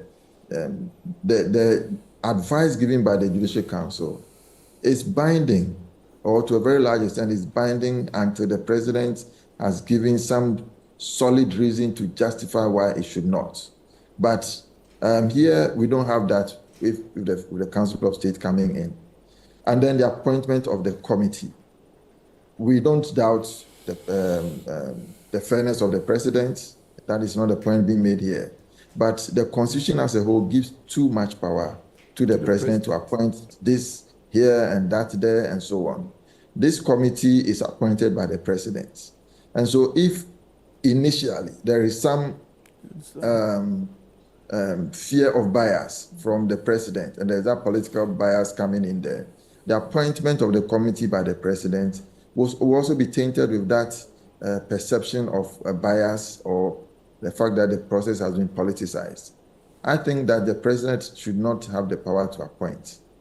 It's not to say that without the credibility of those that the president has appointed now, but the fact that the president does so, even if he does it with all the integrity and honesty and no bias in the process, there's this that still there will be that concern about the nature of the composition of the committee and therefore the outcome that it will come to.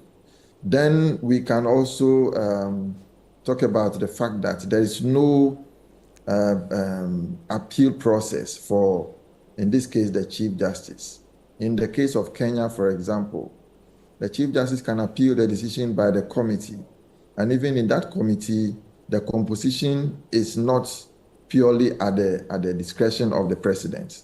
It involves somehow the Judicial Committee, the Judicial Council, and that the name given it has a judiciary in it. So it's similar to the Judicial Council determining the case against the Chief Justice. And there's also the possibility of appealing that decision.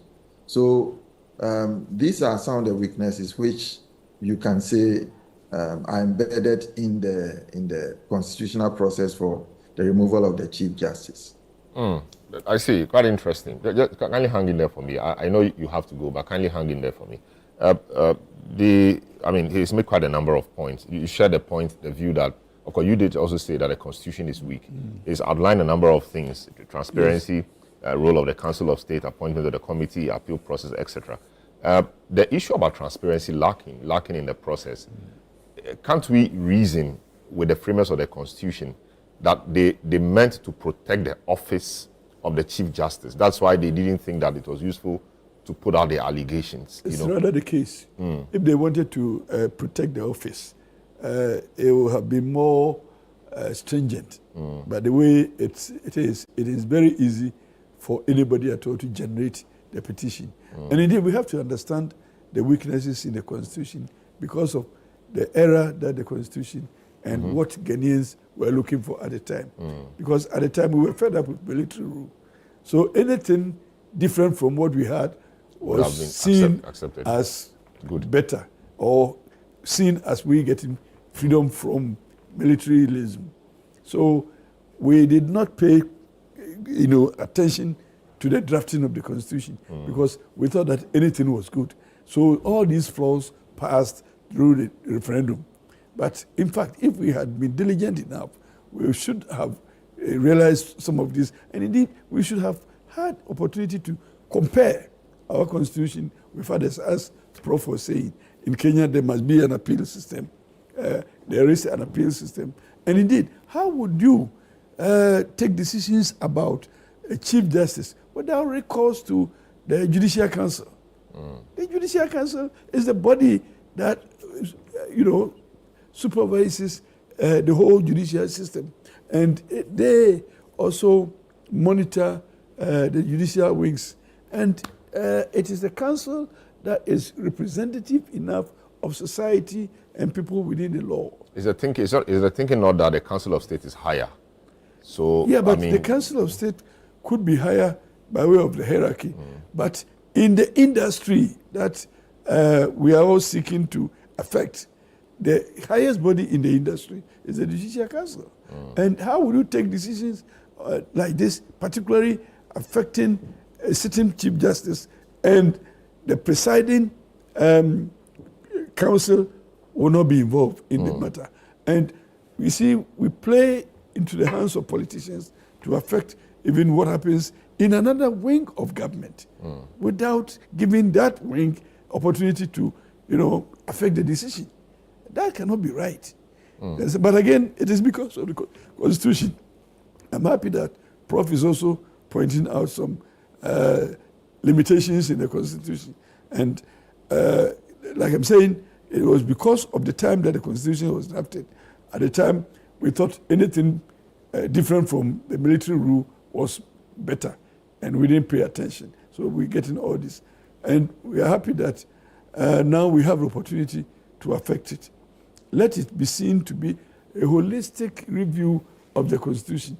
In fact, Prof says something, and I want to agree with him, that constitutionalism, as they taught us in law faculty, is about how to distribute power effectively and judiciously.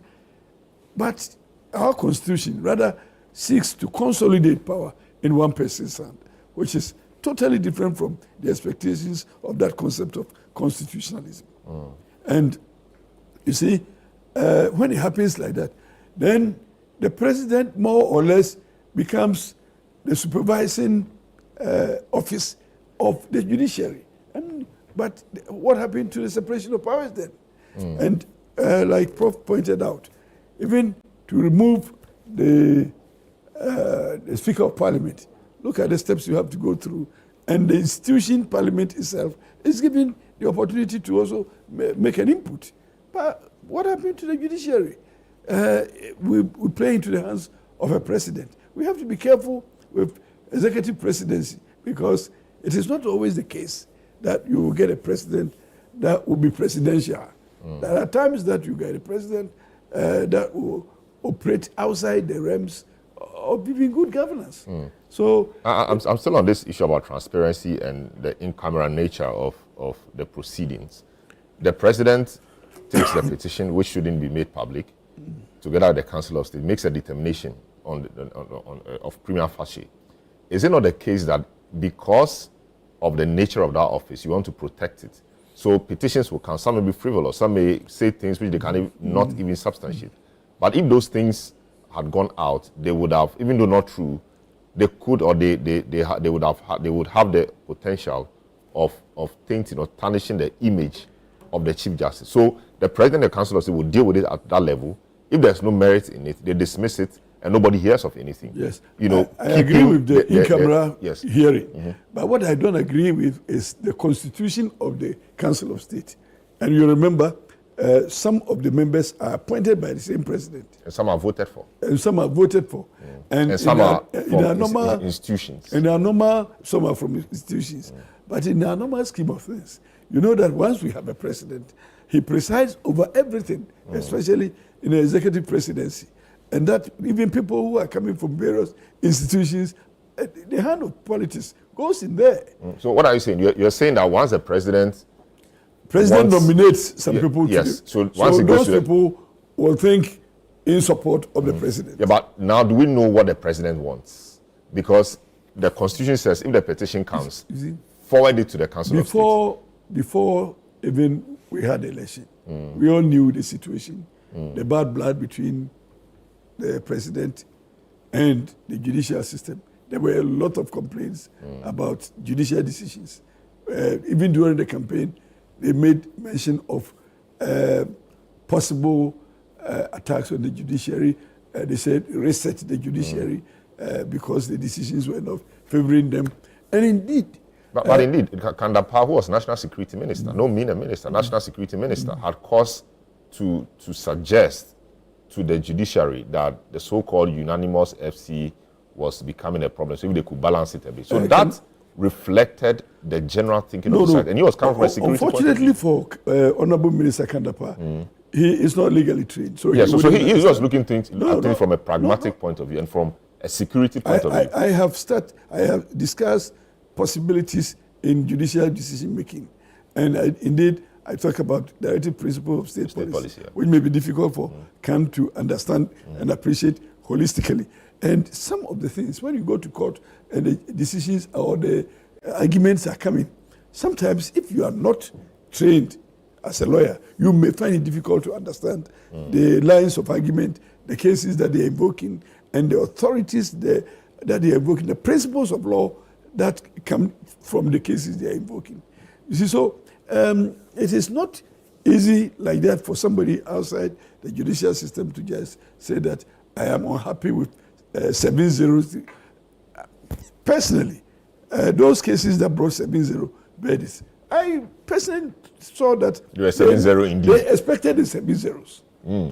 But on the case of the Afenyo Marking application, that one, somehow I did not agree with the way it went, because I would have thought that at the time that application went, there was no pronouncement upon which the application was filed. So I would have thought that the application was earlier in time to the decision. It was premature. Or decision of the Speaker. So if I was there, I would have said that dismiss this application because it's incompetent. But they could still have refiled it. But again, like we discussed about directive principle of state policy, we knew that at the time, the constitutional confusion in the country. So the judiciary may have taken that into consideration. And in any case, the interpretation put on the article of the Constitution in 2020 in respect of crossing carpet was wrong. So by Professor Okwe, it was totally wrong. So I think the Supreme Court also thought that they had opportunity to correct the wrongful interpretation in 2020.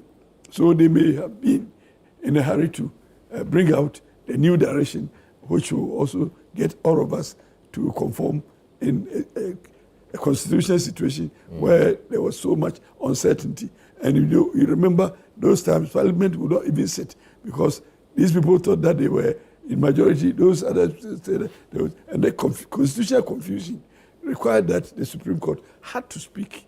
But if I was part of the team, I would have thought that, yes, you need to speak, but speak through the appropriate channel and let the procedure be clean before. Because when the speaker had not made the declaration and the application was filed, I thought that it was too early in the day. So let the Speaker finish. And there's a case of Kwachi versus Attorney General. And the Kwachi versus Attorney General literally says that Supreme Court will not make a decision in a vacuum.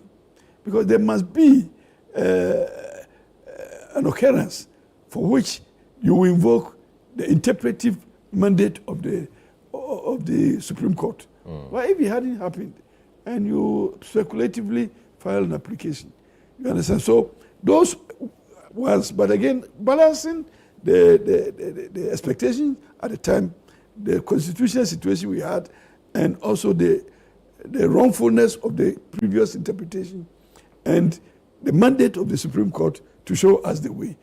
I would have thought that it would fizzle out. We won't complain too much about that process. So I'm sure the Supreme Court took into consideration the situation at the time, and they gave the reasoning. In that case, if they had filed it in right time, that would be the same reasoning anyway, and that would be the same decision, and I wouldn't fault it. My only problem was the procedure that I complained about. Nevertheless, this Supreme Court decision that is infuriating the president and or whoever filed the petition, it is not a decision of one person. It is a decision of the full court. No, there were a number of allegations. Yes. Not just one. So yes, a number of allegations about the administrative default that they complained about. Have we really checked the service condition of the Chief Justice? Has she flouted any of the provisions under a service contract? And it is not only this Chief Justice who would have taken advantage of the Article 71 service conditions. But you know that if I mean, assuming it was wrong, if it was done in the past and nothing was said about it, it doesn't mean that we should continue what we need to do probably will be to then amend the service conditions of our Chief Justices. But you see, it's curious to me that on the Council of State, it's a former Chief Justice who should know about that provision. I have not seen that policy. We're trying to get it, but I have not seen that policy. So the former Chief Justice on the committee, or the Council of State and the Judicial Committee for that matter, should have known about that provision. Yeah, that's why should be able to say she dissented. No, but I hear she dissented just in respect of one of the petitions. We don't have that for a fact, but we hear she dissented just in respect of one of the petitions. And so if she and it shouldn't be difficult to show that no, this is the policy. Yes. This is ABC, and that's what she has done. So there's nothing wrong with it. Dismissing that point entirely. But if we don't see that. A group of 31 members, she alone cannot affect the decision. And assuming, and we all knew how people were even elected into a Council of State. Do you remember what happened in Kumasi? And somebody got re-elected. But that election didn't conclude. Yes, but I mean, but that was just one out of many. Do you think that is that was just one out of many? The same situation happened in many places. So this Council of State, as Prof was saying, cannot be independent. And you see, it is more skewed towards a political party. But you see, the difficulty I have there is that, of course, people are aligned in one way or the other. Also, when the president also nominates people to add up. Yes, but I'm saying that there's a reason why we have the Council of State. We expect that, given their background, neutrality, given their background and experience, yes, they'll be able to see things differently. And they'll be able to tell the president, no, we don't think this is appropriate. We think it should be done this way. But unfortunately, this is not the situation. No, but so why are we saying that in respect of this, that is not the situation? Maybe on the totality of the evidence and everything they know, they feel this is the right way to go. And placing, so, I mean, why won't we accord them with a certain consideration of the national interest? It's a decision that they have taken, and they have discharged their constitutional responsibility. Who am I to question it? But I have a right to disagree, of course, which yes. I do. Yes. And if this is the decision, and for all you know, people who are reading through decisions coming from such constitutional institutions are putting value on their decisions, and by extension, also putting value on the competence of such state institutions. So we have to be careful when we have opportunity to make decisions to be able to make sustainable decisions. But if, on the other hand, and you are leaving a legacy, posterity will refer to all these things. You remember we discussed Seakukoksa just a little while ago. So posterity will refer to what is happening now within our constitutional era. So all of us, we have to be very careful when we have opportunity to make decisions. I see. Prof, I want to take you up on the Council of State matter again, because, I mean, again, these are eminent people. Can't we trust that these eminent people will put the national interest above all other interests they may have and come up with a good decision or a good verdict, or come up... Say that again? It is our prayer. It's our prayer. But they do so. Yes, and because they are human beings. Yes. And no matter what kinds of people you put on a particular committee, they may have some other interest. But our prayer or expectation every time is that they will put all these other interests aside and deal with matters in the national interest. So why are we not so why are we not so happy about the Council of State as it is and this decision it has come up with, or its advice in this sense? Well, the Council of State, excuse me, if you look at the origins of it, it looks as if it was brought in as a means of incorporating some aspects of our traditional political systems into modern democracy. But if you look at the powers and the role that the Council of State or Council of Advisors will play or did play and play in our traditional democratic system, that is not the same as we have it today. We may have people of integrity and so on, but the political bias is still there, and their independence cannot be guaranteed as such. If you recall, when we did the recent elections, we saw in some places some of the political interferences by both parties, the major political parties, which occurred. And that speaks volumes about the nature of the Council of States. And secondly, as I said earlier, their decisions are not binding. If you look at the traditional political system, the king or chief cannot override the decision of the Council of States. And so it means that I agree with the view that the council should be abolished completely.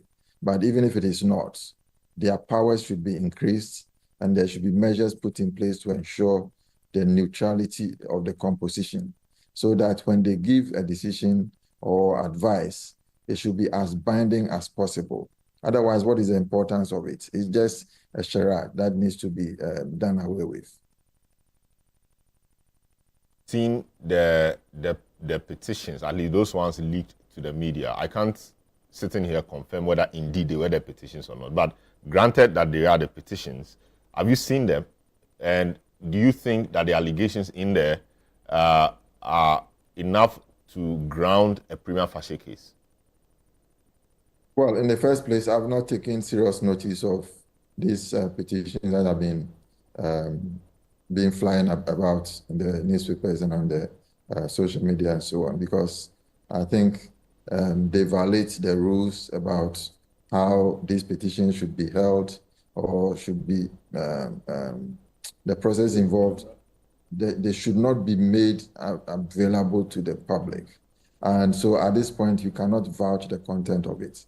And so, and number two, this, if it is the case, this is what the committee is going to use as a basis to determine whether the Chief Justice should remain in office or not. And so in that sense, it has fallen into the realm of a decision which is about to be made by whether a quasi-judicial body or however I want to call it. So in that sense, it will not be appropriate to give specific prejudgment, if you like, of what is likely to happen. So I will not want to go into the content of those petitions and the responses by the Chief Justice as the media, some media houses are putting it. Very well. So I'll come back to you again on the reactions you have seen so far. Abraham Maliba, the Director General of the, is it Director General or Executive Secretary? Director General. Director General of the National Road Safety Authority. is joining us. Of course, he's also the director of. He's also a student of conflict resolution at the NDC, yes. And of course a student of Professor Kojo. Your students are in my class. Yeah, not my class, in my studio. No, we are still in his class. Yeah. I see. Were you surprised about the outcome of the consultation between the President and the Council of State in respect of the founding of a prima facie case against the Chief Justice? Were you surprised? No, so far the processes have gone in accordance with the provision, Article 146. Mm-hmm. And nobody can fault, at this point, any processes. Mm-hmm. Because even the good old Samuel Okudzeto has admitted that so far, nothing untoward has happened in terms of following the procedure, yes. So the procedure, yes. So the procedure is right, everything is on course, but the MPP is engaged in what I'll call legal sophistry, trying to, as it were, bring about things which are not connected to this. Now, if you hear a lawyer focusing on the spirit of the law and not the letter of the law, he's lost his case. He has no case, that's why he's always, can you see spirit? No, but the spirit of the law is important. It's also important. But first, you deal with the letter, and encapsulated in that letter is the spirit. But you don't separate them. You know? Now, the point is this.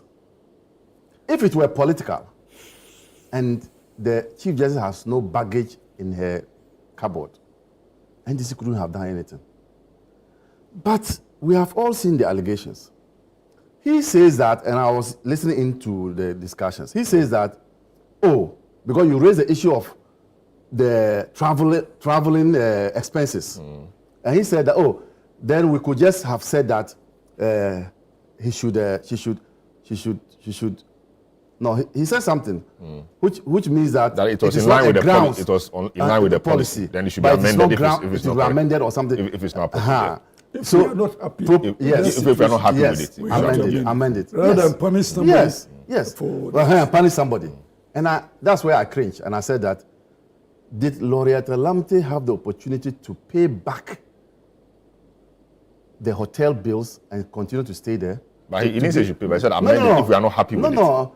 Once you have broken the law, you've broken the law. Yeah, but what law? Opportunity should not be given to you. Yes, to but do we those things need to establish this. We need to establish whether indeed the judicial policy allows or allowed her to do the policy is this: when you are official trip, you can go with your spouse or anybody of your choice.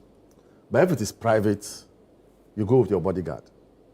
She changed it and went on private with her family. That's the problem. But is it enough grounds to remove her? That's what she's saying. That's what he's saying. And I said that this is not the first time Article 146 has been activated. It may be the first time it is activated in respect of a Chief Justice, but not the first time at all. Because others too face similar consequences. Laureate Lamte, could she have been told, refund the money, the hotel bills, and move into a private residence? She could have also been told that way. Charlotte said, could she have been told that, and even in the Procurement Act, there's even opportunity to ratify. We didn't give her that opportunity. So this is not a time to be giving people opportunity. I think the stakes are high for people at that level. Do I get the impression that the CJ must leave at all costs? I get the impression that there are people. In fact, during an audit session, there are opportunity to respond to the audit findings. Yes, administrative advice. Okay. So it's also possible that even where you find some infractions, the audit report may advise that this be corrected. Not necessarily. You see, I am of the view that she has not performed to the satisfaction of the people of this country. How come that even as at yesterday or 2 days ago, petitions were still coming? How come? But you have opened the floodgate. No, but this is the first time we are seeing in some other cases just like two. We heard some two petitions have come. More petitions. I mean, 2 more petitions and have been forwarded. And then the info analytics also says that about 58% of Ghanaians or 50-something Ghanaians want her to go. This is too huge. At the moment, she is out of office for 3 days now. I don't think the judiciary has collapsed. Those who are saying that democracy is under attack, which democracy is under attack? How can one person who is under investigation, or let's say that, is democracy? No. Abraham, I mean, listening to you and a few others, it does appear that the CJ surely must go. By so who? we must find. The NDC has not filed any petition. Yes. Tell me which. No, NDC has not filed any petition, as far as we know. So but people, we of course, the funding of the prima facie case is heavily dependent on the president and what he makes of the council from the Council of State. So the president is of the view that this CJ has not performed to my satisfaction, has not dealt with my side of the divide well, and so yes, this prima facie case is well grounded. She must go, and so she will go. How many members do we have? 31. Yes. You've insulted all of them. That No, I've not. That the president has railrolled the process. The president consults them. Look at the kind of people who are there, and you are saying this. The president consults them. Yes. The president consults them, but the consultation Didn't one is of not, his appointee? Is it binding? Are we not told that one of the president's appointee abstained? Was it the president's appointee? Or even an institutional the institutional, yes, has abstained. In respect of one of the petitions. One of the petitions, yes. So it tells you that if there were that abstention, if it's true, is very huge. That abstention, if it is true, and very rich. If it is true, simply means that it's a statement. Simply means that the council is independent. That even people can look the president in the face and abstain. That's why it shows you. So it also shows that the flip side is that the situation of the Chief Justice is so bad that they couldn't have done anything about it. That's what it also means. Yeah. I see. The guest before you came, of course, he spoke about, you've spoken about the procedure being right and the spirit and all of that. Oh, but I had also confirmed that procedurally. Yes, it was right. But he made the point that, I mean, he was questioning the propriety other than the constitutionality. Maybe that's where the spirit comes in. Does it mean that everything that the law says should be like this? Then it means we must take it hook, line, and sinker, even though there could be some other ramifications. Do you know that constitutions grow through interpretation? That's where we invoke the spirit. Do you know that the framers of this constitution envisage citizens' participation? And if you look at Article 146, that is where you can see citizen participation. It's one of the areas. Now, if a petition comes from a citizen of this country, what you are telling me on this table is that the president should ignore it. No, not necessarily. That is it. The president Else, doesn't how have to were we going to deal with this matter? There are petitions that have come, and the presidents have looked into it, and it has failed. This same president evoked Article 146 to remove an NDC appointee, Loretta Lamte. And the interesting thing is that those who pursued that woman were MPP people. How do you know? Well, I know, don't pray. I know, don't pray. They were the petitioners. They were MPP people. So these people who are petitioning, are they not the NDC? We'll see them later. Now, if at the time the president was exercising Article 146 to remove her, they didn't have problems. They didn't see it. They didn't see that the president was going wrong, but now they are finding faults. How do we explain that? So that's why I'm saying that they are engaged in legal sophistry. You know, a sorcerer. I don't know if it could be. One of the issues has to do with the suggestion the CJ made to the president to nominate some 5 persons or so to the Supreme Court. Of course, that was the fulcrum of Professor Azai's petition that was dismissed by the former president on January 6th or so before he left office. We've seen that surface again. How grievous is it for a Chief Justice to make a suggestion to the president happy that these persons I've worked with are good enough to ascend to the Supreme Court? Court? Of word, suggestion. When did it become criminal for you to make a suggestion of any kind to persons vested with mandate to make decisions? When did it become? And in any case, the same constitution says that even the decision of the Council of State served on the president. It's not mandatory. And so that could also qualify as suggestion. So why would you fault somebody who is at the helm of affairs in the judiciary suggesting to a president that we are short of members of, or we are being overwhelmed with work as a judiciary, and therefore let's have more members come in. And in any case, it remained a suggestion. If the president didn't want to take it, if the president didn't want to do it, he would have ignored it. As, do you know how many suggestions could go to President Mahama even in a day? So many of them. But he is not under any obligation to even take them and use them in his normal scheme of work. So I don't think that it is proven anywhere that a suggestion will become criminal of a kind for that suggestion to merit a removal of the Chief Justice. So I totally disagree that it must be a subject of a petition.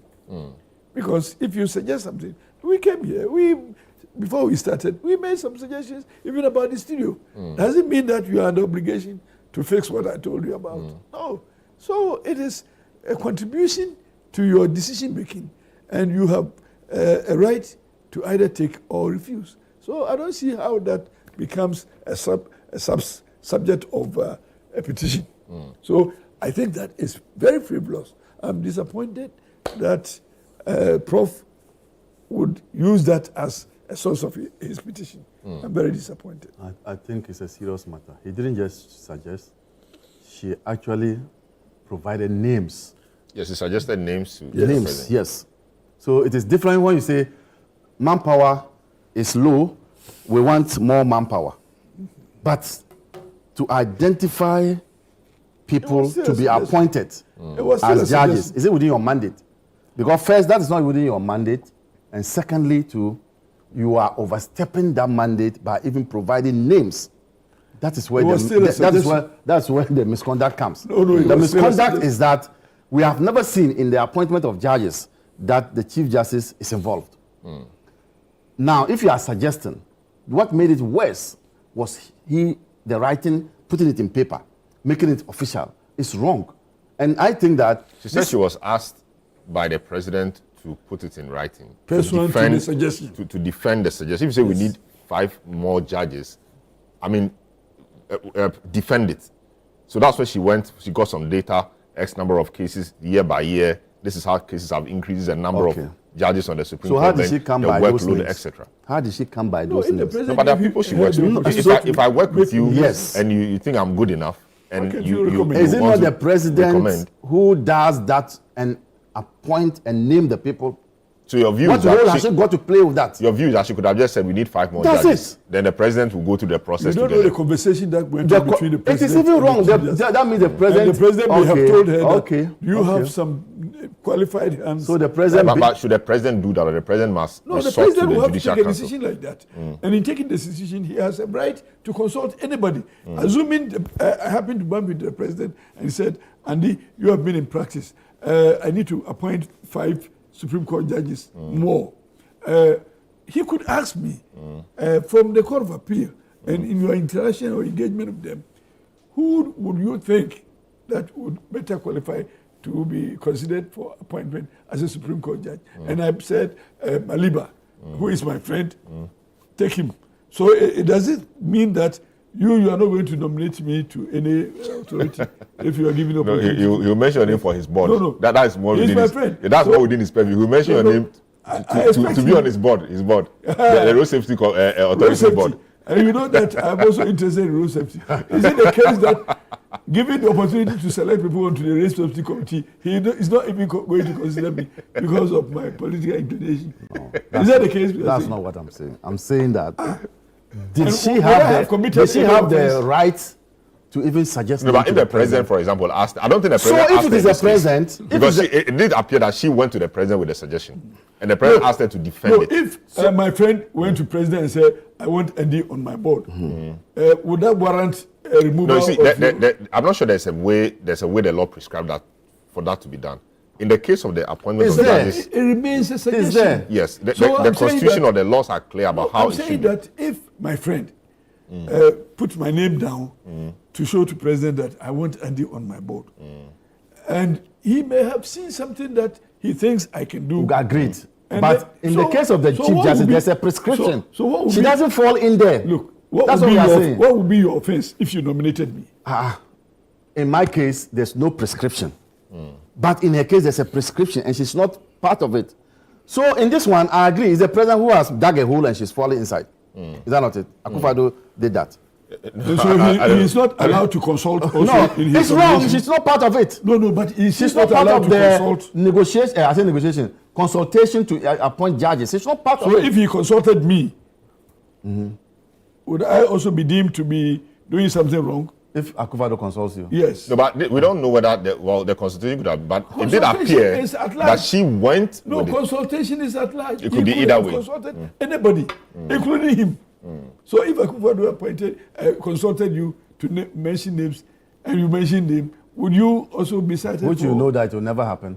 But let's assume that it happens. I'm not a Chief Justice. So But I you are am a lawyer. not. No, I'm not a Chief You are a Justice. lawyer and you know the So judges. this consultation is outside the mandate of The Chief strictures of the the law. structure, and all presidents do that. But where the structure is there, and then you ask somebody who is in office to suggest names to you, But who better? that is wrong.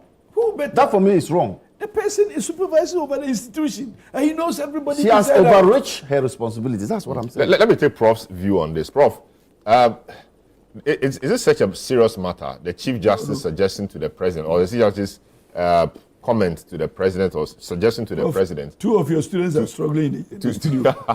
to appoint or nominate some persons to the bench? Did she overreach, or it was just? I mean, it's normal. I don't think it's actually overreach, but I rather describe it as surrendering the independence of the judiciary to the president or to the executive, because there are clear laid down rules, and what the Chief Justice did in that respect was to succumb to the executive, and the fact that she suggested names, that makes it even worse. So I don't think it's a mere question of suggesting. I think it's lowered the independence of the judiciary, and the fact that they should all be seen as operating at the same level, lower to that of the executive by so doing. And so I think, to me, it's an infraction that needs to be considered as critical. So an infraction that is strong enough to ground a prima facie case. That alone. A suggestion. It's possible, but I won't conclude that is definite. But as you know, there are other issues that were raised, and the Council of State will put all of this together. So we cannot conclude that it's based on that particular petition. So what I'm saying is, if that was, for example, the only point raised in the petition, would that have been big enough to ground a prima facie case against her? I'm not sure it will be strong enough, because let's take it seriously. The position of the Chief Justice is very, very important in consolidating our democracy and ensuring that there is a fair balance between the three arms of government. So the separation of powers here should not easily be toyed with. I mean, the Chief Justice may have made a mistake in that respect, but I don't think that alone would have been enough grounds to suggest so. And so I think that there should be other factors that probably should come together. If there had been other infractions previously, or she was advised and she didn't take it and so on, then that would have given a stronger basis to come to that conclusion. And I think that is where the element of the powers, looking at the Constitution, the letter of the Constitution and the spirit of the Constitution comes in, because Mr. Maliba said that you have to look first at the letter of the law, and then encapsulated in it is the spirit of the law. I'm not sure I would look at it that way. Of course, if you're looking at interpretation, the first rule is that you look at the law as it is, the content as it is, to make a decision. But if that is not clear, then you look at the spirit of it and you look at whether you want to adopt a purposive approach and so on. But I think that the spirit of the law is very important. And looking at the Article 146 that has raised all this furore, I think that we should look at it in the broader context of separate the independence of the judiciary. So to what extent does Article 146 protect the independence of the judiciary? I say that right from the beginning, the framers of the Constitution jeopardized the independence of the Constitution by framing the process of appointment of the Chief Justice and the process of removal of the Chief Justice from office as lowering the judiciary independence and placing it under the executive. And that is very unfortunate. So for that matter, I think that is why I'm saying that on the one hand, the law is clear that whatever the president has done is not unconstitutional. However, the question should be why. Can I? No, let's go ahead. Sorry, let's go ahead. Okay. What is the motive? What is the motive of the president for taking this decision? Is it to promote the quality of justice and to guarantee the independence of the judiciary? That is why he's taking this decision. Or is it for politics' sake? And I think if it's the latter, then it will not inure to our benefits. It should be to ensure that at the end of the day, the independence of the judiciary is strengthened and that quality of justice delivered cannot be faulted. And it will ultimately lead to consolidation of our democracy. To me, that is the benchmark that based on which we should review or discuss issues around the Article 146 and the current attempts to bring the Chief Justice before the committee and to determine if she merits continued staying in office or not. You mentioned that right from the outset, the framers of the Constitution, by placing the removal and the appointment and removal of Chief Justice or members of the judiciary under the presidency or the executive, compromise the judiciary. Where should it have been placed? The compromise the independence of the judiciary. Where do you think it should have been placed? Well, I think, as you know, the Chief Justice is the head of the judicial service, both in administrative sense and also the other judges when it comes to appointments. What do you call it? Selecting judges to sit on cases and so many other issues. And so, as a proverb in our local language goes, if you cut the head of the snake, the rest is rope. And so it is quite ironic that the process of appointing the Chief Justice is weaker than the appointment of other justices, because the president can, sit in a corner and appoint a Chief Justice. And then the same way, some petitions are received, and then he says, Council of State determine the prima facie case without hearing from the Chief Justice. So the framers weaken that position so that the Chief Justice, even before his or her appointment, is made subservient to the executive. And so he or she becomes pliable and manipulable by the executive.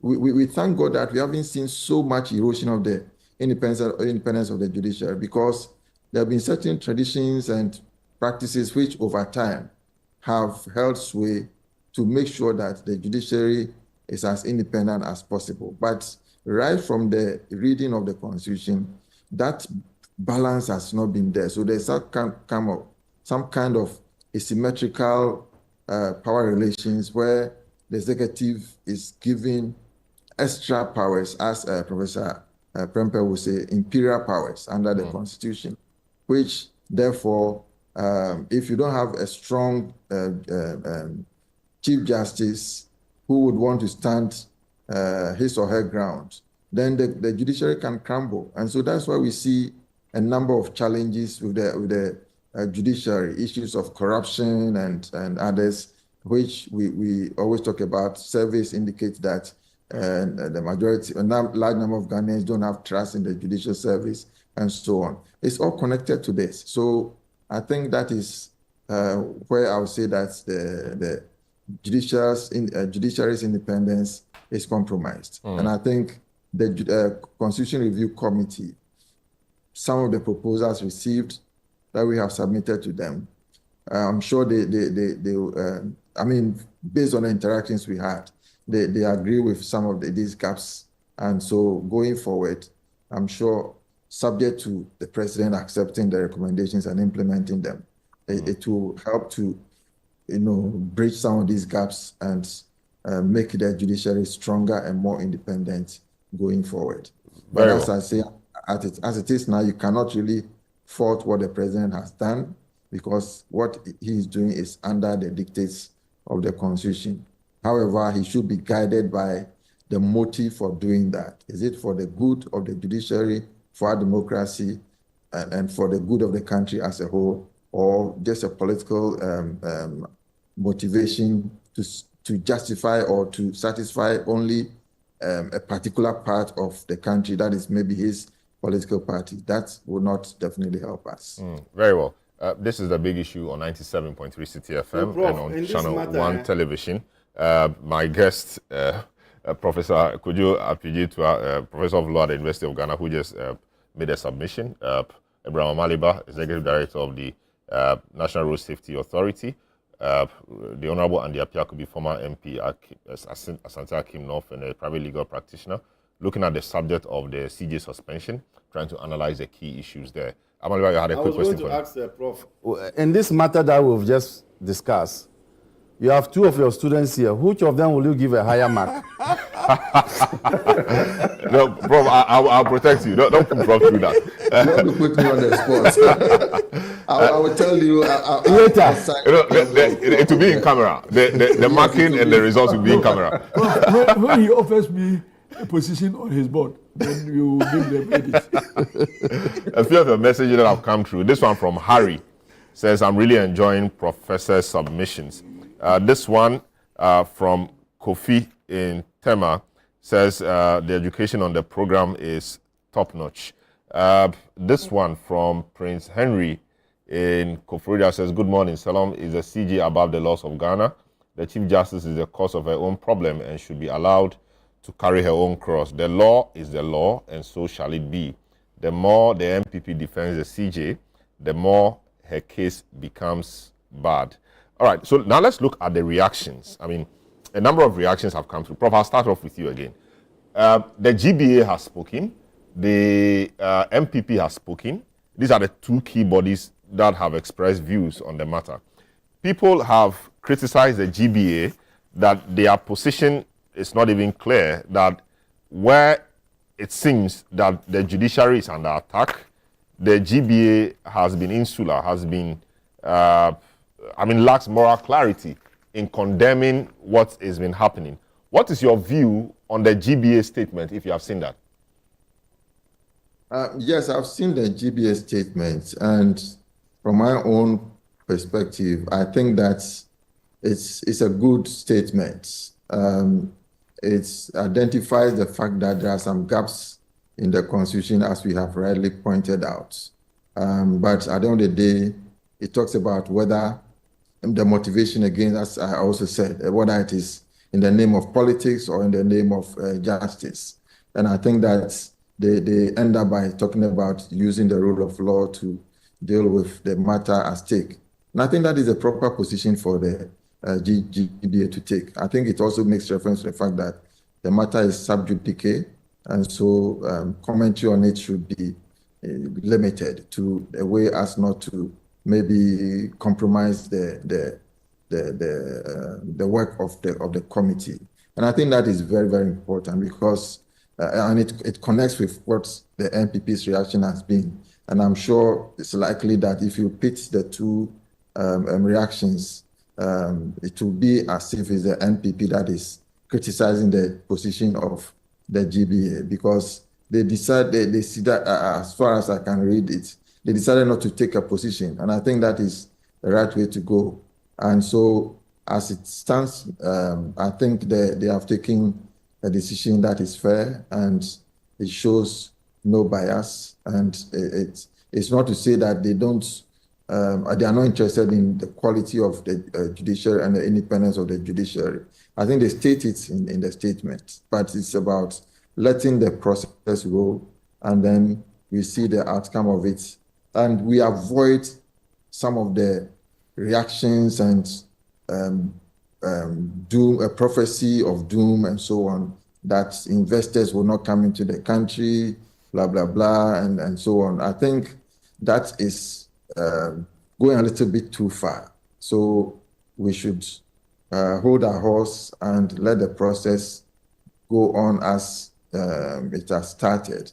And let's hope that the rule of law, the spirit of the law will be applied to find a solution to this impasse. How about people who say that because of comments that have been made in the past by the president's party functionaries, etc., and what we are seeing play out, the GBA could have referenced some of those and raised concerns that they hope that what was said in the past is not what is playing out, just to caution the system, as it were? Should they have done that? Well, again, I don't think so. I think that is where there will be meddling politics into the law or the legal process. The NDC has said some statements. I mean, members of the NDC have made some statements which I think are regrettable, and it comes into the realm of politicization, which I have condemned. And the MPP is also doing the same thing. Both of them are the extreme ends. And I think there should be a middle ground where we allow civility to prevail, and we try to take politics out of it as much as possible. So this is a legal issue. Of course, like I said earlier, you cannot divorce politics from law, but there is a limit to which it can be acceptable and agreeable. That's why even in the judicial process, there are some issues that we say it is a political question. Okay, so the bottom line is that some NDC members may have said should not be used, or I'm not sure the committee is going to use that to allow it to be influenced by these statements, to look at the petition and to decide it one way or the other. I think it's about the legal processes followed, because at the end of the day, it is not about equalization. It's not political equalization. It's about the decision should be based on the importance of ensuring that the quality of justice is guaranteed. At this stage, it's at a low ebb, and there's something that needs to be done to make sure that we prop up that respect for the rule of law, and we give the judiciary the independence it needs to be able to do its work in such a way as to check on any overreach by the executive and parliament, so that it will consolidate our democracy, and our democratic credentials will be top-notch. I think that should be the overarching goal that every Ghanaian should look at. Very well. The Honorable Apiakubi, of course, there's a message here happy with. He said, hello, I'm Dakum from Amasamai. Lawyer Apiakubi is one strong man who has always given us the reason to put Ghana first. I really like that man. Somebody praising you for thank what you very much for those. Yeah, but the MPP has also been speaking. They want the CJ reinstated. And they're saying that they are organizing a demonstration, galvanizing other political parties to stage a demonstration to protest, to push home their point that the CJ must be reinstated, and what is happening is partisan and very political, and it cannot be right. What do you make of this? Well, in any case, every citizen has a right constitutionally granted to demonstrate. And let me take the opportunity to commend Dr. Ayeni, the Attorney General. I read a piece from him yesterday. I think some of the members of his team had wanted to go to court to injunct the organizers of the demonstration. And he came out yesterday to say that demonstration is a constitutional right of citizens. So he sees no reason why they must be restrained from doing so. And I want to commend him because that's a good one. And yes, they are organizing the demonstration. I'll join because you will join? Also, yes, I will do. Because I also think seriously that we must bring stability in the judicial system. And if this one goes, what is the possibility or probability that the next person who comes will not also be confronted with petitions? And trust me, this will disturb the judicial system going forward. Any Chief Justice that comes will probably receive some petitions challenging their continuous stay. So we don't have to set up this bad precedent. And I think that it may be better. My good brother was saying that some people were infringed the law and they should have been given a reprieve and a correction. I very much agree with him that if it is not this grievous and we think that we can correct, why not? And in any case, my position is also that because my good friend did something bad, I should also do the same thing. We must grow from whatever position. And indeed, when this case of people crossing the carpet, I came out openly to criticize what Professor Okwe did in 2020. I criticized him. When you criticized in 2020 or no, after? I criticized in 2020, I criticized in 2024. Because I thought that that interpretation Professor Okwe put was wrong. And I had even advised then lawyer Sema that I should go to court for him, except that he didn't want to go. And in this last one, I made a statement. So you should go to court for him. On the lighter side, that would be touting or soliciting. Or would that not be soliciting? No, he's my colleague lawyer. So I told him to go to court if he won't go. And I offered that I would do a pro bono job for him. And in this last one, you remember when Speaker Babin said that he was following the interpretation of Professor Okwe. I came out to say that he is right in following precedent. But the interpretation is wrong. So I would have thought that it was an opportunity to change and correct all of us. So we will continue to make mistakes. But are we going to make the mistakes legacies that we cannot depart from? I think that when you openly see your brother has made a mistake and you have opportunity to correct him, it is never too late to correct. So I don't subscribe to his thinking that because so-and-so person did it yesterday, it is justified that I also do same. No. Let's grow from here. And in so doing, then you will also establish a legacy. Say, my good friend Maliba did it this way. I think that he didn't do it well. Given this opportunity, I will correct my brother and do it that way so that we can move on as a country. But if we are going to pay each other with bad coins, we will continue to be seen to be spending bad coins all the time. Anything that is wrong yesterday will still be wrong today.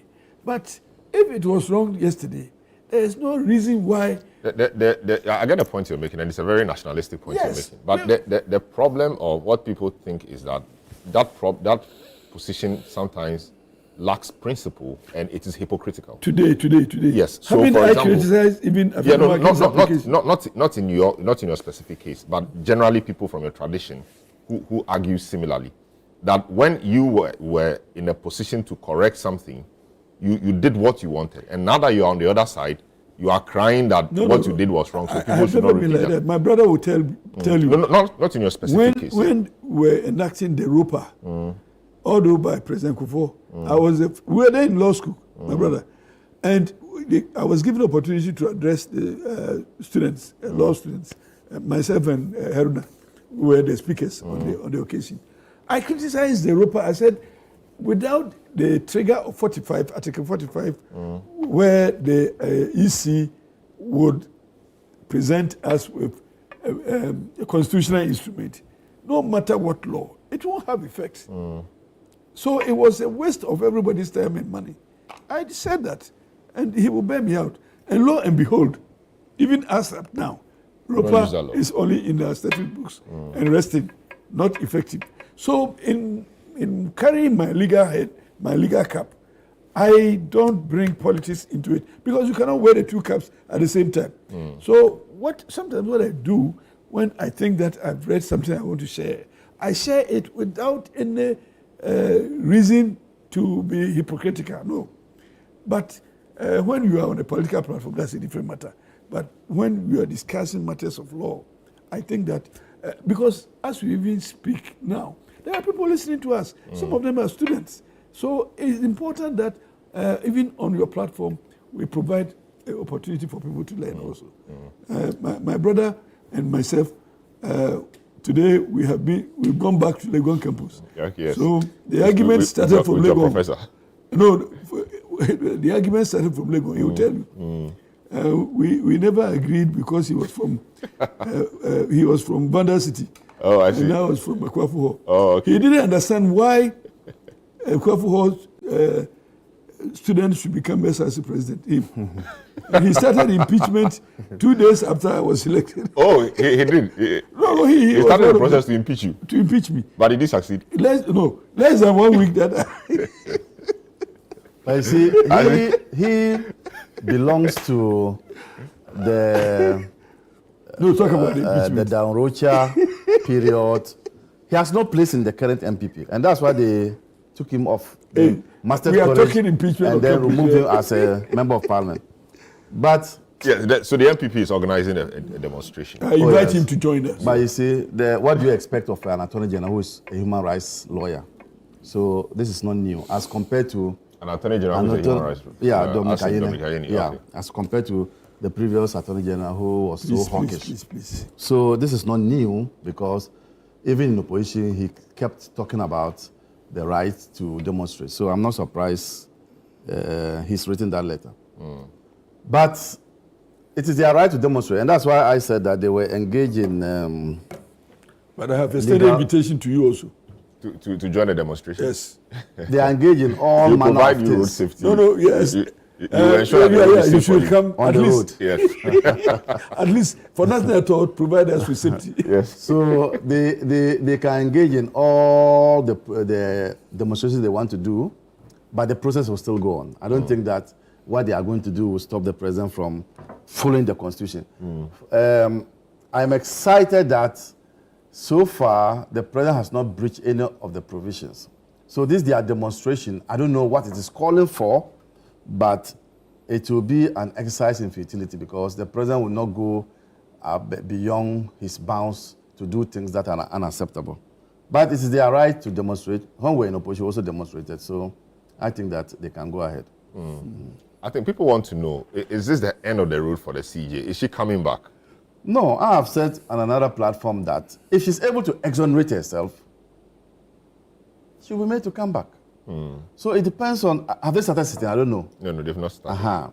So it depends on the kinds of evidence that she is going to go to the committee with, which will exonerate her or she will fail at that level. If she is able to exonerate herself, she will come back as CJ. So we shouldn't jump the gun. Those who are celebrating should hold their horses and wait till the final determination of the matter. Then we'll know. But I cannot sit here and say that's the end of the CJ. No. I see. Yes, so the committee has been set, chaired by Justice Gabriel Poaman, Justice of the Supreme Court, Justice Samuel Kwame Adibu-Asiedu, Justice of the Supreme Court, Daniel Yadomelevo, former Attorney General, Major Flora Bazwanura Dalugo of the Armed Forces, Professor James Sefa-Jisa, Associate Professor of the University of Ghana. These are the persons that make up the committee that will be dealing with the matter. The CJ will appear before them with her lawyer or just herself or whoever she thinks will be useful in the process. And then this committee will determine whether the allegations raised actually have basis. And based on their recommendations, we'll see what happens next. But, Prof, before you go, I mean, just deal with this for me. Okay, so I don't have Prof now. Maybe Andy, deal with this for me. Yeah. Justice Samuel Esiedu is on the panel that is looking at the substantive case at the Supreme Court. Here he is appointed again also as part of this 5-member committee. What's going on there? Yeah, 2 roles, separate, mutually exclusive. And the fact that you are a judge of the Supreme Court will not impede your work in another committee formed under the same constitution. So I think that there's nothing wrong. In his capacity as Supreme Court judge, he will discharge his duties pursuant to the rules of court. You see, whatever forum you find yourself, you are guided by the rules. So in a Supreme Court situation, CI 16 is the guide. In this particular circumstance, the Constitution provides you with a lead. So I see no conflict of opinion here or expected conflict of performance. No. Once he has time to do this at a different time and do that at a different time, I don't see anything wrong with it. I see. Senior lawyer Chris Akume sent in a message. He said, I'm surprised by the unnecessary furore over the suspension of the CJ. The suspension is provided for by the Constitution. It is not an act of the president without constitutional backing. The Constitution, by the word may, gives him the power to suspend or not. Either the suspension or non-suspension is constitutional. GBA, FIDA, MPP, and others opposing the suspicion are simply interfering in the enforcement of the provision of the Constitution as it relates to Article 146. Let all and sundry who believe in the Constitution refrain from being anti-constitutional. So that's from lawyer Chris. Yes, good old Chris. I expected that. It is not uncommon. I see. And people think that the president could have allowed the CJ to remain in office while the process goes on. Why did he exercise his discretion it depends on to make her go or to suspend her? It depends on the gravity of the establishment of prima facie evidence or the establishment of the prima facie case. We are not privy to what they establish. Apart from that, don't also forget that if we allow her to continue to be there, she will be playing the role of both an administrator and a judge. Will she have the presence of mind? Nobody should think that the CJ is not affected by what is happening. We are all humans. But will she have the presence of mind to administer the judiciary? Why don't you ask her to step aside so that she can concentrate fully in defending herself than letting her, have... So you are looking for your CJ and they say she's at the committee. You are looking for the CJ, she's meeting her lawyers. What kind of CJ is that?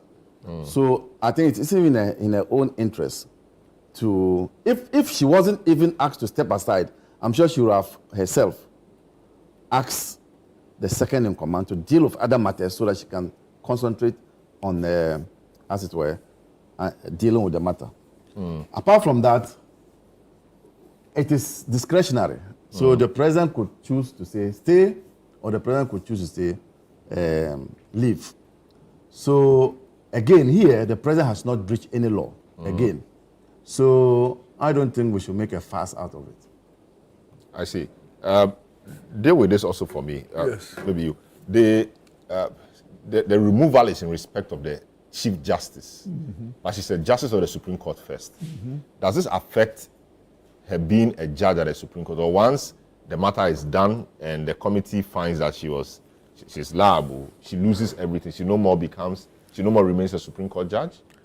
Well, per the terms of the petition, it is her position as Chief Justice, that is under attack. So if she's removed, she can still remain as a Justice of the Supreme Court? So nobody is challenging her position as a judge of the Supreme Court.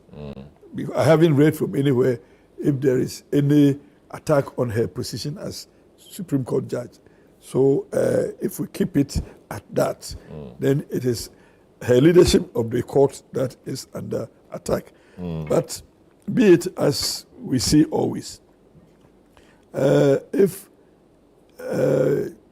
it happens that she is removed as Chief Justice, I think that she may want to also consider maybe resigning from the bench. It will probably follow, because it followed in the case of Akukosa. So I would expect that she will do so. But from my understanding, the complaint is about her position as Chief Justice, because most of the petitions are attacking her administrative function as a Chief Justice, not as a judge of the Supreme Court. And in any case, if it is the judge as a Supreme Court, then she's not the only one. There's no one, yes. In all cases, about 5 or so, 4 or more, 4 or 6 persons are with her in making these decisions. So if we are doing that, then it means that all of them must also go. I think I hold a contrary view. She will go as both Chief Justice and a judge. I cannot foresee her, even if it is not the case, accepting to become an ordinary. So that's accepting. But if, assuming, let's say she accepts to remain on the bench, what would that be? She will go as by law or by it's a grey area which has not been provided for in the Constitution.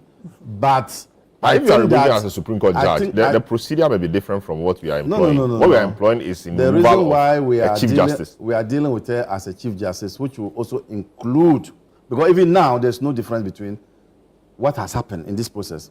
There's no difference between the Chief Justice and the ordinary Supreme Court judge.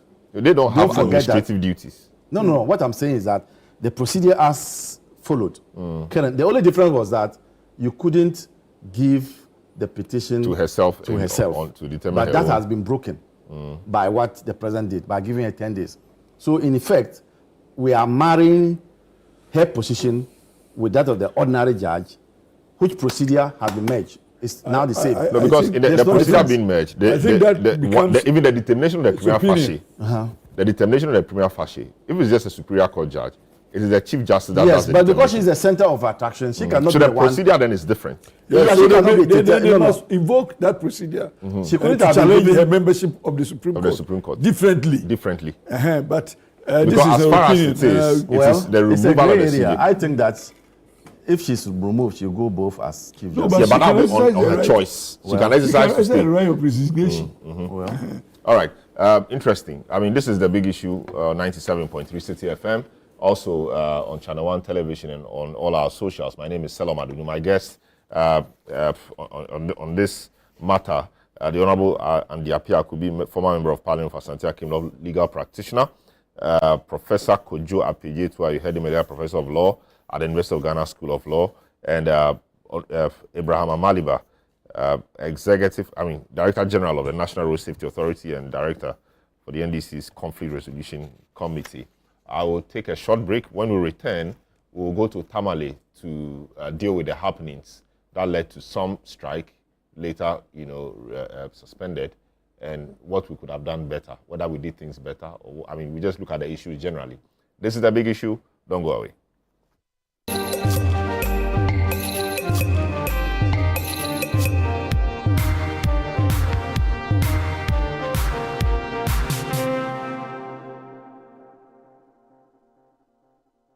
Introducing Betway's Bet Influencer, a groundbreaking feature where you can make money by just sharing codes. He just needs to share his codes and make money. The more his codes are used, the more money he makes. Oh yes, so what are you waiting for? Anyone can be a bet influencer. Share your codes and make money. Bet Influencer, another world first from Betway. This advert has been approved by the Gaming Commission of Ghana. Betway, get way more.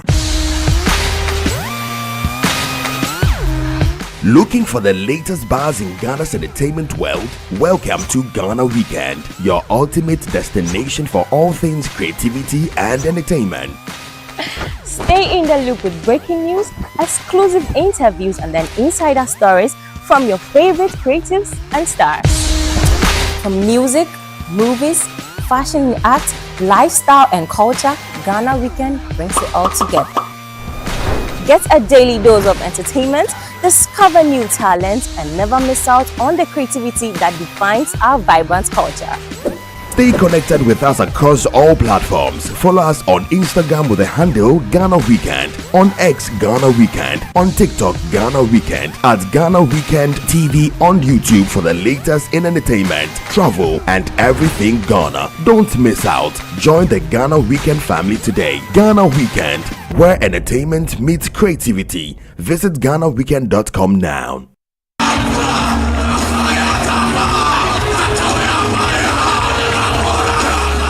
This year, take the first step towards a deeper connection with God and one another.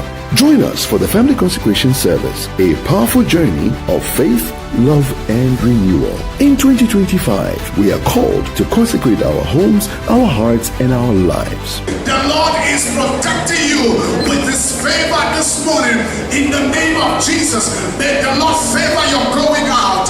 May the Lord favor your coming in.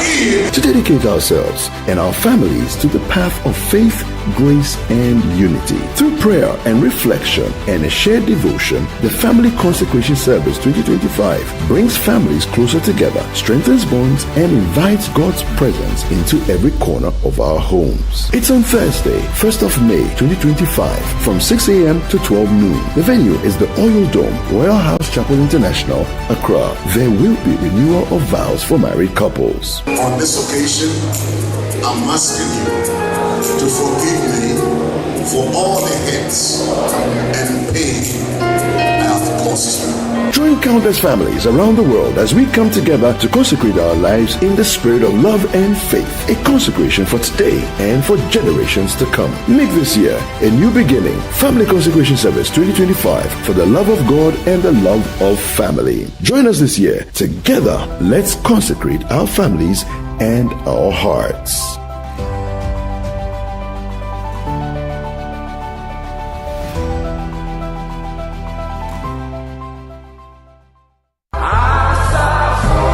This April, 97.3 City FM invites you to join us for a powerful journey of faith, reflection, and connection in our seasons of prayer. As we step into this season of renewal, we bring you a month-long special encounter that will uplift your spirit and strengthen your soul. Whether you're seeking peace, guidance, or simply a deeper connection in faith, this is the perfect opportunity to come together in prayer and find inspiration in the midst of daily life issues. It's time to reflect, refuel, and reconnect. So, mark your calendars, gather your loved ones, and be part of something truly reviving. Seasons of Prayer is on 97.3 City FM this April. Stay tuned and let's pray together for brighter days ahead. It's from the 1st to the 30th of April 2025. Tune in to Midnight Cry from 12 a.m. to 1 a.m. This is your day from 4 a.m. to 6 a.m. and Prayer Encounter from 12 noon to 1 p.m. Call 0244 981112 for more information. Let the power of prayer guide you this season. Seasons of Prayer is powered by 97.3 City FM.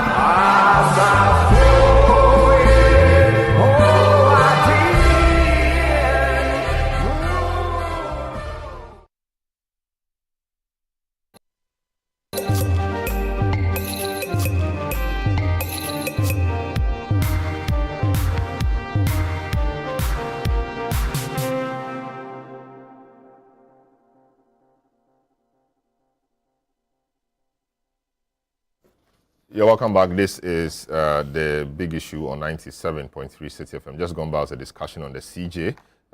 Lawyer Chris Akume sent a follow-up on the matter whether the CJ remains on the Supreme Court even if she's removed in the end.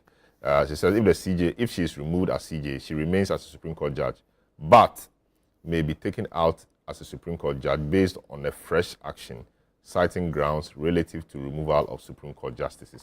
That's Lawyer Chris Akume's contribution on that one.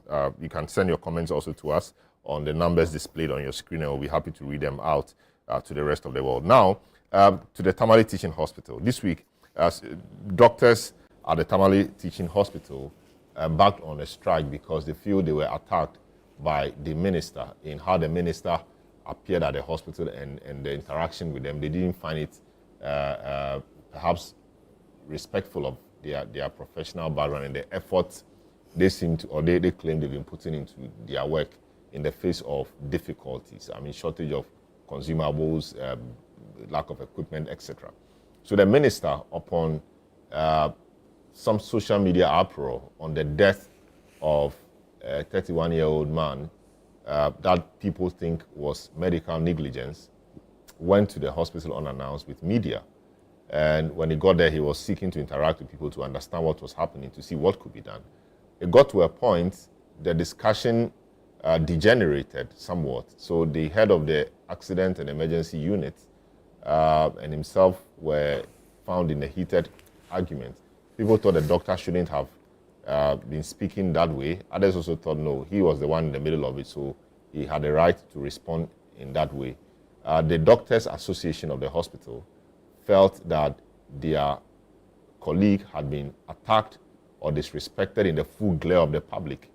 And so they laid down their tools and laid out some conditions that the minister should provide them with all equipment and consumables they need to work before they will return, and that the minister should also render an unqualified apology to them. The Yana yesterday intervened, and they are back to work, at least for emergency cases. Now, this is an interesting one. The minister has a duty to ensure there's public confidence in the health system, to also ensure that people feel that some authority has their back. The doctors also have a part to play in this. They also feel that they were giving up their best in the face of challenges, lack of facilities, lack of consumables, etc. To the extent that sometimes they have to use their money to buy water to use at the hospital because of the water problem in the Tamale metropolis. Now the patient too, the patient died. The family is grieving. The family thought that things could have been done better. All three facets of this discussion, or of this matter, appear to have some good grounds. But why has the matter degenerated this much? What happened?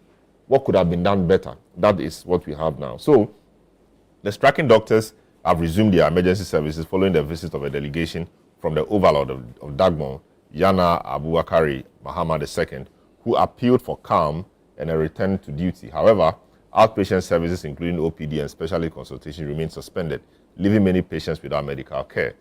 Our Northern Regional Correspondent, Shawana Yusuf, reports. The minister's unannounced visit to the Tamale Teaching Hospital came in the wake of mounting public outreach and viral social media reports accusing hospital staff of negligence that allegedly led to a patient's death. What was meant to be a fact-finding mission quickly escalated into a tense exchange between the health minister and the head of the emergency department. You are behaving in front of me. So you can imagine how. I'm trying to explain. You can imagine how. I'm trying to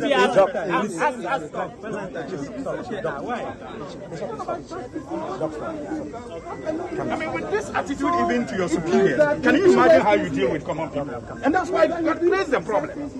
That's what will create the problem. Shortly after the visit, the hospital's CEO, Dr. Adam Atiku, was dismissed. Among those reacting is the Doctors Association of Tamale Teaching Hospital. The association condemned what it calls a misrepresentation of the facts. The Ghana Medical Association has also waded in, labeling the dismissal as an abuse of power and a clear violation of due process. They have called for an unqualified apology from the health minister. We feel and we acknowledge the fact that the minister and the government, any government for that matter, has the power to appoint and dismiss any appointee for that matter. However, we feel that the due process should be done, especially when most media have reported that the person is being sacked on the back of the negligence and certain issues in the facility. How the consultant was treated was totally uncalled for. But there's no such conclusion to be made, that the fact that he's trying to explain, and if you watch the video carefully, the man was calm and tried to explain himself.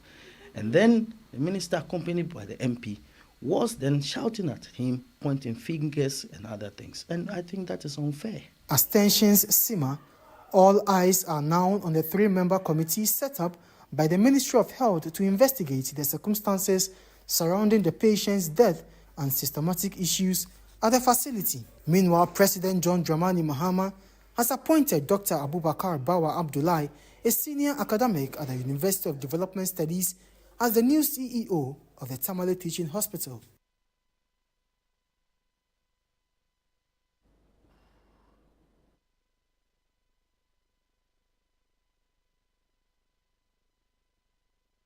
The minister's visit aimed to gain first-hand insight into the challenges health professionals face in the northern region, beginning with the Tamale Teaching Hospital, the region's main referral facility. Although the hospital has already launched internal investigations into the incident, the minister announced the formation of an independent 3-member committee to thoroughly probe the circumstances surrounding the patient's death. You are behaving in front of me. So you can imagine how I'm trying to explain. You can imagine how I'm trying to be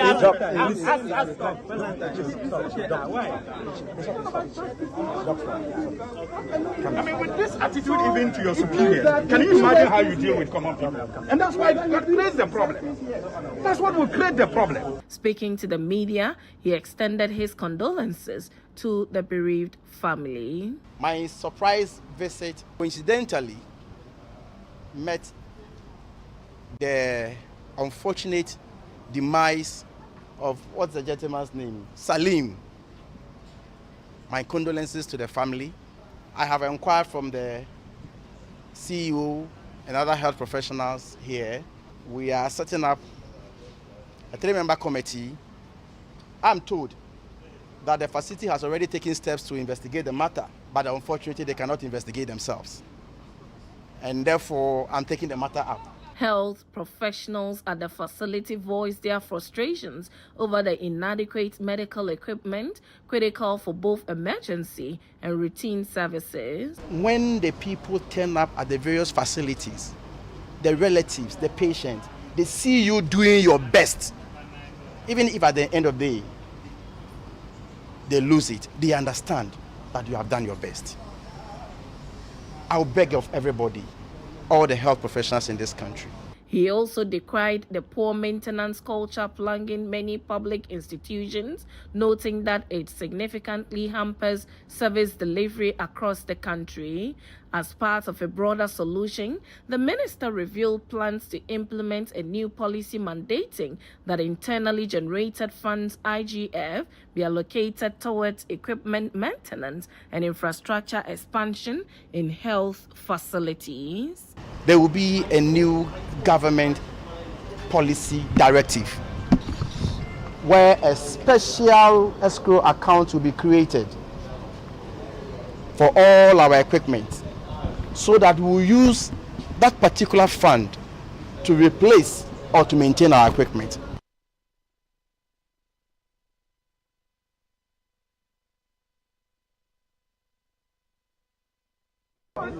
Even the minister, me, look at the way you are behaving in front of me. So you can imagine how I'm trying to explain. You can imagine how I'm trying to be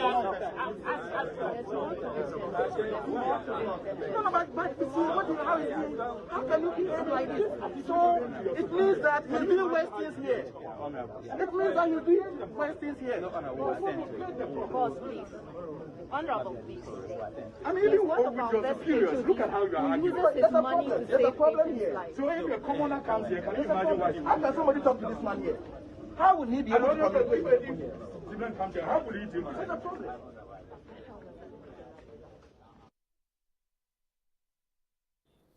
Well, so that was these are videos of happenings at the Tamale Teaching Hospital.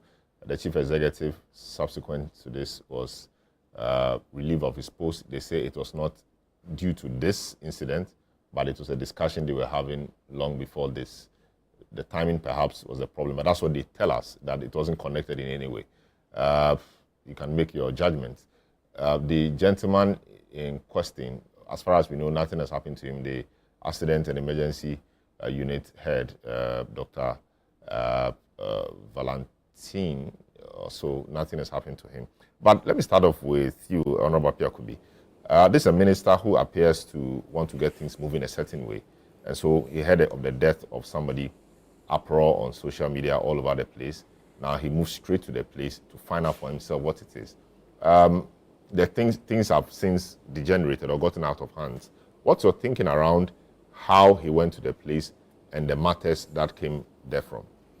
Well, if it was not something that he wanted to do and it happened and he responded to the situation by going there, then let me commend him at least for the dedication to duty. He went there to see what could be done probably better to save the situation. But unfortunately, the approach when he got there probably resulted in the confusion.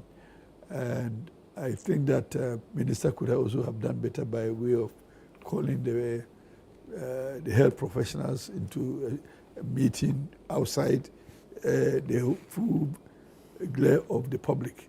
So, but again, we have to also accept the fact that he is a very youthful minister and trying to learn his job on the run. So it was not the best that we expected for him to have confronted the health professionals in public. But I think that his response to the situation was commendable. I'm sure that going forward, you also pick some lessons from what happened and begin to be more professional in his approach to some of these things. He needed to be briefed as to the situation on the ground and what caused this before probably bringing out their positions and advice. So out of the blue, he got there, and I think he got so sentimental because of the death of the patient. But I think that, albeit the association, the medical association, and the minister, they must sit down and find the truth. Again, I don't think it is necessary just to fire the doctor, just also in the public or also in the media like that. It is improper. So I think we must let sleeping dogs lie and let the doctor come back to his post and continue. If there's anything that they need... the doctor sacked is the chief executive of the hospital. The chief executive of the hospital. It was premature for him to have... so the discussion was ongoing before this incident? The discussion to sack him was ongoing. Yes, maybe they are resetting from the old regime. You see, Honorable Akando is my very, very good friend. We share the same floor in Parliament. We are friends. I saw him the day he was going to Tamale. I was also at the airport. And he encountered some difficulty even checking in. And we had to bail him out to get out of there. I didn't know that he was going to cause that mischief. Otherwise, I would have advised him to stop. But if he went there to do what he did, then it was premeditated. And so he went there to humiliate the doctor in public like that. I mean, to be fair, the discussion started quite well. But I think... sometime along the line, they began raising their voices. But I didn't see the doctor raise his voice. He was trying to offer explanation as to why it has happened like that. And I'm sure subsequently also he gave out the expectations of the institution, what they didn't have in their work and what they needed the minister to support also.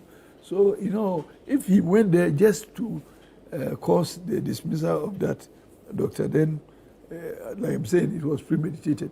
In fact, when it happened, and I came back, I was also going to Kumasi, and I came back the same day.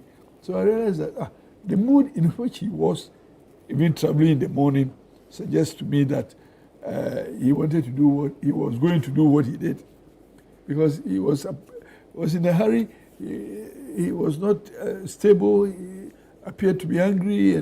Because somebody had died, and it was all over the place on social media. Is it the case that the person died when he was in Accra, or the person died when he was in Tamale? The person died when who was in Tamale, the minister. So he was going there because of the uproar. The person had died, so he was going there as minister to see what happened. Oh, is it the case that everybody who dies, a minister will have to follow? But it's not every death that causes uproar. I mean, we have this once in a while. You see, I'm not a professional in the area, but again, my son is a medical doctor. I know what they go through. Sometimes we come home and they cannot even sleep. You understand? So you also have to understand them. Sometimes they have a lot of frustration. He comes home and he's also not stable. You understand? So you have to understand every job has its own frustrations. So it is important that as a minister, he should also have been a bit more decorous in handling the situation. I'm not sure he himself, looking at it a second time, will appreciate what happened and want to defend it. It was in bad taste. Whatever the situation, as a minister of state, you get there, you should have found a better way of handling the situation. I see. Honorable Amaliba, I think let cool heads prevail. I know Akando well, and he also knows him. He's a very respectful person, I know. I know that for a fact. But in the heat of the moment, some of these things do happen. We all find ourselves in such a situation. I think both Akando and the doctor. So why would you not give him his title and you call him Akando and you call doctor something? We're at first, we call each other first names. So the minister, both the minister and the doctor had one common interest, but the approach didn't go well. I think that where the minister flared up was when I think the doctor made a comment to the effect that this is overblown, or it is going to be, I don't know, he captured something like that. Yes. He said it's been blown out of proportion. I didn't see it here. And that is where Akando said, people have died and you are saying blown out of proportion? So that was the departure point. What I think is that now that there are some days having passed, I'm sure cool heads will prevail now. I didn't support the doctor's strike when they said that he must apologize before they come to work. I don't think I equate human life. Did you support the removal? I'm making my submissions. So I didn't support their strike when they said that he must apologize before they go back, because I think that they can't equate apology to human life, particularly where the strike took place. Emergency ward. The name emergency will tell you there is not a child's play to be there. And don't also forget that is where the death took place, the same place. And you are now withdrawing services. So more should die. On the issue of, and he talked about it, he thought I'm not going to mention it. On the issue of the removal of CEO, why? Who doesn't know that we are in an era where CEOs are being changed? So it would have gotten to him. The timing. It would have still gotten to him. But the timing of it. But if you have a slap, you don't take it now. You take it now better than the next time. So if a slap is coming. Is it a case that you knew that now? This one, the circumstances I'm saying that he would have still been removed. So are you saying that he would have gone there to remove him? I'm saying that he would have still been removed. Oh, no. Akando didn't remove him. It's the president who, at the moment, we all know is appointing everywhere. Isn't the president appointing everywhere? So the professional doing his work. I'm saying why? Politics will reach there also. Oh, they removed somebody before he came. So if this is the way we're going, that's how it is. I thought that the position was by appointment. It's appointment. The chief executive. Yes, chief executive is by appointment. Yes, but that's how it is. No. So can they appoint just why? anybody? So there's another professional, another doctor who is replacing him. Yes. No, I don't subscribe to this. You may not subscribe, but that's how it is. When the MPP come to, they'll remove this person. So that's how it is. Until we find solutions to it, then we'll have to go by it. So the appointment will still have come. And I'm sure that they were already talking about who to replace before this thing happened. So I don't see anything wrong with what the president has done. What I think is that the minister and the doctors must smoke the peace pipe. Human lives are involved. The Honorable Akando should apologize to them. No. You see, You shouldn't apologize. I can't see how you ask your superior to apologize to you. Why